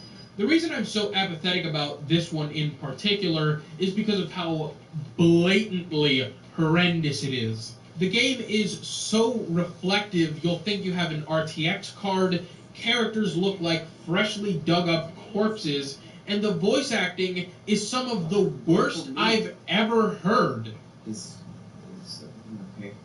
Did something happen to Claire? A couple of hours ago, the nurse went to her room for her scheduled treatment, but your wife wasn't there. What do you mean she wasn't there? Why are you wasting time then? You need to call the police. I don't believe Explain to me right now what's going on. Gameplay-wise, Crying is somehow even worse than you'd think based on everything you've seen so far. It's a game that clearly wants to mimic the linearity and backtracking associated with the linearity of games like Resident Evil, but without any obstacles preventing them from triggering events that they shouldn't, that ultimately establish that linearity. Case in point, in this game, I activated a boss fight that I wasn't able to beat until much later just because I wandered into the space since the game is so damn directionless. Imagine if you could just walk into the Umbrella Labs beneath the Spencer Mansion in Resident Evil 1 and trigger the Tyrant fight, and all you have to fight him is your Beretta. That's the level of incompetence seen in Crying. Enemies would be easy to kill if not for the spastic aim of the character. The gun goes flying when he fires a single round, making it very difficult to conserve ammo.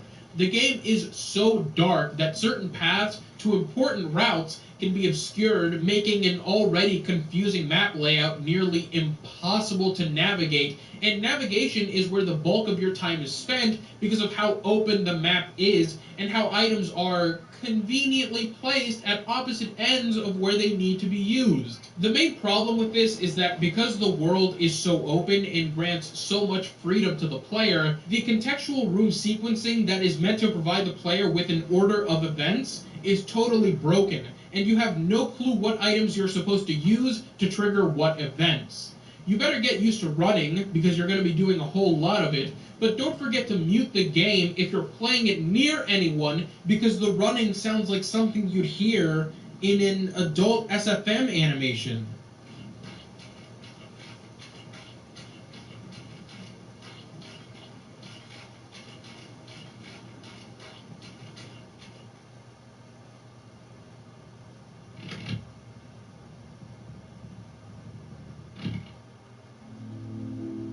There has never been a game more emblematic of Steam's complete apathy towards quality control than Hunt Down the Freeman.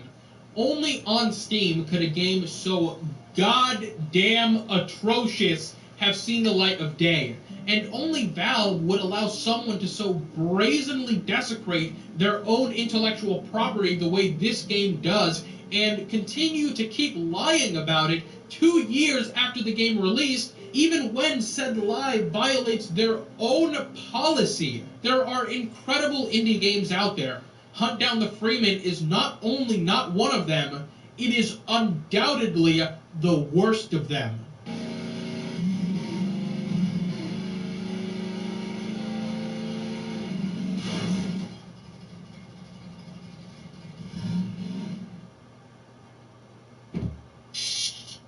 Developing a licensed game is the equivalent of starting a marathon by shooting yourself in the knee. You have no time, no money, and no passion. It's time to talk about some licensed games that fail to clear the lowest bar imaginable.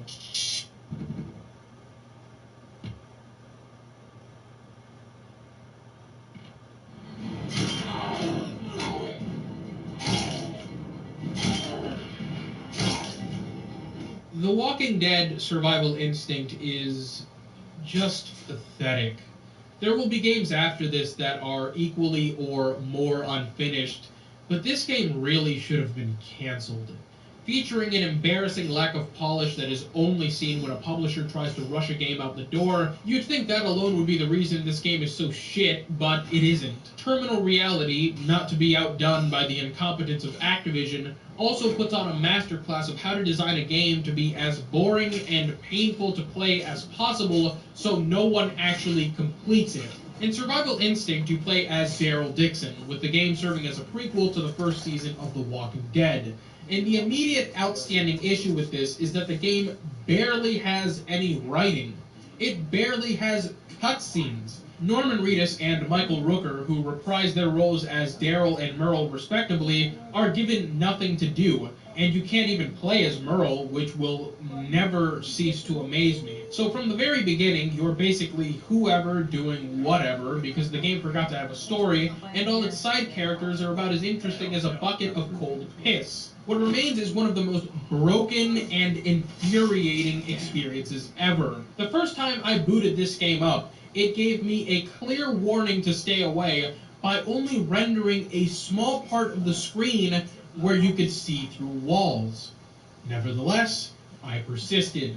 In Survival Instinct, you're trying to make your way to an army base, and you stop several times along the way in small towns to gather supplies and recruit other survivors. Every single mechanic in this game is complete garbage, so none of this is fun. For starters, the methods you're given to defend yourself are all made so you're at an inherent and illogical disadvantage to the walkers. You can stab the walkers in the head to insta-kill them from the back, but not the front. You can only do that if you get into these awful scripted sequences that were designed solely for controllers, where you have to line up the cursor to their heads as the entire screen shakes. In the same vein, you can hit walkers with various blunt objects, but you can't just target the head to destroy it. Sometimes you hit them in the chest, and they drop dead, which makes no sense. It should be mentioned that, as terrible as all this is, it's significantly worse on PC because the mouse is bugged. Even if you turn off aim assist, which comes on by default, the mouse still snaps to random objects. And I really mean random objects. Objects with no importance will have a certain magnetic pull to them, and when you couple that with the game's irremovable mouse acceleration, you end up with a jank fest where you literally cannot control your actions, making it impossible to do anything. If you can stomach all this and continue to play, you'll realize that the survival system is just terrible, because you go through all this trouble to get them in your party, and then you send them to get supplies, and they come back an inch from death with a single ration or very little fuel. It's unbelievable how bad this game is, but it doesn't end there. There's segments where you have to use your guns, so ammo conservation is out the window. There's routes you can take in your car which have predetermined stops, making fuel conservation impossible, and all of this because this is a linear game which has its survival mechanics fisted into it like you would stuff a turkey's ass on Thanksgiving. But my favorite is this bug I found. This game is so lazy that I actually got caught in a loop where the zombies kept spawning behind me as soon as I looked away from their spawn point.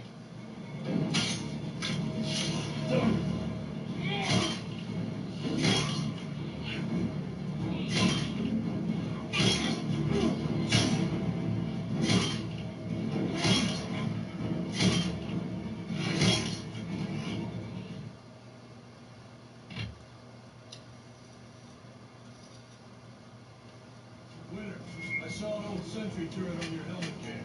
You remember where it was? I do, sir. We'll run and grab it. Follow me back. Got you covered. Yo, what up, what up? Get that turret next to the ammo stack. How you doing today? I have a long history with Aliens Colonial Marines. I've called it the worst first-person shooter ever released, and it looks like it's time for me to explain why I think that. Alright, about to clean this palette so I can switch over colors and put some blues on here, and I'm gonna try to detail these pants a little bit, and then really it's on to the lettering. So let's.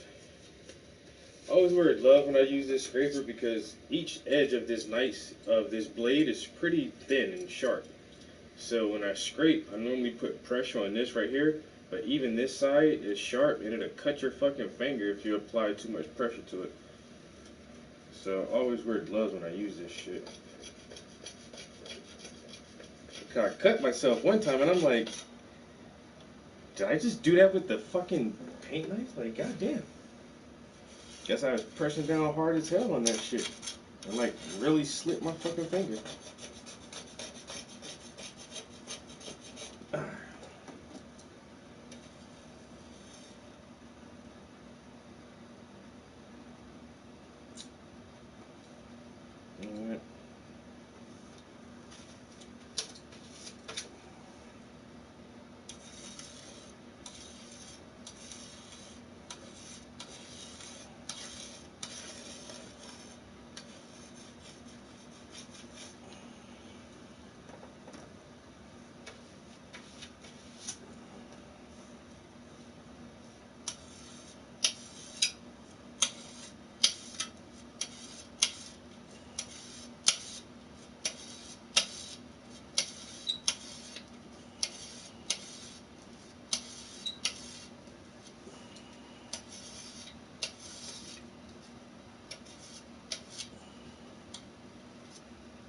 Alright, so I might try to save that just in case I need to touch up something on the shirt.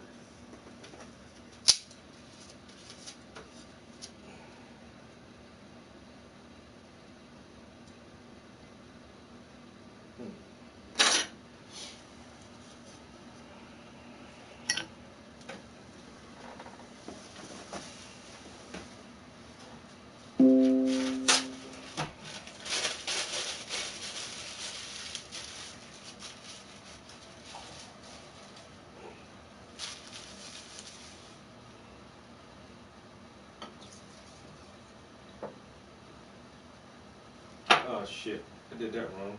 Damn it.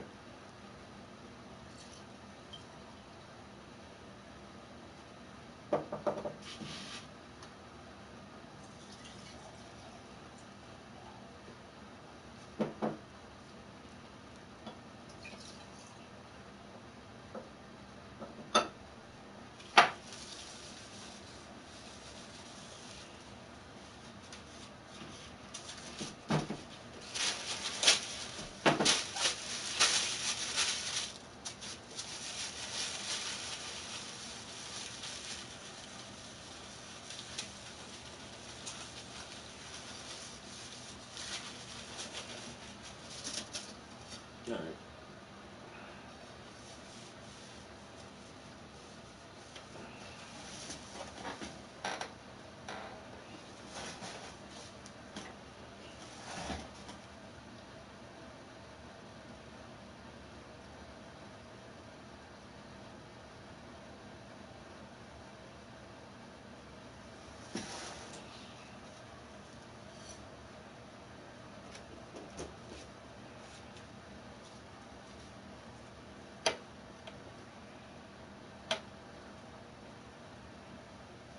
Let's get a little bit of this cerulean blue hue. Some white.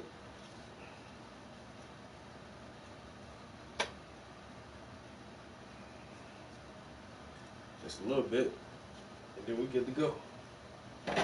Alright, so I need to get some more thinner and what else? Clean these brushes.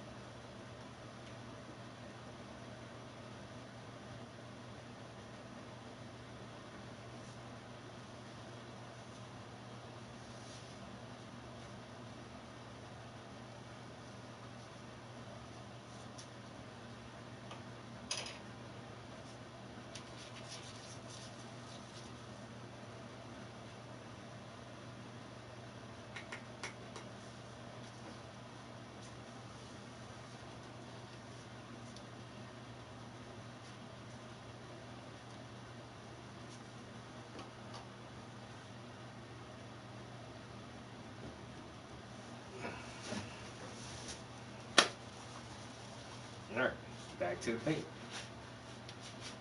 I've been here for 4.5 hours.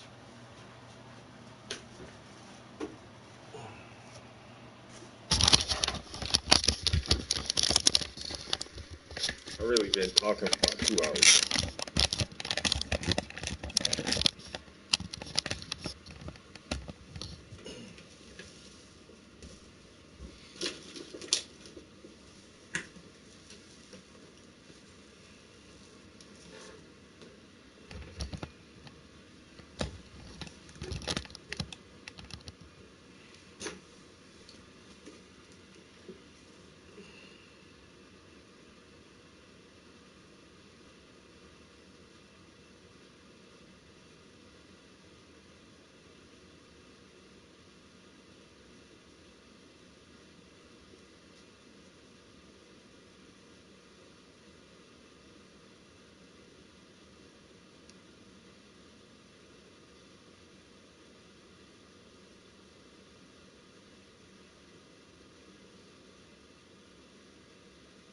Train yourself to listen faster.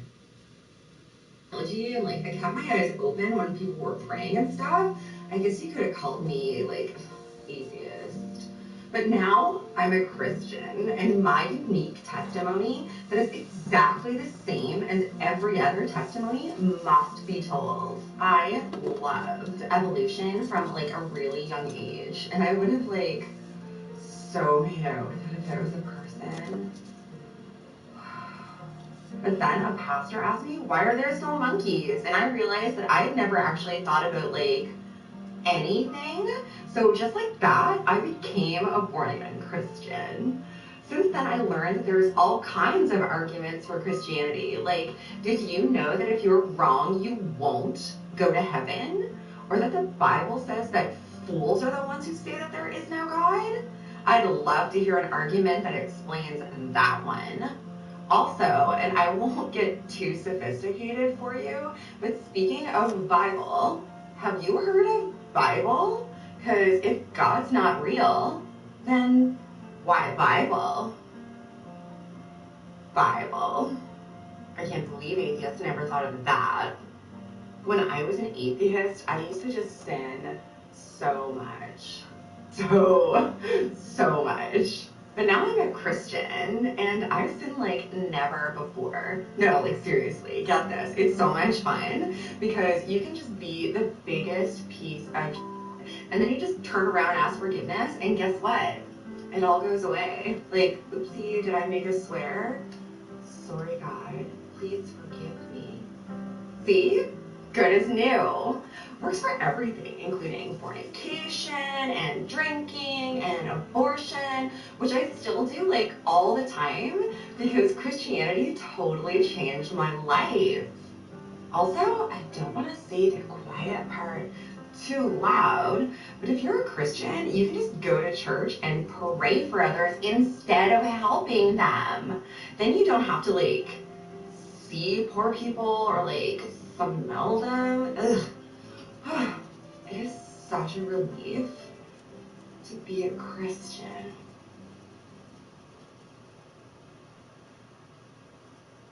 Christians wouldn't think that was so cute, would they? Well, maybe there's a lesson to be learned here about how we mock each other's stories, even for the sake of humor. Yeah, you, Babylon Bee.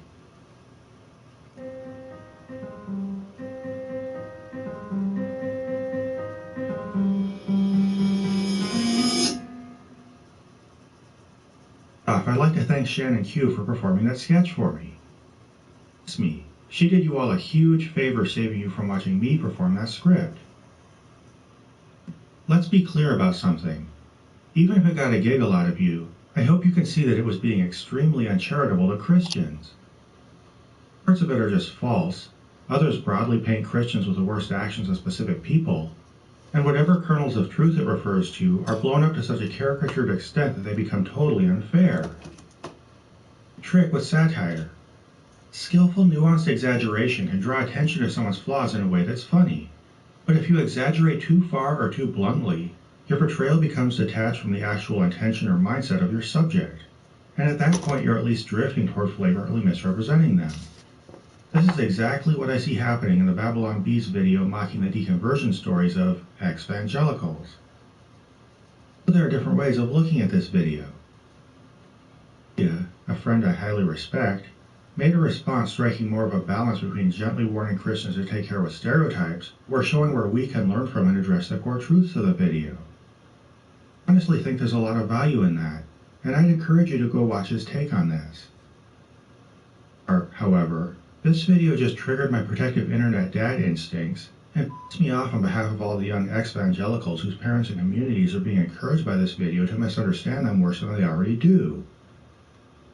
Let's go ahead and look at how they did that and why it was so, let's just say, uncool. I was raised in the church. I participated in youth group, went on multiple mission trips. I guess you could have called me an evangelical. Sorry but not sorry to cut in so soon, but most deconversion stories, at least that I've seen, are straightforward recordings a young person made in their house, usually with hollow-sounding audio and maybe a decent webcam for video. Just normal people, often rattled by recent interactions with family or a little nervous about the future, finding the courage to look into a camera and tell their story. Within the first 10 seconds, the Babylon Bee is, through deliberate stylistic choices, making these videos look more like elaborate vanity projects produced with the help of a significant support network. I don't know. This is a minor and speculative point, but I feel like it's important for Christians to get more in tune on a human level with this vulnerable and truly searching population of young people. And this portrayal feels like an either deliberate or out-of-touch move in the wrong direction. Now, I'm an ex-evangelical, and my unique deconversion story that is exactly the same as every other deconversion story must be told. Alright, so this is dumb. Conversion stories are not all exactly the same, and this line is just so pointless and non-compelling it's not even worth arguing with. To me, the relevant issue is why the authors even wrote this line. Obviously, as hard as I try, I simply can't think of an honest, well-intentioned reason for them to do so.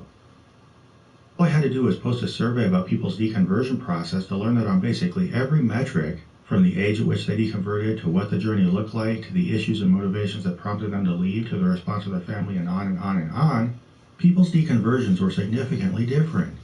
And if they're this different in the broad strokes, think of how much more unique they are in the fine details.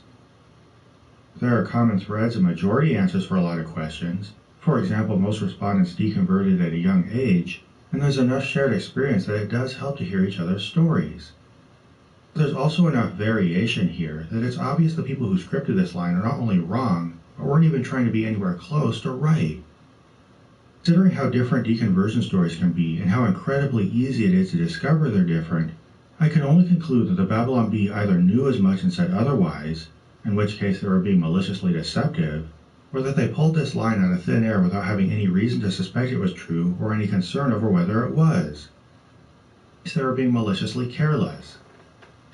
Yes, this is a fictional character written for the sake of satire, but satirical portrayals are still supposed to reflect something of reality. Because what's the point if they don't, right? Unless there's that core truth for you to criticize, you're just having characters say random things, and there's nothing funny or observant about that. But what's worse, Christians who are as unfamiliar with ex-evangelicals as the Babylon Bee is or pretends to be won't see this disconnect. They'll likely take this as being more or less true. So when the Bee goes on to mockingly say this carbon copy story Must be told. They're signaling to Christians that it's silly and pretentious for us to even tell our stories. This is just a mean and petty way of telling people to shut up about a major part of their lives. And it's an especially tone-deaf form of bullying coming from people like Christians who see plenty of value in sharing their testimonies. And if, oh, I don't know, this video goes on to portray her as having vapid reasons for deconverting, spoiler alert, that's exactly what they do, this line will have explicitly characterized all deconverts as having her same bad reasons. Keep in mind as we move on. Not that I'll fail to keep reminding you or anything. I had a DTR with Jesus at a very young age. I loved him. I probably would have called him my boyfriend if I hadn't kissed dating goodbye. But then a college professor asked me how a loving God could oppose homosexuality, and it occurred to me that I had never once thought about what I believed, and I abandoned my faith like that. So, yawn. I abandoned my faith like It portrays her as having been an incredibly airheaded Christian who instantly folded the moment she heard a professor ask a level 1 question about her faith. Of course, this is far from a universal deconversion story, as indicated by the 85% of people who said they deconverted gradually. The point is obvious. People who leave Christianity were pretty much idiots who never really understood it to begin with, so they'll fall for anything. Something that would never happen to rock-solid Christians who read their Bibles, pray, and maybe do their apologetics homework. Something as scary and unpredictable as the idea that well-informed people leave the faith for a variety of reasons, and the possibility that it might be you one day, and turns deconversions into this easily understood thing that's silly and frivolous and only happens to silly and frivolous people. Many atheists who've been well-studied believers resisted doubts for years and eventually acknowledged disbelief after carefully considering the best arguments for both sides. Of course, her silly thing where she says, "I had a DTR with Jesus," and then sighs about him like a former crush, suggests doubts about what kind of real and meaningful salvation experience she'd had. So you always have to do that.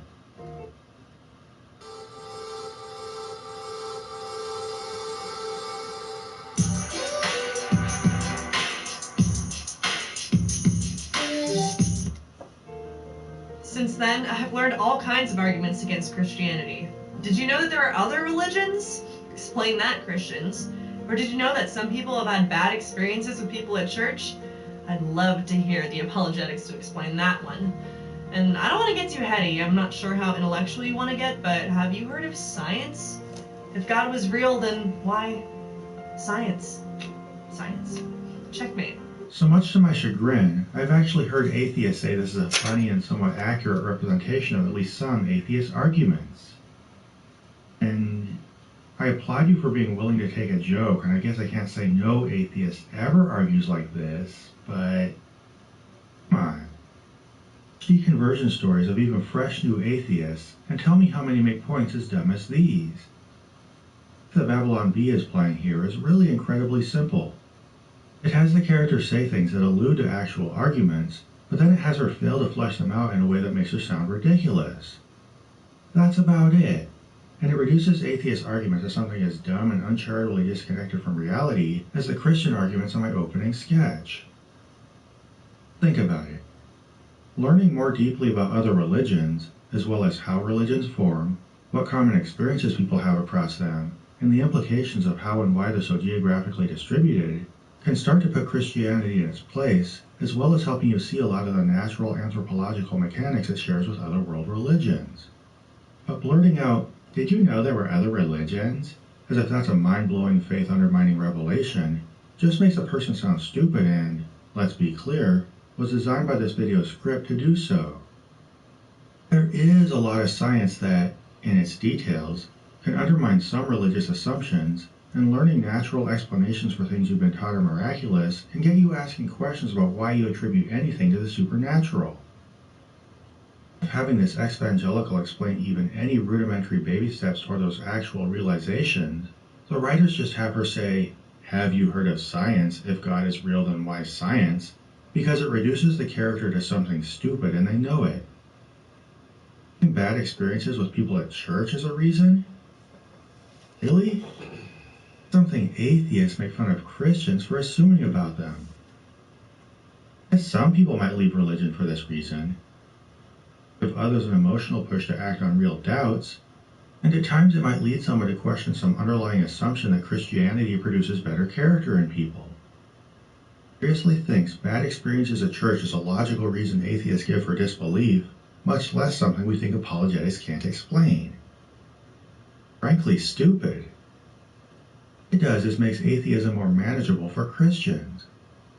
You say most of them don't actively confront the actual large, nuanced body of information that brings up questions about Christianity and the actual well-considered thought process that often causes people to start doubting. Rather than opening this Pandora's box of potentially unpleasant surprises, it's easier to just pretend evangelicals just recently learned about and are misunderstanding something really simple that Christians already fully comprehend. Ha ha, that kid just learned the word science and thinks it's a reason to be an atheist. But I already knew about science. Silly kid. The trouble is, this isn't even good satire. Recognize and skewer the actual substance of the arguments it's alluding to. And while the joke might be on fresh young atheists who don't properly understand arguments they just recently learned, this character does so little with them that it doesn't even ring true on that level. That's how it seems to me. I guess there's enough nuance that maybe I'm wrong, but it just feels willfully dismissive. And when you throw in the fact that this character's story is being represented as exactly like all others, it's pretty safe to accuse the Bee of setting up a broad stereotype. I just can't believe not a single other evangelical has ever thought about this, except for all those other ex-evangelicals who abandoned the faith in the exact same way. Yes, Babylon Bee. It must be a shame when people assume you've literally never considered any real argument about anything just because they themselves have a paper-thin understanding of your position. Darn shame. If only we could possibly understand how it makes you feel. When I was a Christian, I had so much self-doubt. I judged other people all the time, and I felt overwhelmingly repressed, all in the name of Christ. Now that I no longer believe in that stuff, I have so much self-doubt. I judge other people all the time, and I'm repressed like never before, all in the name of myself. So they have this character list some problems she had as a Christian and say she's still having them as a non-believer. Okay. I guess there's a core truth to this, and that atheists can be judgmental jerks just like everybody else. Trust me, I know. So leaving the faith won't instantly fix all your problems. However, Christianity does cause some of these problems in ways that are unique and arguably unnecessary. You to follow rules just because it says that God wants you to, which can lead you to be repressed and judgmental for reasons apparently disconnected from plausible real-world consequence. And by telling you you're a filthy sinner who literally deserves to be tormented forever because you disappointed that God, it's planting seeds of some pretty excessive self-doubt that wouldn't be there if you didn't believe that. So while leaving the faith wouldn't immediately eliminate all these problems, losing belief in something that triggers them for unnecessary reasons might help someone get started on a path towards self-improvement. Right? I mean, can we not acknowledge that? Flippantly gloss over this possibility in a story that, let's still not forget, is being portrayed as exactly like all other atheists, is to dismiss someone's attempts at self-improvement in a way that's really pretty shitty. Christians wouldn't like us treating their testimonies that way, right? So might it be neighborly of them not to do so to ours? So, in the name of myself? Whatever. You're breaking the fourth wall in a pretty jarring way when you let the Christianity of your author so clearly come out of the mouth of your fake atheist. Christians don't realize how dogmatic and controlling their religion is. Like now, on Sundays, I can do yoga or complain about the no dogs rule at the farmer's market instead of going to the church or feeding the homeless. Ugh. What does this have to do with anything? Like they were setting her up to turn the dogmatic, controlling Christian thing on its head by revealing that she just turned toward a dogmatic and controlling version of atheism. And she just says stuff about yoga, which she uses the time to exercise, so I guess cool. Anything about dogs at a farmer's market, supposed to make her sound like both a hipster and a random complainer, I guess? Like they were starting to set up some reversal punchline and just trailed off. Oh, and I guess I have to do a part about the feeding the homeless quip. So here we go. It's just a clumsy, bald-faced attempt at connecting not wanting to go to church with not wanting to help homeless people and thinking they're icky. It's dumb. First is at least reasonable, and the second just makes you sound heartless and uncharitable, which is why the video artificially tacks them together. But trust me, I've been very active in a lot of evangelical environments, and I've yet to see one church where you stick out like a sore thumb if you don't feed the homeless. Total side note, is this video trying to make a running gag of her taking selfies with an old brick phone? A silly, unrelated nonsense joke, and so badly doesn't fit the character they're depicting that it's just a distraction. Instead of reading the Bible, I can read quotes on Instagram. Yeah. If there's one thing that marks a deconversion, it's a switch from constant Bible study to social media use. Students with ADHD save 10 hours studying with this Chrome extension. But no, And when someone is telling me their prayer request, I can freely wait until it's my turn to talk and then make their problem about me. Isn't this something Christians are famous for doing? Serious here. I don't mean this as a jab. As a Christian, we were self-conscious about this tendency and either joked about it or tried to encourage each other to avoid it. So, how many times do atheists find themselves listening to prayer requests? This is a weird joke that makes so little sense I'm kind of confused where it even came from. The idea of evangelism is so offensive. To try to convince people that your beliefs are right while their beliefs are wrong is reprehensible. And I've now made it my life's mission to convince people of that. This is something I've noticed Christians like to do a lot.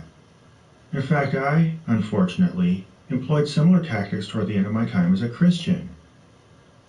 To take an undesirable behavior associated with your religion, label it in broad, neutral terms that ignores the unique nature of the activity, and then say everybody does it so it's unfair when they pick on Christians for doing it. Evangelism. Evangelism is going out and, usually through active solicitation, trying to convince people to switch religions. An activity that can have some ugly connotations for a few good reasons. Religion is a deeply personal part of someone's life that probably has a lot of cultural and family significance for them. So when you approach someone asking them to adopt your religion, you're asking them to give up a big part of their personal identity, maybe sever some important family connections or traditions, and take on an equally big piece of your identity. Massive shift to ask of someone, especially on the spot.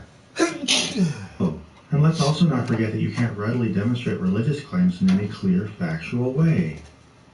Evangelism tells someone they're wrong. It's not just pointing out something demonstrably incorrect. Just challenging what they believe in a way that gives them something to think about. It's trying to convince someone to change a lot about their life, rarely for good objective reason, and usually employing little more than broad appeals that amount to empty, high-pressure salesmanship. While not all stereotypes about evangelism apply to everybody who shares the faith, you might understand why people generally find it off-putting. But since it sucks to own up to all this, some Christians prefer to just throw evangelism into a bucket with all other forms of persuasion and be like, hey, you all do it too. The video is incredibly obvious about how it does this. It has the character start by saying that evangelism is offensive, but instead of having her articulate any of the actual problematic aspects of it, they just have her say in blanket terms that telling people you're right and they're wrong is reprehensible. Two birds with one stone by making her sound idiotic and lumping a lot of reasonable discourse in with evangelism. People who suggest that you're wrong about something are usually going to show you why you're wrong if they wish to be taken seriously. And they're not often going to randomly accost you and push for the kind of massive on-the-spot buy-in that evangelism asks of you. Really dumb equivalency. Of course, not every atheist's life mission is to go around telling people they're wrong. I can't believe I used to stand on the sidewalk asking people if they wanted to hear the 4 spiritual laws. How arrogant do you have to be to do that? Sorry, Christians, you don't get to tell people their beliefs are wrong. I do. So I guess just more of the same here. And then they end with, I do. As if it's some huge gotcha punchline that shows the hypocrisy of atheists. Randomly approaching people with evangelistic materials is a unique and aggressive form of persuasion that it's very okay to be critical of. Not the same as having a YouTube channel people can choose to watch, or simply standing your ground in a conversation. Bro, you cold for real. Certainly, these are the kinds of things some Christians. How long did it take to perfect? I've been hearing this quote go around: "Practice make perfect," and then the dude said, "No, it does. Practice makes better." So, ain't nothing perfected yet, man. Just get better each time you do a paint, you just get a little bit better on it. I gotta take a bathroom break, but when I come back, we're gonna try to get these letters on this book. That's the last thing, yo. This piece is almost done. Yeah, so as soon as we get the letters on it, it's a wrap.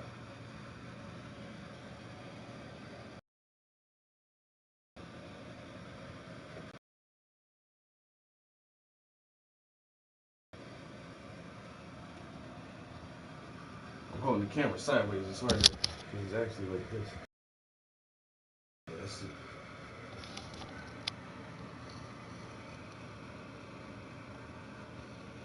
I'll bring it back. When I come back. Okay, let me take a bathroom break real quick.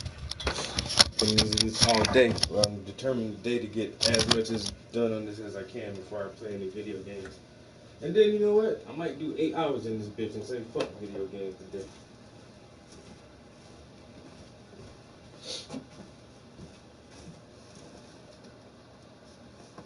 Together under the label, telling people their beliefs are wrong. When they do, they end up feeling entitled to approach whoever they want, however they want, while degrading you for trying to have any voice at all. And that's what this whole video does, is that your story isn't valuable. Every time you utter a peep, you're just engaging in a mirror image equivalent to the behavior they are or deep down should be ashamed of.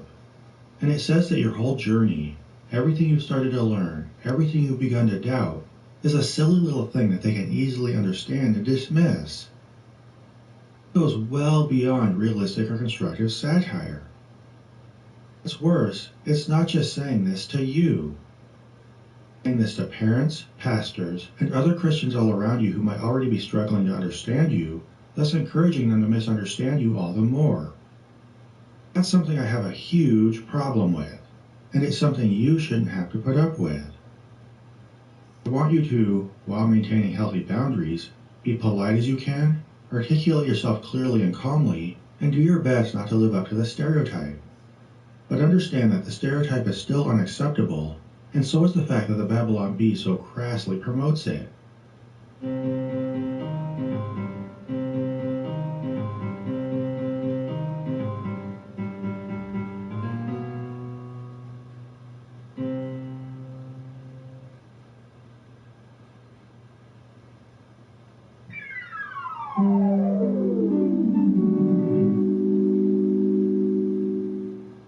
This program was made possible by a grant from John Adams, Bob Generic, Maggie Danger, S.R. Foxley, The Crowd Pleaser, A Little Logic, Daniel Bostet,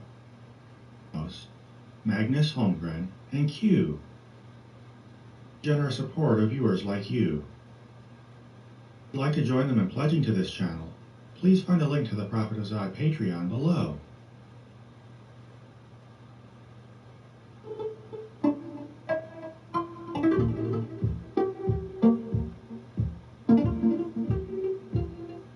Hi, my name is Gabriela Nico and I specialize in traditional and digital portraits. Besides of publishing my work on social media, I also create illustrations, drawing guides, and commissions. With pencil, crayons, or gouache, I like to create portraits inspired mostly by emotions and beauty expressed in the human face. Our looks and postures reveal our feelings and have the power to grab the viewer's attention. Using sketchbooks has set me free. They've become my place of happiness, where I can make mistakes and draw what I want and I feel at the moment. In these pages, an artist can be totally honest and authentic. For me, a finished sketchbook is a piece of art in itself. That's why most of my portraits are in the form of loose sketches. In this Domestika course, you will learn the fundamentals of drawing portraits and enjoy a process of keeping a sketchbook. For the final project, you will create 3 portraits from different angles. First, we'll learn the basic rules of shading and hatching, and we'll jump directly to the structure and proportions of the human head. Then I'll walk you through the do's and don'ts of drawing face features, eyes, noses, and lips. At this point, you will be able to draw 3 portraits in your sketchbook. One face from profile, a second one from 3/4 view, and the last one from the front. Finally, I will show you how to best document your work by shooting and editing your photos. As a bonus, I will explain how to publish your art on social media. By the end of this course, you will be ready to develop your art skills and personal style by keeping a visual diary. You'll need a sketchbook, a pencil, and an eraser. Portraits are fascinating and challenging. Learn that even difficulties can be enjoyable.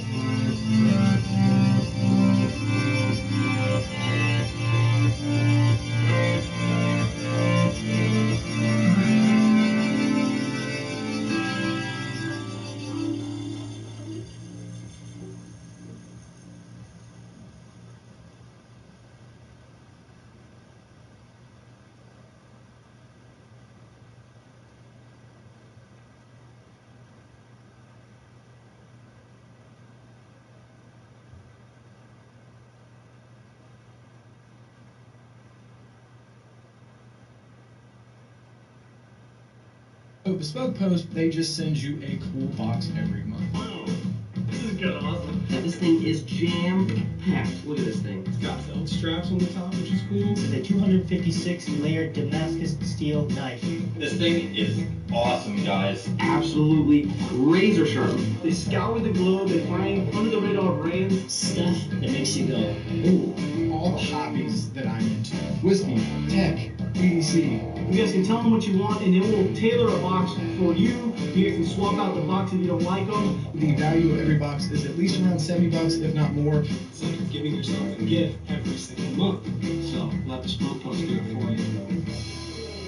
I'm telling you guys need to check this out. This is pretty awesome. All right.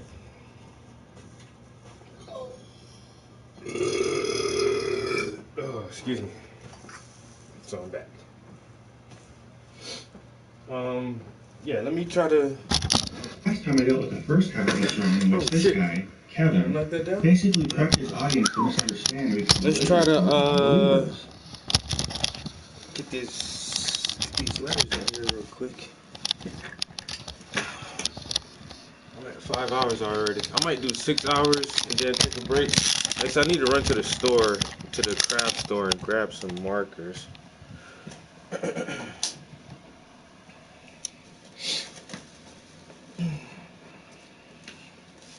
Been this bitch all day. What do I do with my pencil? I'll be down. Oh, there it goes. Alright, so these letters, I can definitely write those a little bit larger. And then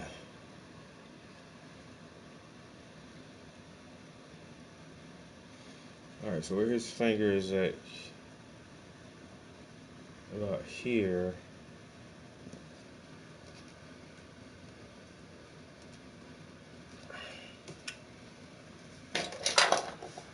Let's see, so about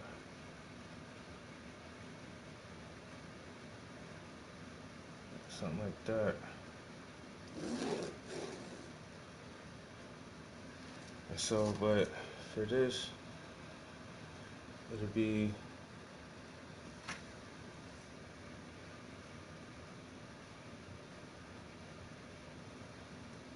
like that.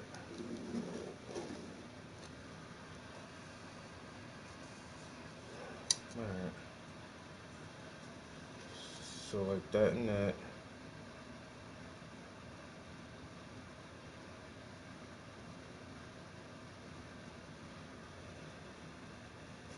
And then it's here.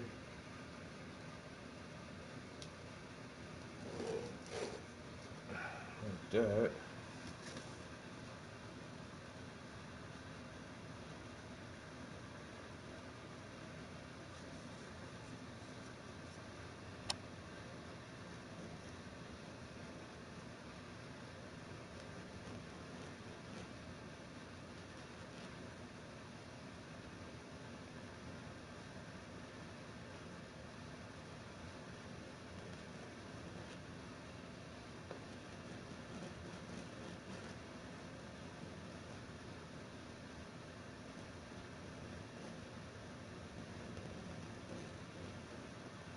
So we got that circle there. Oh, my bad.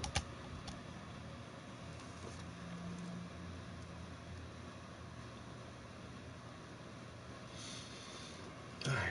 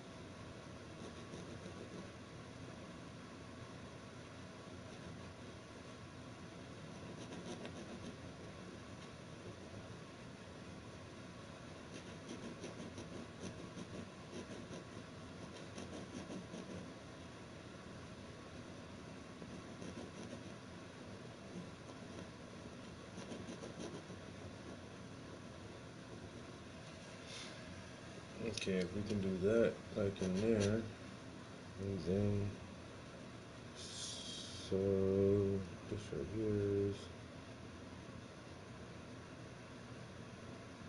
the E. Okay, and that's right there.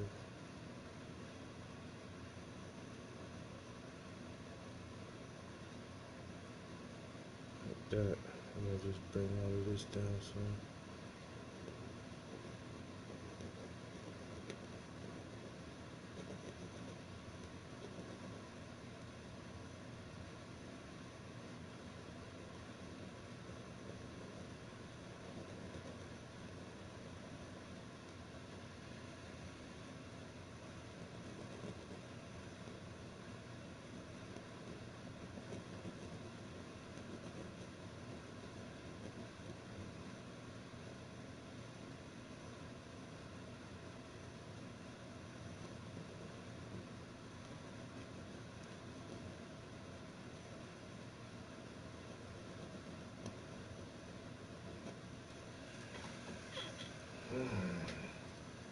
That's a bit jumbled up there, but I don't know. That's gonna mess it up. I'm just have to paint back over that. Alright, so now all I need for the moment is some black paint. Well,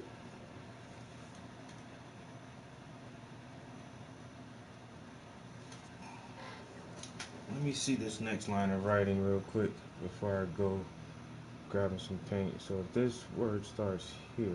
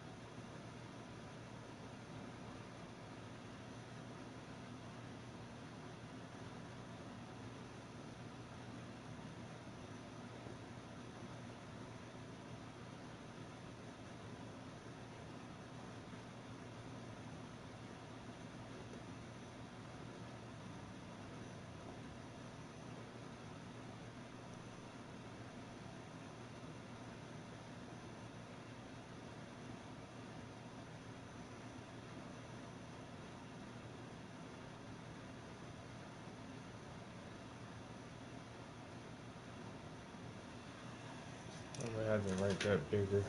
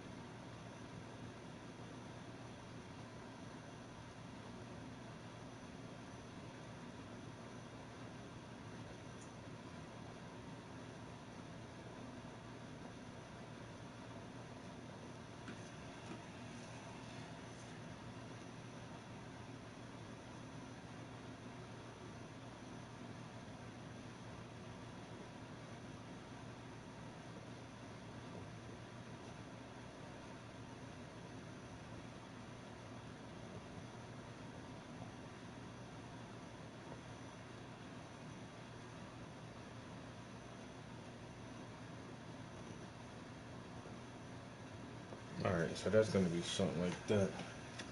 So that's good enough for right now. So let's go ahead and grab some paint. Actually, it's black, but I might do black and blue mixed together a little bit. Let's see how that works out. So, where's my black paint?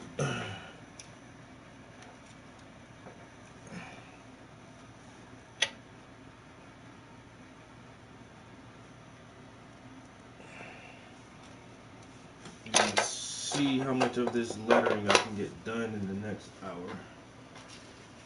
Like I said, then I'll take a little breaky break.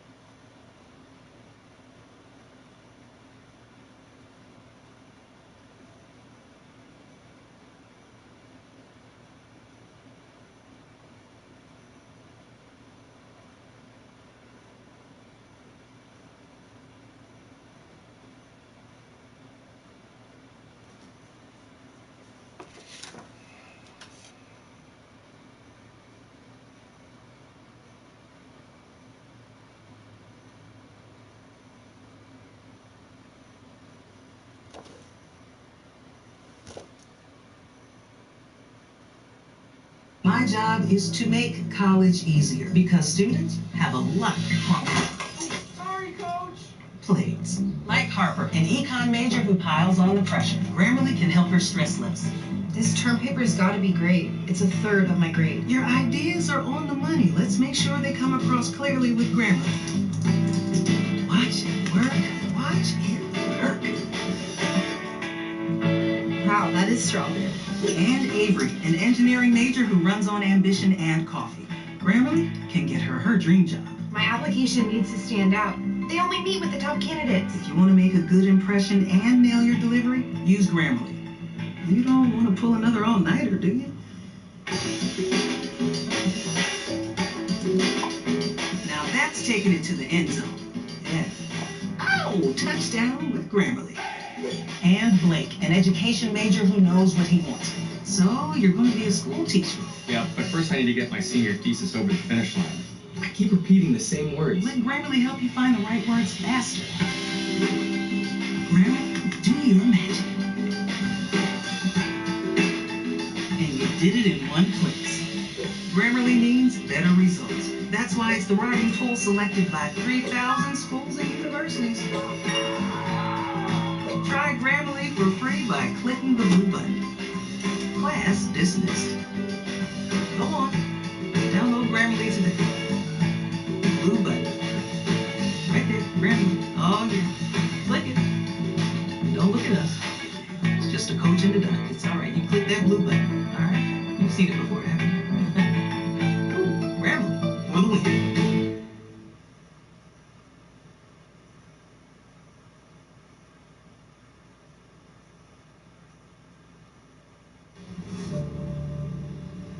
Some gates are better left unopened. Not all can stand against what lies within. Most of them will fall. Some will fight. And a chosen few will bring hope. Choose your champions. Rejoin the fight. Let them lead you to glory. Climber. This is a short one, but it's a beautiful game that's worth checking out just for the visuals alone. It's technically a narrative FPS, or more technically, a walking simulator, if you want to call it that. So there's not a lot going on here gameplay-wise, but it's a great example of how far free games have really evolved lately. There's some really good stuff here that just gets released for free, and it's pretty nice to see. Cloud Climber looks cool, it has some nice atmosphere and exploration, and is worth a bit of your free time. Next, over at number 24, Undefeated. This is the only game that has come close to capturing the feeling of playing Superman in a video game. You may have seen YouTube videos about this floating around, and it's legit. It's worth playing. It is basically a tech demo, and it's definitely going to leave you wanting more. But if you're just a fan of video games and video game mechanics and appreciate some experimentation, checking this out here, it is really impressive from a technical level and in terms of the game. This one's been out there for a few years at this point. It might not surprise all of you, but if you are looking for something to mess around with, it's definitely worth it. Now, at number 23, of course, we can't mention great free games without at least bringing up Path of Exile. It requires an account setup and an online connection, but really, this is a game that you can play by yourself for the entire duration. It's basically a modern Diablo 2 with a seriously in-depth skill tree that requires like a mathematics degree to really, truly, deeply understand. It's been going strong for a few years now, so it's got tons of content at this point. Like, you just jump in and you get a lot. So if you like dark fantasy action RPGs, it's really a no-brainer. We played through the entire campaign and never felt compelled to spend a dime on this game. So even though there are technically microtransactions, they're easy enough to ignore. Now, over at number 22, we're going to talk Deltarune Chapters 1 and 2. Because, I mean, technically, this is more like a demo than a full game, but at least right now, the final version of Deltarune is still a ways off. This semi-sequel / side story to the critically acclaimed Undertale now has 2 full chapters available to play for free that have been slowly rolling out. And really, they're worth checking out if you like your RPGs quirky, or more importantly, if like you were a big, huge fan of Undertale. The most surprising thing is the amount of content you're getting for free. Just these 2 chapters are technically longer than a single playthrough of the original Undertale. So what's here is pretty substantial. Now, the next 3 chapters are apparently going to cost actual money, but chapters 1 and 2 are going to stay free, and they're definitely enjoyable and worth checking out. Now, over at number 21, along with Path of Exile, Genshin Impact is probably the most feature-complete game you're going to see on this list. It's like a mashup of Breath of the Wild and a JRPG that includes some gacha video game elements. Now, you probably know what we mean here. You spend money to get random rolls on playable characters. It's one of the few games here that we're willing to mention it despite its free-to-play elements, just because the core gameplay and the whole experience is just that good. It's loved by lots of people. Some people will debate that, but hey, the game itself, the core game, is fun and addictive. It's a huge one with tons of content, and it's constantly updating, so there's plenty to sink your teeth into. Now, this game might be slightly more free-to-play than it is free, but it's a really popular game, and the general consensus is that the real cash stuff is somewhat unobtrusive, and the gameplay's strong enough that we wanted to highlight it. Now, next over at number 20, let's talk Dr. Longeskov, the Tiger, and the Terribly Cursed Emerald, a whirlwind heist. Yes, that's actually what this game is called. It's another short one, but it's a good one, especially for PC players. It's been received very highly on Steam for many years now. It is partially created by the guy who made the Stanley Parable, which is awesome. So the premise of this game is that you play as a master thief in some kind of adventure game, but things really quickly go off the rails and get a little bit more experimental. So if you have played or seen Stanley Parable, then you probably know what to expect. But if you haven't, then just like buckle up. Go in completely blind, because it's worth experiencing. Next over at number 19, Helltaker. This is a really popular one. So much that it's reviewed at overwhelmingly positive on Steam, which is like the legendary status. It's basically a part puzzle, part adventure game, kinda sorta dating sim. It's totally unique. And while the actual gameplay is simple, the artwork is really charming. The presentation here is just all around top notch. And while the actual puzzle gameplay is pretty basic and standard, it's just fun to see what characters you run into next. It's really different and really cool. And next at number 18, Cry of Fear. Originally a mod for Half-Life, you can now play this horror game for free as a standalone release on Steam. It even comes with like a bunch of bonus campaigns and stuff along with the base game, so there is a lot of content here. When it first came out, this was one of the most ambitious horror mods out there, and in a lot of ways it still holds up as long as you're okay with some old school shooter controls. Just beware, this one can actually be really creepy when it wants to be. It's really good to play with the lights off. And now at 17, Zero K. Here's something a little different. This is a free RTS game. Rather than following like the mold of games like Warcraft and Starcraft, like most RTSs, this game models itself after stuff like Total Annihilation and Supreme Commander. Rather than focusing on like a small group of units with special abilities, this game is all about cranking out gigantic armies and smashing them into each other. Now, graphically, you can probably tell it's nothing that impressive, but there's a lot of content here with a full basic campaign, a skirmish mode with tons of maps, and multiplayer as well. And it's all free, too, without even a hint of microtransactions. So if you're into these kinds of games, it's well worth checking out. Now, next over at number 16, here we go. Let's talk Chef Boyardee's Barkley, Shut Up and Jam. Guide. There are a metric ton of free RPG Maker games out there, and a surprising amount of good ones at that, but nothing can beat this, and just this brilliant satire. It's a JRPG-style adventure where you play as famous basketball player Charles Barkley in a post-apocalyptic Earth.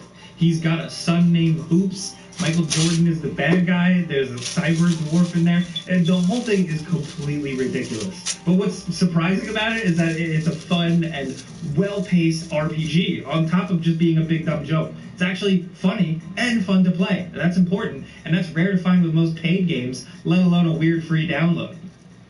And at number 15, Shrine 2. A Doom total conversion that you can download for free off Steam. This game combines like the blocky 3D visuals of Doom with an NES game to surprisingly decent looking results. Like Doom, the actual gameplay is fast and intense here, but the game has this like weirdo vibe to it that makes it totally unique. It's pretty lengthy, it's fun to play, and it's really easy to check out. No messing around with Z-Doom required. So if you're into old school shooters, check this one out. It's easy to jump into. Next over at number 14, Hymno, a very strange little platformer where you can't die at all. This game is designed for chilling out, really. The eerie visuals combined with its pretty lo-fi soundtrack just somehow managed to work. And even though there's no danger anywhere to be found here, there's something compelling about exploring this wild, weird, procedurally generated little world. This is basically a demo for a more feature-complete game that will come out later, but what's here is pretty cool. Don't go into this one looking for a challenge, just like play it and hang out if you want to mellow out. Next over at number 13, on the opposite end of the spectrum, Matilda Castilla. This is a really tough game. Basically, a spiritual successor to Ghosts and Goblins, this Matilda Castilla came out on most major platforms with some new bells and whistles as Cursed Castle, but you can still play this original version for free, and it's mostly the same. You know, if you know Ghosts and Goblins, you know what to expect. It's a brutal platforming experience. This game can be pretty tough, but in a lot of ways, it's more forgiving than the games that even inspired it. So with some perseverance, anyone can finish it. It's not a demo, it's not just a port of the game, it's the full experience, and it's entirely free, which is sweet. Next over at number 12, No One Lives Forever 1 and 2. Yeah, we're going to talk about this. These games were created by Monolith, the guys who went on to make Fear and the Shadow of Mordor games, but the No One Lives Forever games were like really ahead of their time in a lot of ways. These games were funny in a way that most games today aren't even, and they're, for the most part, still a lot of fun to play. And you can get them totally free from some fans who took the time to get it so that they work on modern systems. Now, the Revival website has been up for a few years at this point, so it's probably safe to say that no one cares that someone is giving these games away for free. They're some of the best FPS games of all time, and they're super creative, and now you can play them. Next over at number 11, If on a Winter's Night, For Travelers. This is a very spooky visual novel adventure game with some absolutely beautiful pixel art. I mean, look at this. If you're into this kind of spooky stuff, this game is split into 4 stories, each one having strange kind of Lovecraftian themes to them. This is one of those games that's better to experience yourself. So if you're into story games with cosmic horror themes, then this one is worth playing. We're not going to say much more than that. We don't want to spoil anything. Now over at number 10, Doki Doki Literature Club. Stop us if you've heard about this one. But, you know, some of these games don't always leave much of an impression, but thankfully, Doki Doki really does. The horror game disguised as an anime-as-hell dating sim. It's just another one of those games that goes to some pretty dark and surprising places. It's not necessarily the scariest thing out there, but the way it plays with the visual novel format is really interesting. And if you're willing to get past the visuals, then there's some pretty interesting stuff to see here. There's a lot going on. And there's a reason people have been talking about this one for years. Now, over at number 9, Space Funeral. The original weird as hell RPG before stuff like Undertale and Lisa, a painful RPG. This one is about as disorienting and strange as a game can get while still managing to be an RPG. It's frustrating, it's confusing, and it's surprisingly tough, but if you're into games that are designed to really challenge you, both in the story and in the gameplay and game design, then this is a game worth checking out, and it's free. Next at number 8, Loria. Here's a game that you used to have to pay for, but the developer made it totally free on Steam and on GOG. Now, it's pretty much just Warcraft 2 with the serial numbers filed off, but it makes up for the lack of originality with some pretty solid game design. It's not too flashy, but the campaign is well paced. It has some more going on than you'd think, and the actual RTS gameplay is well done. You know, it's not the most surprising game in the world, but it's got good fundamentals for an RTS game, and it's all around well made, you know, on top of being free. Now over at number 7, let's talk Sonic Robo Blast 2. Because some insane person decided to make a Sonic game in the Doom engine, which is crazy enough. But the most shocking thing about it is that it's really good. You don't need Doom or anything else to play this game. Just download it off the website and you're good to go. It's Sonic in 3D and one of the best translations of the classic games to the 3D space out there. It's definitely better than a lot of the official games, at least. We're talking about you, Sonic 06, okay? But the controls take some getting used to. But besides that, the whole thing is just all around creative and fun and well made. How they managed to get Sonic movement to work at all in the Doom engine, we have no idea, but it somehow all works. Now, of course, at number 6, Spelunky 1 and 2 still cost real cash to play, but if you want some roguelike action on a budget, then the original version of Spelunky, called Classic, can still be downloaded. It's basically the same as the HD version, just missing some of the bells and whistles the paid version got, but it's still perfectly playable. The reason why these games are so beloved can still just be found in this classic version. That slightly out of control energy where everything seems to affect something else. It makes the game tough as hell to actually beat, but it's fun to see what ridiculous thing happens to kill you the next time. It's not an easy game, but you can spend a lot of hours on this one if you want.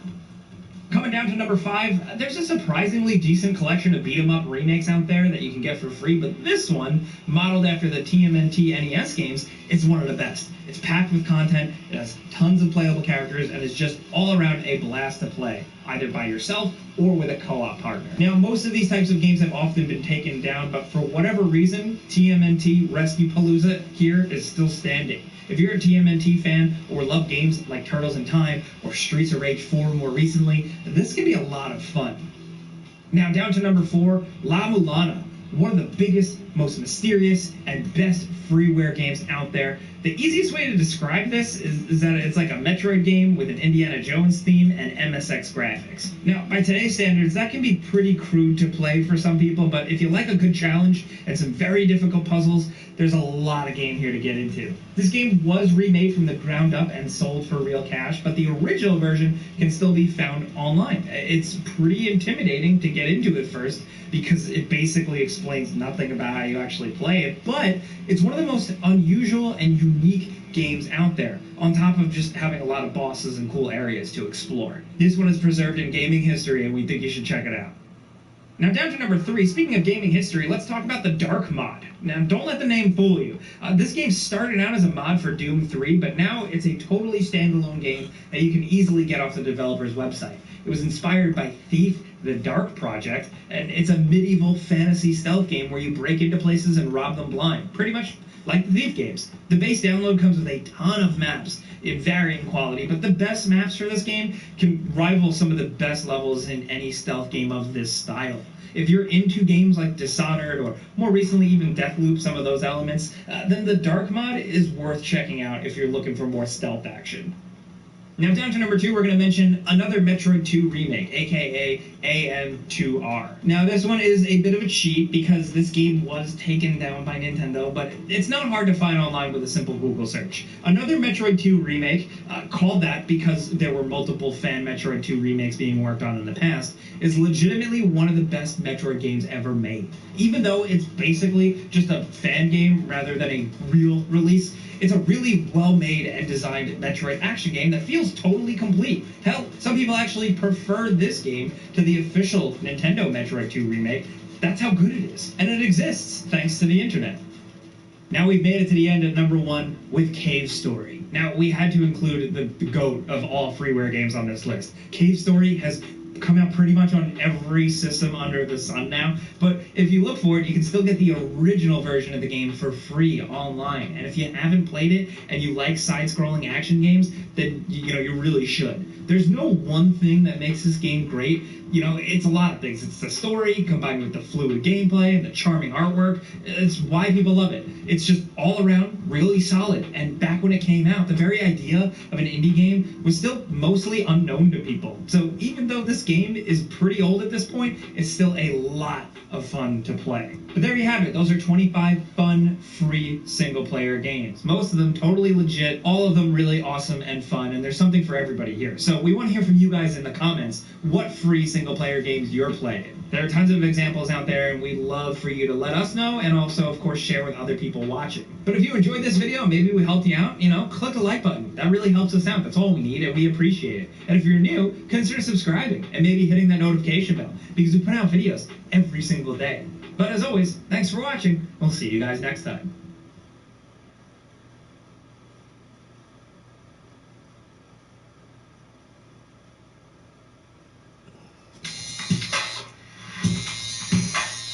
Tattooed Chef.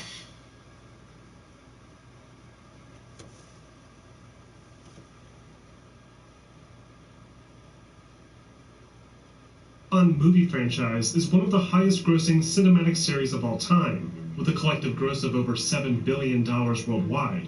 So it should come as no surprise that it generated an exhaustive list of subpar video game movie spin-offs and quick cash grabs throughout the course of the past 40 years. But among the many titles released under the 007 license, there have been quite a few standout classics that not only perfectly capture the spirit of the James Bond property, but even help to redefine gaming as a whole, with revolutionary gameplay mechanics and unique ideas. Most of the Bond video games are either first or third-person shooters, with several elements from the popular films being incorporated in one way or the other. Players are often challenged with completing objectives using a robust arsenal of weapons and gadgets, and are typically offered the opportunity to play competitively in intense split-screen deathmatches, a hallmark of the series during its heyday. But sadly, the series just sort of tapered off in the mid-2000s. And the complex network of licensing agreements associated with the 007 property have made it extremely difficult for any future games or remakes to see the light of day. So what exactly about this franchise was so special, and what caused it to fall apart in the end? Well, to answer that, let's start by taking it way back to the franchise's humble beginnings in the early 1980s. The 007 series made its video game debut in the early days of the video gaming industry. The very first title based on the property is simply called Shaken But Not Stirred, a text-based adventure that has players attempting to stop the evil Dr. Death from destroying London with a nuclear device. Text adventures were a big deal back then, as they offered a more interactive way to experience storytelling, and this particular adventure was well received for its incorporation of the popular Bond property. However, the creators of Shaken But Not Stirred never obtained an official license to use the James Bond IP, and so credit for the first official 007 game goes to the Parker Brothers instead. The Parker Brothers were an old toy company that had been around for at least 100 years at this point, and had begun to break into the emerging video game market by developing several movie tie-in video games, including the very first Star Wars game. Several attempts at making a licensed Bond video game were pitched to the Parker Brothers by different developers, but the publisher eventually settled for one created by On Time Software. The game is simply called James Bond 007 and released in 1983 for the Atari, ColecoVision, and Commodore 64 platforms. It features a handful of different levels to choose from, each inspired by a different James Bond film, including Diamonds Are Forever, The Spy Who Loved Me, and Moonraker, and task players with guiding a pixelated vehicle across flat environments while dodging various obstacles. As silly as this looks, it was met with positive reviews back in the 80s, with only a few criticizing it for its steep difficulty curve. But more importantly, it showed the industry the potential that the Bond series had in the video game medium. A couple years later, 2 more Bond games were released, another text-based adventure, this time by Mindscape, and a more complex action game created by Domark Software, both of which were based on the film A View to a Kill, starring Roger Moore. Mindscape's game follows the same basic design as the original Shaken But Not Stirred text adventure, but was written this time by Raymond Benson, an American author responsible for several of the Bond novels, along with 2 Splinter Cell novels released in the mid-2000s. While this new text game offered a more immersive Bond experience, it wasn't quite as ambitious as Domark's project. Domark's A View to a Kill features 3 distinct levels inspired by the film itself. Players can drive around Paris searching for the villain Mayday, help Stacy escape from a burning building, and need to explore Zoran's mines to disable his bomb. It was an unusual game for 1985, considering it was basically 3 games in one. But despite its ambition, it still failed to stand out from the crowd, especially with massively successful titles on Nintendo's new platform taking the world by storm. Throughout the course of the 80s, the series continued to churn out more low-budget titles, each focusing on a different film in the 007 franchise. Mindscape released 2 more 007 ventures, one on Goldfinger and another on Live and Let Die, while Domark released several more games, each featuring an iconic moment from the respective films. But even with countless releases, Bond video games never found a solid foothold during its early days, and was brushed off as a lazy cash grab linked to the declining quality of the films they released alongside. At the start of the 90s, Interplay Productions, the very same that would later become known for their groundbreaking Fallout series, published a narrative-driven spy video game built by Delphine Software. The game, initially titled Operation Stealth, was designed strongly around concepts and ideas in the James Bond universe. But as Interplay struggled to obtain permission to use the IP, the initial release of the game featured alternate character names like John Glames instead of James Bond. After finally securing the rights to the property, Delphine updated the game to display the correct names and released it to the North American market. Though this led to a few inconsistencies in the story, like Bond working for the CIA instead of MI6. Still, despite these issues, Operation Stealth, or rather 007 James Bond The Stealth Affair, marked a major step forward for the Bond series. The game is beautifully detailed with colorful backgrounds and characters, along with an immersive point-and-click style gameplay approach, a mechanic that had proven popular with titles like Monkey Island. While not the best received title in the 1990s, The Stealth Affair marked a turning point for the series, as it married the immersive text-based experiences from before with more interactive gameplay mechanics. In 1991, the Bond series finally made the jump to Nintendo's platform with James Bond Jr., a platforming adventure created by Eurocom Developments and based heavily on the animated cartoon series of the same name. In it, players control James Bond's nephew and navigate challenging platforming sequences, while simultaneously fighting enemies with a handful of different weapons. The game also released on the Super Nintendo platform, with additional vehicle-based levels echoing the classic style of some of the older Bond games. But outside of the name and the idea of saving the world using cool vehicles and gadgets, the game really does not have anything to do with the core 007 franchise. In 1993, Domark released their final entry to the James Bond video game series, with James Bond 007 The Duel. The Duel is a platforming adventure game, much like James Bond Jr., only with a slightly more mature tone, and a graphical design synonymous with other Sega-based titles like Sonic the Hedgehog. The game features 5 levels, each with increasingly more challenging configurations of enemies that Bond must defeat using his pistol, along with female hostages to rescue and several classic Bond villains that serve as boss encounters. The Duel marks another major step forward for the series, as it was made available to a wider audience and features a lot of the core elements of the Bond experience. But it was nothing compared to what was on the horizon.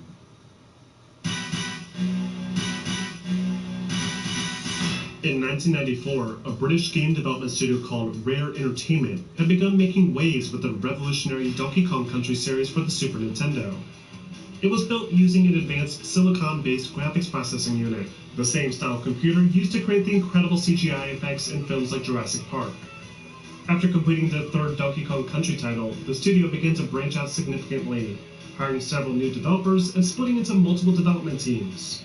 One of these teams, led by designer Martin Hollis, began work on the new on-rail shooter experience using the recently acquired 007 license. The project was initially planned to release for the Super Nintendo platform, but suffered multiple delays as the scope of the project grew to be even more ambitious. The development team worked for years building an advanced game engine with intelligent AI, high-quality weapon models, and beautifully detailed environments. As the game grew, Martin decided to take the experience off the rails, a direct response to the hugely popular Doom series and its subsequent spin-offs and copycats. This move transformed the game into something different entirely, as the environments could now be expanded even further and more accurately represent the scenes from the film. When the environments were finally completed, the small team of developers began to populate them with several different objectives and enemy patrols, resulting in a wildly different experience than any other shooter on the market. Finally, after piecing together a last-minute split-screen multiplayer component, Rare released the breakaway hit GoldenEye 007, exclusive for the Nintendo 64 console. The GoldenEye video game follows mostly the same narrative plot threads as the film it's based on. Players control James Bond in a new first-person perspective, as they infiltrate secure facilities and recover intel regarding a secret space weapon called the GoldenEye. The game features many iconic sequences from the film, like the big bungee jump stunt, sneaking on board a frigate and planting a bug on a helicopter, and even rolling through St. Petersburg in a tank. Though, in order to accommodate the game's limitations, a few elements of the story are tweaked, promoting a much more action-oriented experience.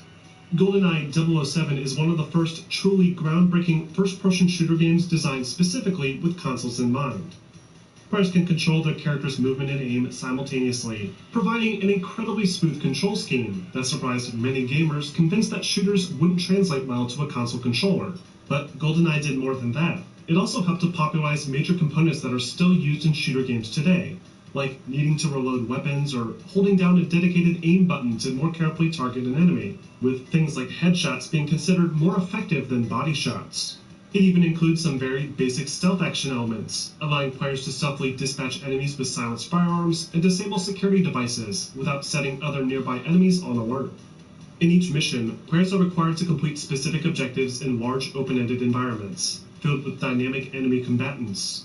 Objectives range from standard information retrieval to hostage rescues and escort that serve to make every mission feel distinct and interesting. The open-ended environments offer players the chance to approach missions creatively, with multiple routes to and from each objective, and several secret areas offering additional armaments and tools to stay alive. By default, players are equipped with Bond's iconic Walther PPK, but can equip more powerful firearms like the AK-47, M16, MP5, and SPAS-12, along with the option to dual-wield weapons like the Uzi and Takarovs, all of which were given fake names to avoid copyright issues. On top of these conventional firearms, players can also make use of a few gadgets throughout the campaign, including remote explosives, a laser watch, and even a devastating grenade launcher.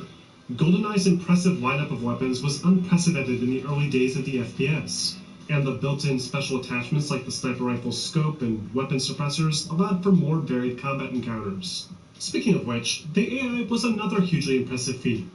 Every level in the game is populated with several soldiers, some static that patrol specific paths, and others that spawn in during alarm events. Each soldier is uniquely modeled based on the environment, and even feature rough facial textures of the developers that worked on the game.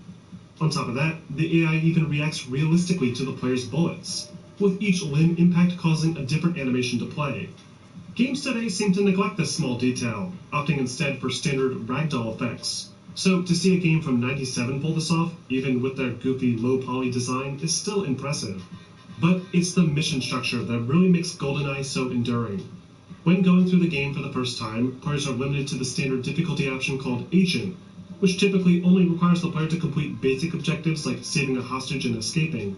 But after successfully completing missions, players then unlock access to two more difficulties, Secret Agent and 00 Agent, both of which offer increasingly more challenging enemies and several more difficult objectives to complete. To accommodate all these objectives, the environments are massive, with lots of winding halls and wide open fields to explore. Some areas throughout the game don't even serve any purpose at all, an aspect that serves to make the world feel more believable. GoldenEye is also the first game in the series to offer secret bonuses to unlock, including additional levels and a special cheat menu, only further adding to the game's replay potential. But a lot of gamers picked up a copy of GoldenEye for an entirely different reason: the split-screen competitive multiplayer. This is arguably one of, if not the most important aspect of the entire 007 video game franchise.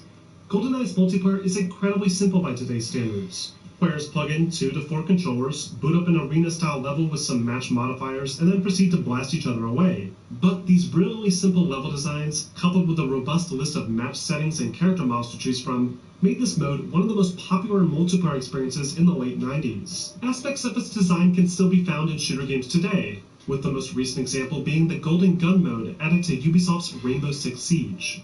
GoldenEye's revolutionary multiplayer, coupled with its brilliantly designed single-player component, took the world by storm. It was met with overwhelmingly positive reviews, with many praising the game for its solid level design, beautiful visuals, and addicting deathmatch mode. The game became Interactive Art and Science's Game of the Year in 1998 and sold well over 8 million copies, becoming one of the top 3 best-selling games for the N64. GoldenEye stood tall in the sea of repetitive Doom clones and marked a new era for the first-person shooter, as developers everywhere began to incorporate more realistic mechanics like reloading and headshots, abandoning the old-school shooter style popularized by id Software. Thanks to GoldenEye, 007 had finally found its place in the gaming scene, and other major players in the industry took notice. Seeing the untapped potential, Electronic Arts purchased the license to use the 007 James Bond property. The first project under the EA banner was handled by a small studio called Black Ops Entertainment, who had previously worked on small fighting and vehicle-based games. Recognizing the overwhelming demand for a follow-up to Rare's masterpiece, Black Ops started off development on a new first-person Bond game with a competitive multiplayer mode, only this time exclusive for the PlayStation instead. The game was intended to be a follow-up to the film Tomorrow Never Dies, and even featured unique scenarios like a scuba diving mission. However, after hearing complaints from their focus groups about their project's lack of iconic moments from the most recent Pierce Brosnan flick, the team was forced to scrap a lot of their work, and start over with a more simplistic third-person shooter style instead. The game's planned multiplayer mode was cancelled, and the finished product released in 1999 under the name 007 Tomorrow Never Dies. Just like GoldenEye before it, Tomorrow Never Dies is based heavily around the events in the film of the same name. Players need to navigate Bond through 10 levels, as they investigate the media mogul Elliot Carver, who's so desperate for good stories that he's resorted to staging a Third World War. Unlike GoldenEye, Tomorrow Never Dies is a third-person able to walk around linear environments and lock onto the nearest enemy with a new auto-aim system. Holding down the R1 key does allow players to access a stationary first-person viewpoint, but it's difficult to control and often not worth using. Weapons include a silenced PPK with infinite ammunition, along with a few more powerful weapons like the AK-47, the automatic 9mm, an Uzi, and a sniper rifle equipped with a special infrared scope. Like before, players have a health bar that can be protected by equipping armor vests hidden throughout the environments. But there's also first aid kits now, which can be collected and used at the player's discretion, and a new extra life token system that allows players to blink back to life after being killed. The stealth action elements popularized by GoldenEye return only slightly, with silenced weapons and new takedown animations being technically possible, but difficult to pull off with the shoddy AI. But Tomorrow Never Dies does offer a few new elements, like the ability to ski in a couple levels, a drivable BMW with front-mounted machine guns and rockets, and even a level where players control the female Chinese operative Wei Lin. Still, despite its few interesting moments, Tomorrow Never Dies was a noticeable decline in quality from Rare's GoldenEye, and fans everywhere took notice. The game received mixed reviews, with many citing poor performance, outdated graphics, and the removal of the iconic multiplayer. Additionally, the jump to the PlayStation platform was an unusual step, as GoldenEye had amassed a huge following on the N64. Electronic Arts was off to a rough start with the property, and set to make things right with their next attempt. With their next 007 game, EA aimed to address all the concerns raised with the previous title, including a return to a first-person viewpoint, a competitive split-screen multiplayer mode, and a simultaneous release on the PS1 and N64. To accomplish this latter goal, EA contracted Eurocom to create the N64 title, while Black Ops Entertainment was given another shot at the PS1 release. Eurocom's version of the game was more ambitious, thanks to their advanced 3D-capable graphics engine, allowing for superior lighting, draw distances, and enhanced explosive effects, all while maintaining a solid 60 FPS.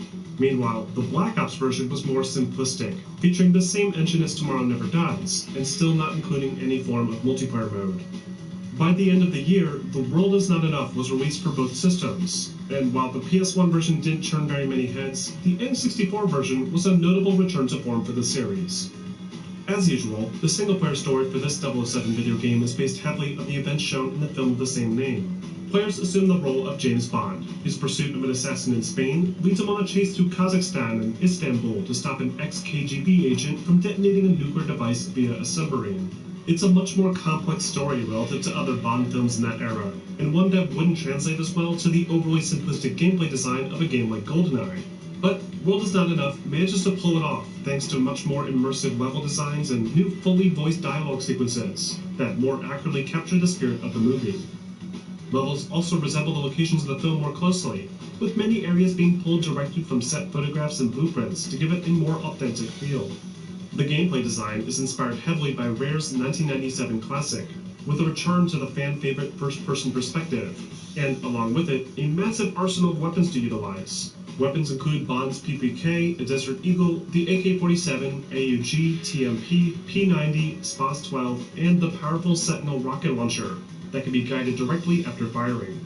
It's a decent lineup of weapons, but it still isn't quite as robust as GoldenEye, and the ability to dual-wield weapons is not available. To make up for this, The World Is Not Enough features much more varied gameplay mechanics. The first mission sees players casually walking into a bank in Spain and getting through security without ever needing to pull a trigger. The gunplay kicks off almost immediately afterwards, but it's still a nice change of pace that's demonstrated a few times throughout the game's 14 missions. One mission in particular, called Night Watch, requires players to sneak around Elektra's villa late at night, avoiding detection and obtaining intel. There was stealth in GoldenEye, but not quite to this degree, where being detected by certain NPCs can instantly fail the mission, and players can now manually attach silencers to their pistol, sacrificing power for stealth. The World Is Not Enough also puts an even heavier focus on Bond's iconic gadgetry, with new devices like X-ray specs, safecrackers, lock decoders, wireless bugs, and of course the famous wristwatch that comes complete with a grappling hook, laser, and stun device to more easily incapacitate guards. The experience feels significantly more like a proper James Bond adventure, with plenty of intense shootouts and scripted action set pieces balanced out by some slower-paced covert espionage. And then, of course, there's the multiplayer that, again, takes concepts that worked in GoldenEye and attempts to build off of them, with more game modes, a robust list of match settings to tweak, and even the ability to incorporate NPC bots into the action, making for even more hectic death matches. The World Is Not Enough was met with mostly positive reception upon release. Many applauded the game for its beautiful visual design, along with the new voice acting performances, some of which were delivered by real actors from the film like John Cleese. Some outlets took note of the increased level variety Eurocom incorporated, praising sequences like the sinking submarine at the end for being hugely innovative. However, not everyone was impressed with EA's new Bond game.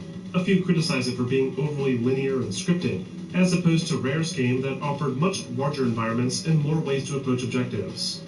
Additionally, the game suffers from much less intuitive controls, with the vertical aim now severely limited, as it automatically adjusts when going up and down stairs, and can only be manually adjusted temporarily when holding down the aim button.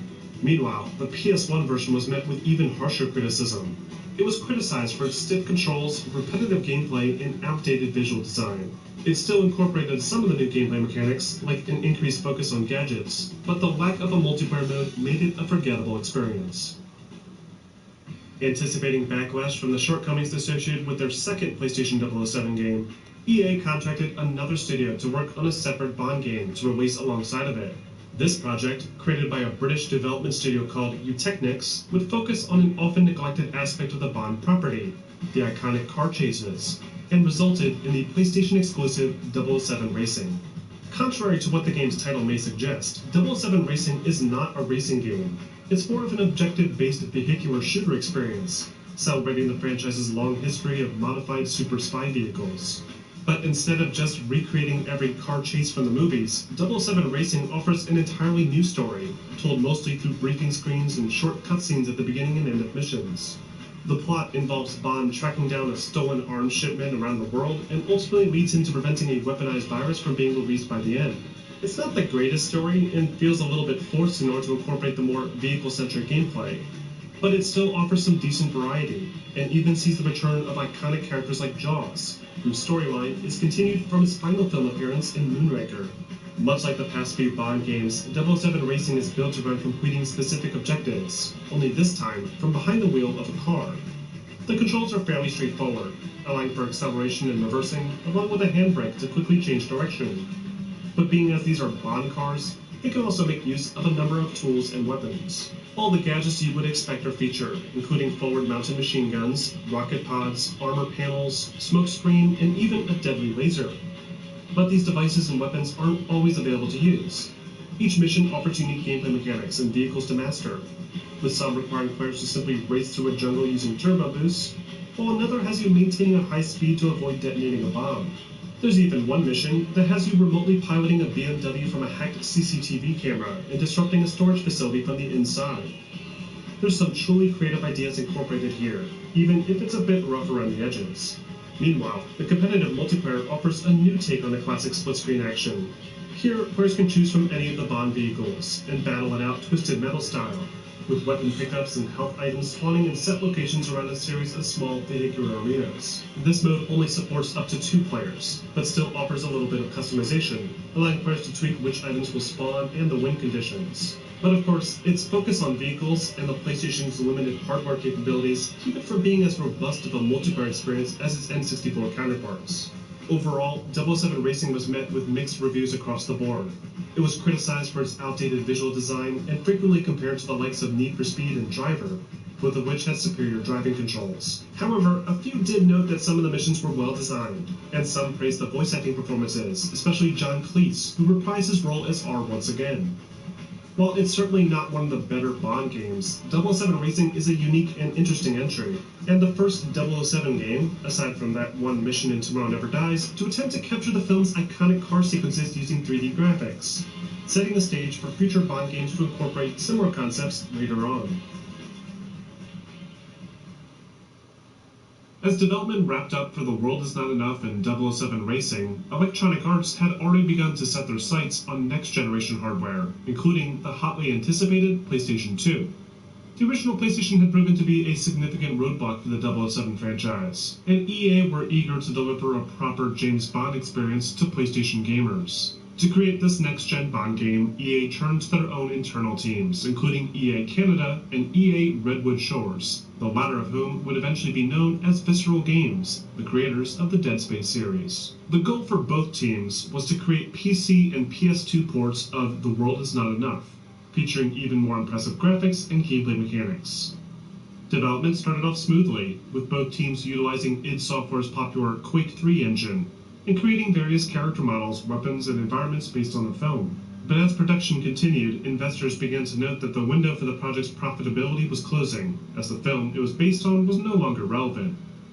To account for this, EA decided to cancel work on the PC port, and instructed the development team to rework the game into a brand new standalone Bond experience, with an entirely original storyline.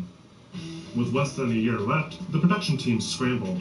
Old assets were redesigned to create new characters and locations, and talks with voice actors like John Cleese and even Roger Moore to reprise their roles fell through, resulting in less recognizable stand-ins instead. By fall of 2001, development for the newest title had finally been completed, and 007 Agent Under Fire released exclusively for the PlayStation 2 in November, with an additional GameCube and Xbox release the following year. Agent Under Fire features an original storyline, independent from any 007 motion picture, though it may be one of the most silly storylines in the entire franchise.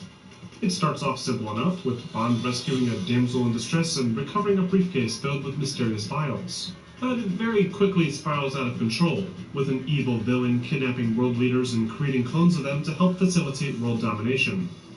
It's a very Roger Moore-esque Bond experience that would have made more sense had they actually managed to secure a contract with him, but we're instead left with a hastily written story that feels disjointed and forgettable. Thankfully, the gameplay is a remarkable improvement over the past several entries to the series. It takes practically everything that worked well in The World Is Not Enough and expands upon it, with an even smoother free-aim control scheme, similar to GoldenEye, along with much more expansive level environments tailor-built for creative approaches to the action. Thanks to the use of the Quake 3 engine, combat in general feels more smooth and responsive, making the series' signature auto-aim mechanic less of a necessity than it used to be. Most of the weapons incorporated in the game are repurposed from the cancelled World Is Not Enough port, so weapons like the AK-47, Desert Eagle, Uzi, and AUG all make a return. But there's also a few new guns like the G11 and the Coleco M960 to help mix things up. Gadgets have also been improved upon, with tools like the grappling hook now capable of pulling the player instantly, rather than requiring them to awkwardly climb a hard-to-see string. Players can even use their cell phone to hack terminals remotely, allowing more direct interactivity with the environment. In fact, environmental interactivity in general is one of the most dominant themes throughout Agent Under Fire. Levels are loaded with far more explosive props and breakable structures, and triggering some of these traps can reward the player with the new Bond Moment Award, encouraging players to think and act more like Bond would. The stealth action elements from the past games have also seen some tweaks, with players now capable of incapacitating unaware enemies with a single melee hit to the back of the head, and levels now feature stealthy alternative routes to bypass guards. Unfortunately, a good chunk of the game is occupied by less interesting on-rails shooter moments, requiring Bond to shoot his AK from the top of a vehicle while an AI drives him around. Though these moments are redeemed by some excellent vehicle driving sequences that improve in every way over the weak driving mechanics in 007 Racing. To encourage even more replay value, Agent Under Fire expands upon the bonus unlock systems from GoldenEye, with new weapon upgrades like a gold-plated PPK, mixed in with additional unlocks like new multiplayer levels and characters.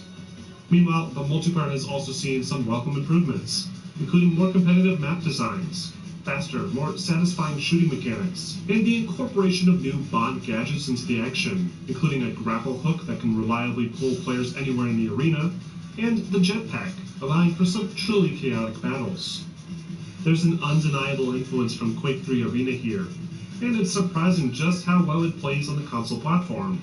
Granted, the aim and controls are still stiff by today's standards, but at the time, this was a massive leap forward for the Bond series, and an effective follow-up to the split-screen mayhem fans loved from GoldenEye. Despite the solid multiplayer and okay single-player campaign, Agent Under Fire was met with a familiar, lukewarm reception. The chief complaint among reviewers was the weak narrative and the outdated concepts. With this being the fifth major Bond title since 1997, audiences were quickly growing tired of the super spy. New original shooters were beginning to crop up on consoles, including Medal of Honor, Rainbow Six, and Perfect Dark, a Rare-developed game that was initially intended as a GoldenEye sequel before EA's sudden acquisition. Those same developers eventually broke away from Rare and developed yet another popular shooter series, again building off of the popular split-screen multiplayer mayhem that fans had fallen in love with. Meanwhile, a new behemoth in the console shooter market was beginning to stir, that would soon prove to be even more popular than GoldenEye. With the competition steadily mounting, the next entry to the Bond series would need to be on an entirely new level. While Agent Under Fire certainly wasn't the GoldenEye killer EA intended, it at least managed to stabilize the series a bit, encouraging the publisher to invest heavily in a sequel, allowing for improvements to the visual design, story, musical score, and gameplay. They reached out to Eurocom Entertainment once again to helm the main console releases, along with Gearbox Software, who handled the first ever EA Bond release on PC. The Eurocom console title started development in March of 2001, around the same time that Agent Under Fire was being developed. It was built using the same Quake 3 engine as its predecessor, though because of its increased funding and longer development cycle, was provided an extra level of care and attention. This new project, given the working title Phoenix Rising, would again feature an entirely brand new adventure, with locations like Tokyo and Romania, along with more vehicle-centric levels made possible by a separate team at Savage Entertainment. The level designers pushed the hardware to its limits of what they thought was possible, with beautifully detailed environments unlike anything the series has attempted before, along with plenty of enhanced effects like rain, snow, and impressive lighting to help bring the locations to life. Pierce Brosnan himself even agreed to lend his likeness to the game again, only this time with a more advanced laser scanning process that, paired with a higher poly count, made for a much more believable Bond. After only 20 months of development, all the pieces were in place for a revolutionary new 007 experience, and EA released 007 Nightfire for the PlayStation 2, Xbox, and Nintendo GameCube, alongside a separate PC release that I'll talk about more in a bit. 007 Nightfire sees Bond investigating a man named Raphael Drake, the leader of a large nuclear decommissioning company that MI6 suspects of being a front for something more nefarious. Players once again assume control of Bond exclusively, though there are quite a few more fleshed out supporting characters this time, including lead antagonist Raphael Drake, his mistress and undercover French intelligence agent Dominique, and even a return appearance from Zoe Nightshade from the previous game. Nightfire's campaign is still pretty short, but has much better pacing than Agent Under Fire, with expansive and intricate stealth sequences and less monotonous action set pieces. Players go from infiltrating a castle under the cover of night, crashing a fancy party, and ultimately end up in a huge vehicular battle on an ice lake, a clear homage to Die Another Day. There's even a few references to classic Bond films like The Spy Who Loved Me and Moonraker.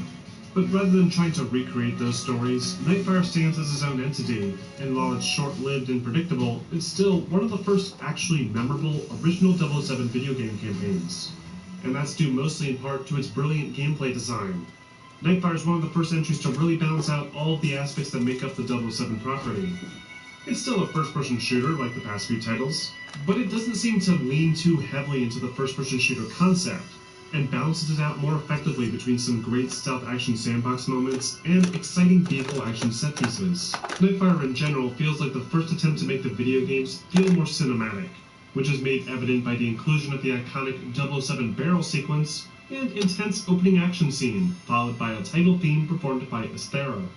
But nothing more properly exemplifies the design of Nightfire than the exchange, and the missions directly connected to it. After the game involves Bond sneaking into a heavily guarded fortress in Romania to spy on Drake during a secret gathering, and confidently combines everything that makes the 007 game series so enjoyable. The first mission highlights the game's sandbox stealth action elements, allowing players to silently dispatch guards, find secret routes, and even stow away in a wine delivery truck to enter the castle unseen. But the game quickly transitions into some close quarters action, followed by an intense series of chases. Each aspect of this opening act is expanded upon throughout the course of the game, providing an incredibly well-rounded 007 experience, far exceeding anything done previously. As far as the movement and controls go, Nightfire improves significantly over the previous game. Player and AI movement is slowed down a bit to feel more natural, and weapons now are more satisfying to shoot, thanks to the lower time to kill and higher accuracy. Weapons once again include classics like Bond's PPK, and a few returning weapons like the MP5K, Deagle, and Sentinel rocket launcher.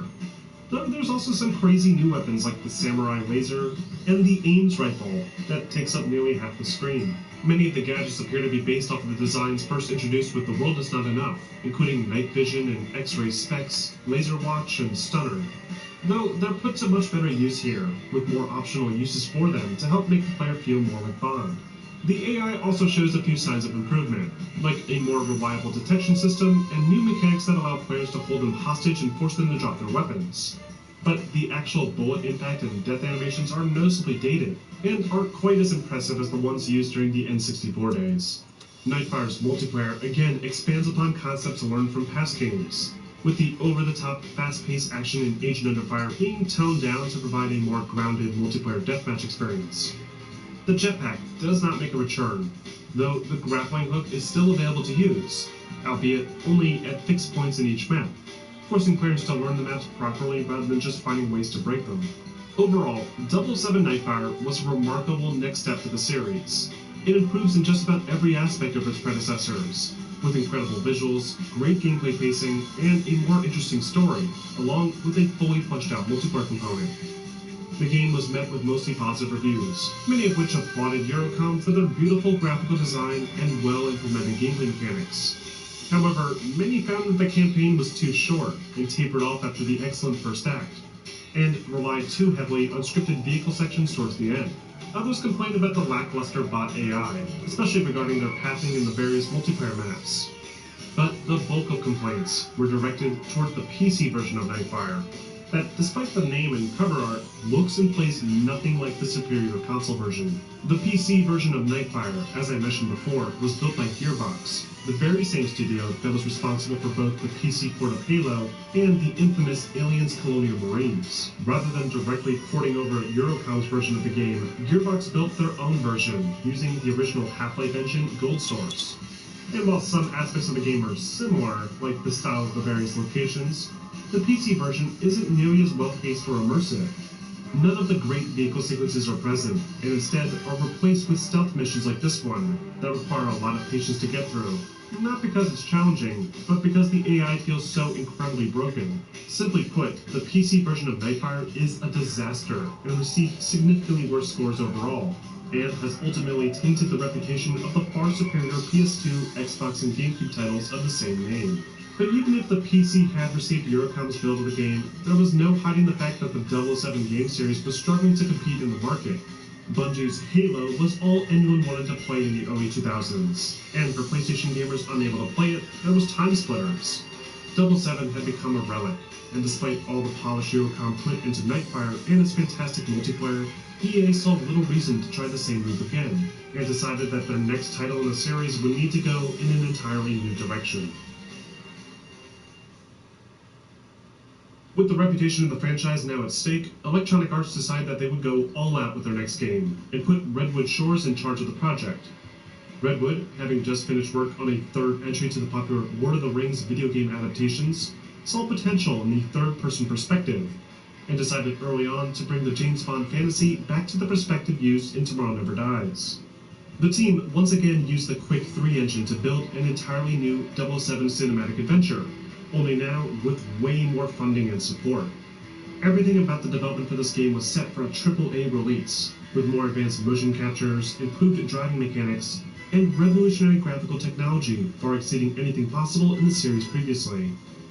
On top of that, EA even managed to not only get Pierce Brosnan's face in the game, but for the first time his voice, along with an impressive lineup of other stars like Judi Dench, John Cleese, Heidi Klum, Shannon Elizabeth, and Willem Dafoe, who played the lead antagonist. Finally, in February of 2004, EA released James Bond 007 Everything or Nothing, quite possibly one of the most ambitious and expensive entries that the series has ever seen. Like Nightfire, Everything or Nothing is structured very similarly to a James Bond movie, with an action-packed intro sequence followed by an original theme song, this time performed by R&B pop singer Maya. The core story follows James Bond as he investigates a lead regarding stolen nanobots. The narrative takes Bond to plenty of unique locations, including a speeding train in Egypt, the streets of New Orleans, and Moscow, and again features a number of connections to past Bond stories, including the return of the iconic villain Jaws, and a reference to Christopher Walken's Max Zorin character from A View to a Kill. Everything or Nothing is one of the few games in the series to feature a story that feels truly unique and original, thanks largely in part to the game's writer Bruce Fierstein, who was involved in penning the screenplay for most of the Pierce Brosnan movies. Meanwhile, the gameplay innovates in an entirely different way. Rather than improving on the already excellent first-person shooter design that had been slowly evolving since GoldenEye, Everything or Nothing brings the series back to the third-person camera, giving players a full view of a Brosnan lookalike as they mow through enemies. But unlike Tomorrow Never Dies' shallow design, Everything or Nothing incorporates several new mechanics that have become commonplace in third-person shooters today. The game still utilizes a similar auto-aim system, though players can now use the right joystick to directly aim the weapon within the targeting reticle, allowing players to carefully target weak points. Along with this, players can also dive forward or to the sides, shoot from cover, and even seamlessly transition to a new hand-to-hand combat system, complete with dodges and several different flashy takedown animations. To help players identify the popular Bond moment opportunities, Everything or Nothing includes a sort of slow-motion inventory screen that highlights objects of interest in the environment. This can also be used to swap between weapons and select various gadgets that have also seen a complete overhaul. Instead of relying on old, overused concepts like the laser watch, Bond is now equipped with new coin-based grenades, a remote-controlled spider drone, an improved grapple gun that allows players to travel up and down vertical surfaces, and a twist on the cloaking technology that doesn't just turn Bond's car invisible, but Bond himself. These gadgets are mostly awarded based on mission progression, but special bonuses can be unlocked by earning high scores on missions, again encouraging players to make use of as many signature Bond moment opportunities as possible. In terms of pacing, Everything or Nothing follows the same basic principles as Nightfire. The game mixes a healthy dose of stealth missions in with some intense firefights and car chases. But rather than featuring all these aspects in their own distinct mission, the game seems to blend them together more seamlessly, with players able to finally get in and out of their car during some missions. The end result is an even more exciting and immersive James Bond experience, and one that thankfully lasts much longer than the previous title. The multiplayer portion of the game has also seen a complete rework. Everything or Nothing doesn't go for the traditional split-screen competitive multiplayer, but instead is the one and only entry in the series to deliver a co-op campaign. To avoid players fighting over who gets to be Bond, this co-op forces players to use one of 4 different Secret Service characters, none of which talk or have any personality at all. The co-op mode instead throws players through a gauntlet of enemies, with some basic mission objectives and occasional boss fights. And outside of some moments where you need to press buttons together or defuse a bomb while the other player defends, this co-op mode really doesn't seem to take advantage of its unique concept, and feels fairly lackluster as a result. Players can also unlock a competitive arena mode. But instead of being handled like a traditional split-screen deathmatch, Arena utilizes a single fixed camera, forcing players to awkwardly run around shooting each other and setting off environmental traps. It's a huge step back from the likes of Nightfire. Still, despite its subpar multiplayer, Everything or Nothing is often cited as one of the ultimate James Bond video game experiences.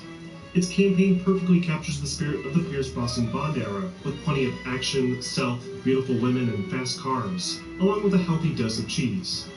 The switch to the third-person camera was a bold and risky move, but it paid off beautifully, providing a more cinematic take that arguably suits the licensed property far better. And the extra effort that went into providing accurate character models, a star-studded cast, and fully fleshed-out gameplay mechanics really shows. Everything or Nothing was met with mostly positive reviews. It was praised for its creative gameplay design, fluid controls, and gorgeous visuals, and many applauded it for genuinely feeling like a real movie. Others praised it for its voice acting performances and excellent animation work, giving actors like Brosnan a real presence in the game that few other games could match. However, the game's lackluster multiplayer hurt its lasting appeal, and despite being nearly twice as long as EA's previous two Bond games, it was still criticized for being too short and offering little replay value. In the end, Everything or Nothing still managed to be a notable success, and is Pierce Brosnan's final run at the iconic secret agent. Unfortunately, following Pierce Brosnan's departure from the character, the video game series would inevitably head into a downward spiral that would begin only a few months later. With Everything or Nothing succeeding in terms of providing a solid single-player 007 experience, EA Games saw far more potential in the growing multiplayer space. Halo 2 was set to release soon, and Call of Duty had begun to make a name for itself on the PC platform. To stay ahead of the game, EA assigned their Los Angeles studio to begin working on their Ace in the Hole, a direct sequel to GoldenEye, a game that would supposedly take everything fans loved about the first game, but build upon it with better graphics, controls, level designs, and an entirely new story. For the story, EA reached out to Danny Bilson and Paul DeMeo, the former of whom came up with the idea for an alternate reality where Bond is defeated and all of his enemies reign supreme. The development team entered into full production using a modified Medal of Honor engine, and fully expected to create a worthy sequel to the iconic classic, with gameplay focused entirely around the first-person shooter mechanics. This meant no distracting vehicles or old-school Bond gadgets, and improvements to the AI, allowing them to intelligently adapt and learn during combat. Partway through development, the team decided to drop the 2 in the title, and add in Rogue Agent to better describe the nature of the game. And by November of 2004, EA released GoldenEye Rogue Agent, a title that would, unsurprisingly, not deliver on its ambitious promise. GoldenEye Rogue Agent takes place in an alternate reality, where James Bond dies during the attack on Fort Knox, and various villains like Goldfinger and Dr. No are bitter rivals locked in a battle for control. Players assume the role of an unnamed ex-MI6 agent, who lost his eye dealing with Dr. No, and is given a new cybernetic eye by a team of scientists working for Goldfinger. This eye is the only reason the game is called GoldenEye, as the story has absolutely nothing to do with the film or the game of the same name. The story sees players traveling to various locations like the Hoover Dam and Hong Kong, but it's ultimately an incredibly forgettable narrative, with the only notable performances coming from Judi Dench and Christopher Lee, who both reprise their iconic characters. The gameplay also attempts to innovate quite a bit from the core 007 game formula, with a number of interesting shooter mechanics incorporated to make the action more exciting. The first major feature is the new dual-wielding system. The original GoldenEye. Let me take a break from up there. See if I can do some other shit for a minute.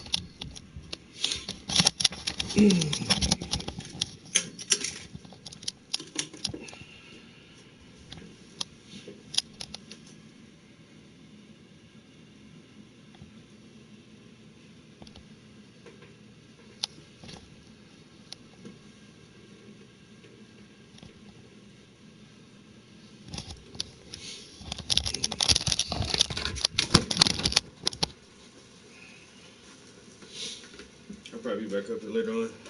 Catch you next time.